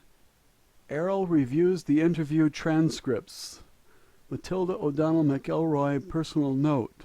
Shortly after I finished recounting the previous interview with Errol to the stenographer, I was summoned urgently to the office of the commanding officer of the base. I was escorted by 4 heavily armed military policemen. When I arrived, I was asked to be seated in a very large makeshift office that had been arranged with a conference table and chairs. In the office were several dignitaries I had seen at various times in the gallery. I recognized a few of them because they were famous men. I was introduced to these men, which included Army Air Force Secretary Symington, General Nathan Twining, General Jimmy Doolittle, General Vandenberg, and General Northstadt. To my surprise, Charles Lindbergh was also in the office. Secretary Symington explained to me that Mr. Lindbergh was there as a consultant to the Chief of Staff of the U.S. Air Force. There were several other men present in the room who were not introduced. I assume these men were personal aides to the officers or agents of some intelligence service. All of this sudden attention, not only from the Secretary and generals, but from world-famous people as Mr. Lindbergh and Mr. Doolittle, made me realize how critically important my role as an interpreter for Errol was, as seen through the eyes of others. Until this time I was not really aware of this except in a peripheral sense. I suppose this was because I was so absorbed in details of the extraordinary situation. Suddenly I began to grasp the magnitude of my role. I think that the presence of these men in that meeting was intended, in part, to impress me with this fact. The secretary instructed me not to be nervous. He said that I was not in any trouble. He asked me if I thought the alien would be willing to answer a list of questions they had prepared. He explained that they were very eager to discover many more details about Errol, the flying disc, the domain, and many other subjects that Errol had disclosed in the interview transcripts. Of course, they were mainly interested in questions relating to the military security and the construction of the flying disc. I told them that I was very sure that Errol had not changed her mind about answering questions, as nothing had changed that would cause her to trust the intentions of the men in the gallery. I repeated that Errol had communicated everything that she was willing and at liberty to discuss already. In spite of this, they insisted that I would ask Errol again if she would answer questions, and the answer was still no. I was to ask her if she would be willing to read the written copies of the transcripts of my interview translations. They wanted to know if Errol would verify that my understanding and translation of our interviews was correct. Since Errol could not read English very fluently, the secretary asked if they could be allowed to observe for themselves while Errol read the transcripts and verify that they were correct in writing. They wanted her to write a copy of the transcripts, whether the translation were correct or not, and make a note of anything that was not accurate in the transcripts. Of course, I had no choice but to obey orders, and I did exactly what the secretary requested. I was given a copy of the transcripts with a signature page, which I was to show to Errol. After Errol completed her review, I was also directed to request that Errol sign the cover page, attesting that all the translations in the transcripts were correct as amended by her. About an hour later, I entered the interview room, as instructed, with copies of the transcripts and signature page to deliver to Errol, as the members of the gallery, including the generals, and Mr. Lindbergh also, I presume, and others watched through the glass of the gallery room. I went to my usual seat, sitting 4 or 5 feet across from Errol. I presented the envelope of transcripts to Errol and passed on the instructions I had received from the secretary telepathically. Errol looked at me and looked at the envelope without accepting it. Errol said, "If you have read them and they are accurate in your own estimation, there is no need for me to review them also. The translations are correct. You can tell your commander that you have faithfully conveyed a record of our communication." I assured Errol that I had read them, and they were exact recordings of everything I told the transcription typist. "Will you sign the page then?" I asked. "No, I will not," said Errol. "May I ask you why not?" I said. I was a little confused as to why she wasn't willing to do such a simple thing. "If your commander does not trust his own staff to make an honest and accurate report to him, what confidence will my signature on the page give him? Why will he trust an ink mark on a page made by an officer of the domain if he does not trust his own loyal staff?" I didn't quite know what to say to that. I couldn't argue with Arl's logic, and I couldn't force her to sign the document either. I sat in my chair for a minute, wondering what to do next. I thanked Errol and told her I needed to go ask my superiors for further instructions. I placed the envelope of the transcripts in the inside breast pocket of my uniform jacket, and I began to rise from my chair. At that moment the door from the gallery room slammed open. 5 heavily armed military police rushed into the room. A man in a white laboratory coat followed closely behind them. He pushed a small cart that carried a box-shaped machine with a lot of dials on the face of it. Before I could act, 2 of the MPs grabbed Errol and held her firmly down on the oversized chair she had been sitting on since the first day of our interviews together. The other 2 MPs grabbed my shoulders and pushed me back down on my chair and held me there. The other MP stood directly in front of Errol, pointing a rifle directly at her, no more than 6 inches from her head. The man in the lab coat quickly wheeled the cart behind Errol's chair. He deftly placed a circular headband over Errol's head and turned back to the machine on the cart. Suddenly he shouted the word "Clear!" The soldiers who were holding Errol released her. At that instant I saw Errol's body stiffen and shudder. This lasted for about 15 or 20 seconds. The machine operator turned a knob on the machine and Errol's body slumped back into the chair. After a few seconds he turned the knob again and Errol's body stiffened as before. He repeated the same process several more times. I sat in my chair being held down all the while by the MPs, and I didn't understand what was going on. I was terrified and transfixed by what was happening. I couldn't believe it. After a few minutes, several other men wearing white lab coats entered the room. They briefly examined Errol, who was now slumped listlessly in the chair. They mumbled a few words to each other. One of the men waved to the gallery window. A gurney was immediately rolled into the room by 2 attendants. These men lifted Errol's limp body onto the gurney, strapped her down across the chest and arms, and rolled it out of the room. I was immediately escorted out of the interview room by the MPs and taken directly to my quarters, where I was locked in my room with the MPs remaining at guard outside the door. After about half an hour there was a knock at the door of my quarters. When I opened it, General Twining entered, together with the machine operator in the white lab coat. The general introduced the man to me as Dr. Wilcox. He asked me to accompany him and the doctor. We left the room, followed by the MPs. After several twists and turns through the complex, we entered a small room where Errol had been wheeled on the gurney. The general told me that Errol and the domain were considered to be a very important military threat to the United States. Errol had been immobilized so that she could not depart and return to her base, as she said she would do in the interview. It would be a very grave risk to national security to allow Errol to report what she observed during her time at the base, so it had been determined that decisive action was needed to prevent this. The general asked me if I understood why this was necessary. I said that I did, although I most certainly did not agree that it was the least bit necessary, and I certainly did not agree with the surprise attack on Errol and me in the interview room. However, I said nothing about this to the general because I was very afraid of what might happen to me and Errol if I protested. Dr. Wilcox asked me to approach the gurney and stand next to Errol. Errol lay perfectly still and unmoving on the bed. I could not tell whether she was alive or dead. Several other men in white lab coats, who I assumed were also doctors, stood on the opposite side of the bed. They had connected two pieces of monitoring equipment to Errol's head, arms, and chest. One of these devices I recognized from my training as a surgical nurse as an EEG machine, which is used to detect electrical activity in the brain. The other device was a normal hospital room vital signs monitor, which I knew would be useless since Errol did not have a biological body. Dr. Wilcox explained to me that he had administered a series of mild electroshocks to Errol in an attempt to subdue her long enough to allow military authorities time to evaluate the situation and determine what to do with Errol. He asked me to attempt to communicate with Errol telepathically.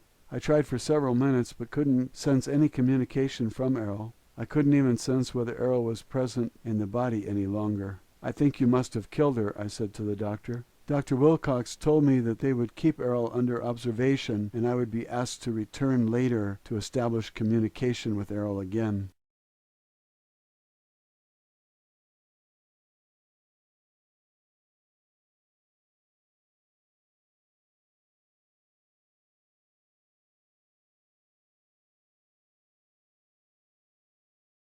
Roswell, Alien Interview, Chapter 15, My Interrogation. Matilda O'Donnell McElroy, personal note.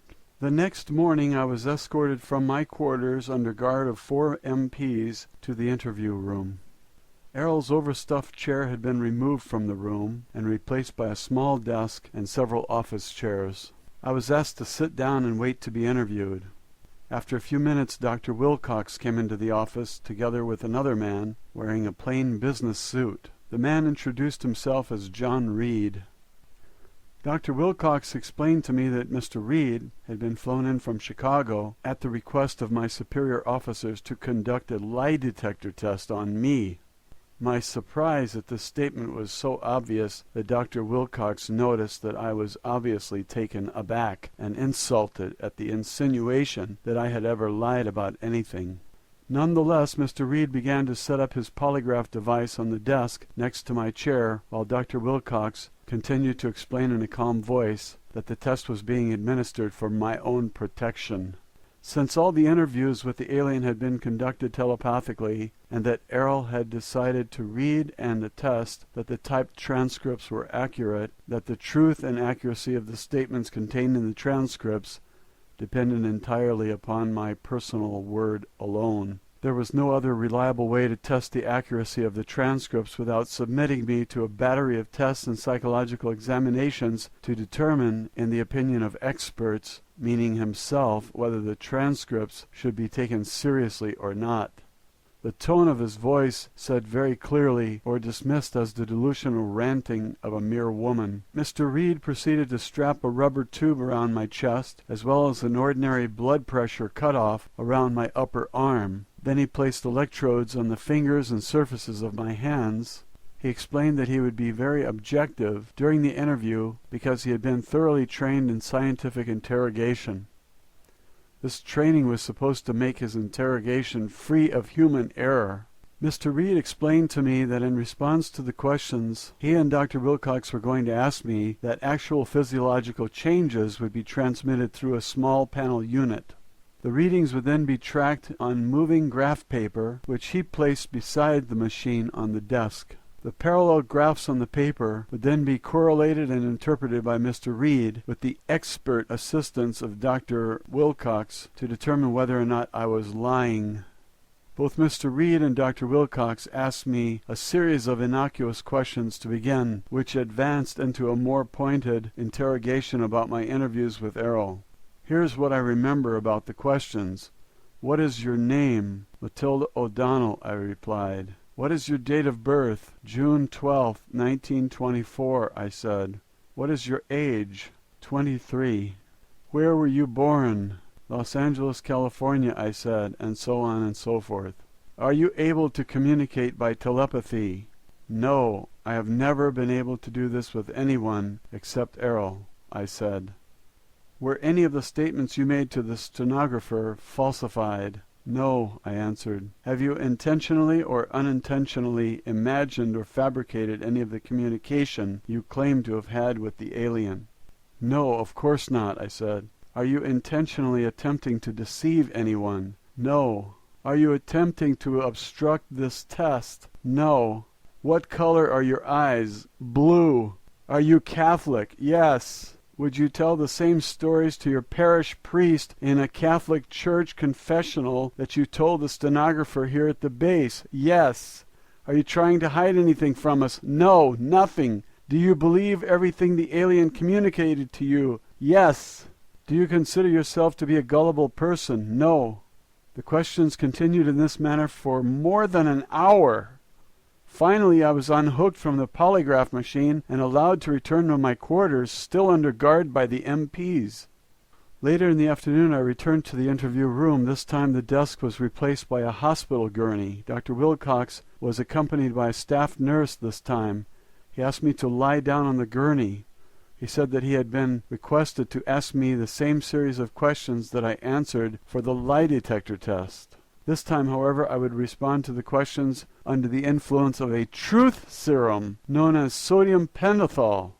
As a trained surgical nurse, I was familiar with this barbiturate drug, as it was sometimes used as an anesthetic. Dr. Wilcox asked me if I had any objection to submitting to such a test. I told him I had nothing to hide. I cannot recall anything about this interview. I assumed that when I finished answering the questions, I was escorted back to my room by the MPs, with their assistance this time, as I was too wobbly and woozy from the drug to navigate by myself. However, I had a very peaceful sleep that night.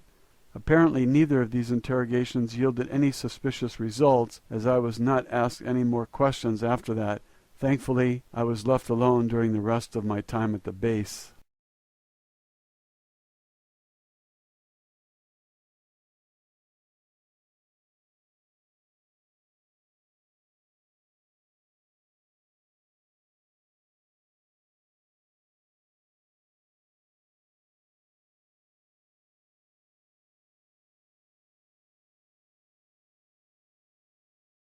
Roswell, Alien Interview, Chapter 16. Errol departs. Matilda O'Donnell McElroy, personal note. I remained at the base, mostly confined to my quarters, for another 3 weeks after Errol had been incapacitated by Dr. Wilcox. Once a day I was escorted to the room where Errol lay on the bed, under continued surveillance by Dr. Wilcox and others. Each time I went to the room I was asked to try to communicate with Errol again. Each time there was no response. This saddened me a great deal. As the days continued, I became increasingly more certain and distressed that Errol was dead, if that is the right word for it. Every day I reread the transcripts of my interviews with Errol, searching for a clue that might remind me of something or help me in some way to re-establish communication with Errol. I still had the envelope in my possession with copies of the transcripts that Errol was asked to sign. To this day I don't understand why no one ever asked me to return them. I suppose they forgot about the copy of the transcripts in all the excitement. I did not offer to return them. I kept them concealed under the mattress of my bed all the time I remained at the base, and have kept them with me ever since then. You will be the first person to see these transcripts. Since Errol's body was not biological, the doctors could not detect whether the body was alive or dead unless it moved. Of course, I knew that if Errol was not consciously animating the body as an ISB, the body would not move. I explained this to Dr. Wilcox. I explained this to him several times. Each time he just gave me a patronizing sort of smile, patted my arm, and thanked me for trying again. At the end of the 3rd week, I was told by Dr. Wilcox that my services would no longer be needed because it had been decided by the military to move Errol to a larger, more secure military medical facility that was better equipped to deal with the situation. He didn't say anything about where the facility was located. That was the last time I saw Errol's doll body. The following day I received written orders signed by General Twining. The orders said that I had completed my service to the U.S. military and was officially discharged from further duty, and that I would receive an honorable discharge and a generous military pension. I would be also relocated by the military and given a new identity with the appropriate documents. Along with the orders, I received a document that I was instructed to read and sign. It was an oath of secrecy.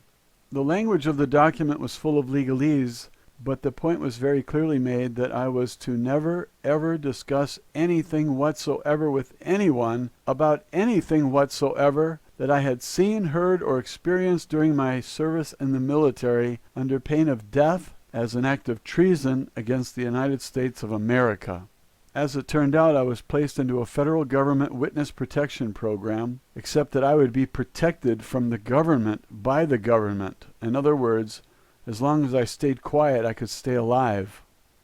The following morning, I was placed aboard a small military transport plane and flown to a relocation destination. After being shuttled to several locations for short periods, I eventually ended up in Glasgow, Montana, near Fort Peck. The night before I was scheduled to board the transport plane, I lay in bed, contemplating the whole affair and wondering what happened to Errol and to me. I suddenly heard Errol's voice. I sat bolt upright in my bed and turned on the light on the nightstand. I looked around the room frantically for a few seconds. Then I realized that it was Errol, the Isby. Her body was not in the room with me, of course, and it didn't need to be. She said hello. The tone of her thought was plain and friendly. It was unmistakably Errol. I did not have the least doubt about that. I thought, Errol, are you still here? She answered that she was here, but not in a body on Earth. She had returned to her post at the domain base when the doctor and the MPs attacked us in the interview room. She was pleased to perceive that I was well and that I was going to be released unharmed. I wondered how she escaped from them. I was worried that they might have injured Errol by the shock machine. Errol said that she was able to leave the body before the shock was administered and avoid the electric current running through the body. She wanted to let me know that she was safe and not to worry about her. I was very relieved, to say the least. I asked Errol if I would ever see her again. Errol reassured me that we are both Isbys. We are not physical bodies. Now that she had located me in space and time, we would always stay in communication. Errol wished me well, and my communication with her ended for the moment.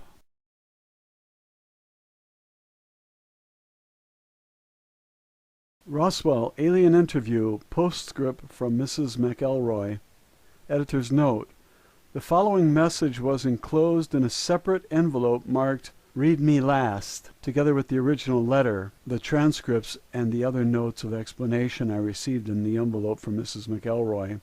This is what the message said. The other documents in this envelope are the end of the story as far as what happened back in 1947. However, several months after the government got me settled at my final relocation destination, I continued my communication with Errol on a regular basis. It has been almost exactly 40 years since the crash at Roswell. Since then, it has become obvious to me that I have been able to communicate telepathically with Errol for one reason.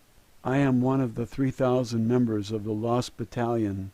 At this time, all the members of the Lost Battalion have been located on Earth as a result of the Domain Anunnaki mission and their use of the Tree of Life detection device. Through my communication with Errol, I have recovered some of my memory of lives I've spent on Earth over the past 8,000 years.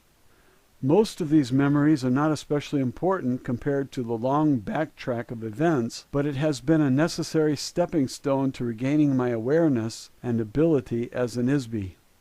I can also remember some dim patches of my life in the Domain Expeditionary Force. I was a nurse there too. For the most part, I've been a nurse over and over and over again down through the ages. I stick with being a nurse because it's familiar to me, and I enjoy the work of helping people, as well as the members of the race of biological beings in the domain whose bodies look more like insects than mammals, especially their hands. Even doll bodies need some repair once in a while, too. As I remember more about my past, I realize that the rest of my life is in the future. Eternity is not just in the past, eternity is in the future. At this point, I'm still not able to fully return to the domain. I am sentenced to eternal imprisonment like all other Isbys in the living hell called Earth, until we can disable the old Empire force screens. Because I won't keep my biological body much longer now, I am intensely aware that very soon I will be recycled through the amnesia process of the old empire and stuck back into another baby body to start all over again without any memory of what went before. As you know, members of the Domain Expeditionary Force have been working to solve this problem for thousands of years. Errol said that even though the Domain has located all of the lost battalion officers and crew, the success of freeing them depends on the ISBs who are already on Earth. The Domain Central Command cannot authorize any personnel or resources at this time to conduct a rescue mission, as this is not the primary mission of the Domain Expeditionary Force in this galaxy. So if ISBs on Earth are going to escape from this prison, it will have to be an inside job, so to speak. The inmates will have to figure out how to get themselves out. Various methods of recovering the memory and ability of the ISBs have been developed over the past 10,000 years on Earth, but none have proven to be consistently effective so far. Errol mentioned that the most significant breakthrough was made by Gautama Siddhartha about 2,500 years ago. However, the original teachings and techniques taught by the Buddha have been altered or lost over the millennia since then. The practical techniques of this philosophy were perverted into robotic religious rituals by priests as a self-serving instrument of control or slavery. However, another major advance occurred recently. An acquaintance of the commanding officer of the Domain Expeditionary Force space station is an ISB who had once been an important engineer and officer in the old Empire space fleet. He became an untouchable himself about 10,000 years ago and was sentenced to Earth for leading a mutiny against the oppressive regime of the old empire. The engineer was trained in advanced scientific improvisation theory thousands of years ago. This man has applied his expertise to helping the Domain solve the apparently unsolvable problem of rescuing the members of the Lost Battalion as well as the ISBs on Earth. Careful observation and experimental analysis of the mechanics of memory in ISBs by he and his wife, who assisted him, led to the realization that ISBs can recover from amnesia and also regain lost abilities. Together they discovered and developed effective methods that they used to rehabilitate their own memories. They eventually codified their methods so that others can safely be trained to apply them to themselves and others, without detection by the old Empire thought control operators. Their research also revealed that ISBs can occupy and operate more than one body at the same time, a fact that previously was thought to be uniquely limited to officers of the Domain. One example of this fact is that the engineer in a previous lifetime on Earth was Suleiman the Magnificent. His assistant was a harem girl who rose up from slavery to become his wife and rule the Ottoman Empire with him. Simultaneously, she inhabited another body and ruled her own empire as Queen Elizabeth. As the Queen of England, she never married because she was already married to the Sultan of the Ottoman Empire. In a later life, he was incarnated as Cecil Rhodes. During his life as Rhodes, she was again a princess, this time from Poland. As such, she pursued Rhodes unsuccessfully toward the end of his life. However, in their next incarnation, they met again, were married, had a family, and again worked together successfully all of their lives. Several other notable examples of this phenomenon were observed. For example, the process of refining steel was invented by the same ISB who inhabited two bodies simultaneously. One was named Kelly, who lived in Kentucky, and the other was a man named Bessemer, who lived in England. They both conceived the same process at the same time. Another example is Alexander Graham Bell, the inventor of the telephone, which was invented by several others at the same time, including Elijah Gray. The telephone was conceived concurrently in several locations around the world all at once.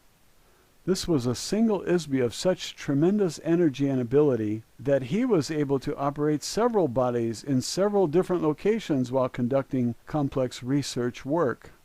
Thanks to these revelations, the Domain has been able to return some of ISBs of the Lost Battalion to active duty on a limited part-time basis. For example, two young girls who occupy biological bodies on Earth now are at the same time working as active members of the Domain Expeditionary Force on the asteroid space station as operators of a communication switchboard. These operators relay messages between the Domain Expeditionary Force and the Domain Command Headquarters. Recently, I myself have been able to resume some of my own duties for the Domain Expeditionary Force while continuing to live on Earth. This is not an easy task, however, and can only be done while my biological body is sleeping. It makes me very, very happy to know that we may not have to stay on Earth forever. There is hope of escape not just for the Lost Battalion, but for many other ISBEs on Earth. However, all ISBEs could be helped to become more aware of the actual situation on Earth through the information in this envelope. This is why I sent these letters and transcripts to you. I want you to get these documents published. I want ISBEs on Earth to have a chance to find out what is really happening on Earth. Most ISBEs will not believe any of it, I'm sure. It seems too incredible. No reasonable person would ever believe a word of it. However, it only seems incredible to an ISBE whose memory has been erased and replaced with false information inside the electronically controlled illusion of a prison planet. We must not allow the apparent incredibility of our situation to prevent us from confronting the reality of it. Frankly, reasons have nothing to do with reality. There are no reasons. Things are what they are. If we don't face the facts of our situation, we're going to stay under the thumb of the old empire forever. The biggest weapon the old empire has left now is our ignorance of what they were doing to all the ISBEs on Earth. Disbelief and secrecy are the most effective weapons they have. The government agencies that classify the enclosed transcripts as top secret are run by ISBEs who are nothing more than mindless automations covertly ordered through the hypnotic commands given by the old empire prison operators. They are the unknowing slaves of unseen slave masters, and all the more enslaved by their willingness to be slaves. Most of the ISBEs on Earth are good, honest, able beings, artists, managers, geniuses, freethinkers, and revolutionaries who have harmed no one, really. They are no threat to anyone except the criminals who have imprisoned them. They must find out about the old empire amnesia and hypnosis operation. They must remember their own past lives. The only way this will ever happen is to communicate, coordinate, and fight back. We have to tell other people, and they have to discuss it openly with each other. Communication is the only effective weapon against secrecy and oppression. This is why I'm asking you to tell this story. Please share these transcripts with as many people as you can. If the people of Earth are told what is really going on here, perhaps they will begin to remember who they are and where they came from. For now we can begin our own release and rescue with words. We can be free again. We can be ourselves again. Perhaps I will meet you in person, with or without a body, somewhere in our eternal future. Good luck to all of us. Matilda O'Donnell McElroy. End of Mrs. McElroy documents.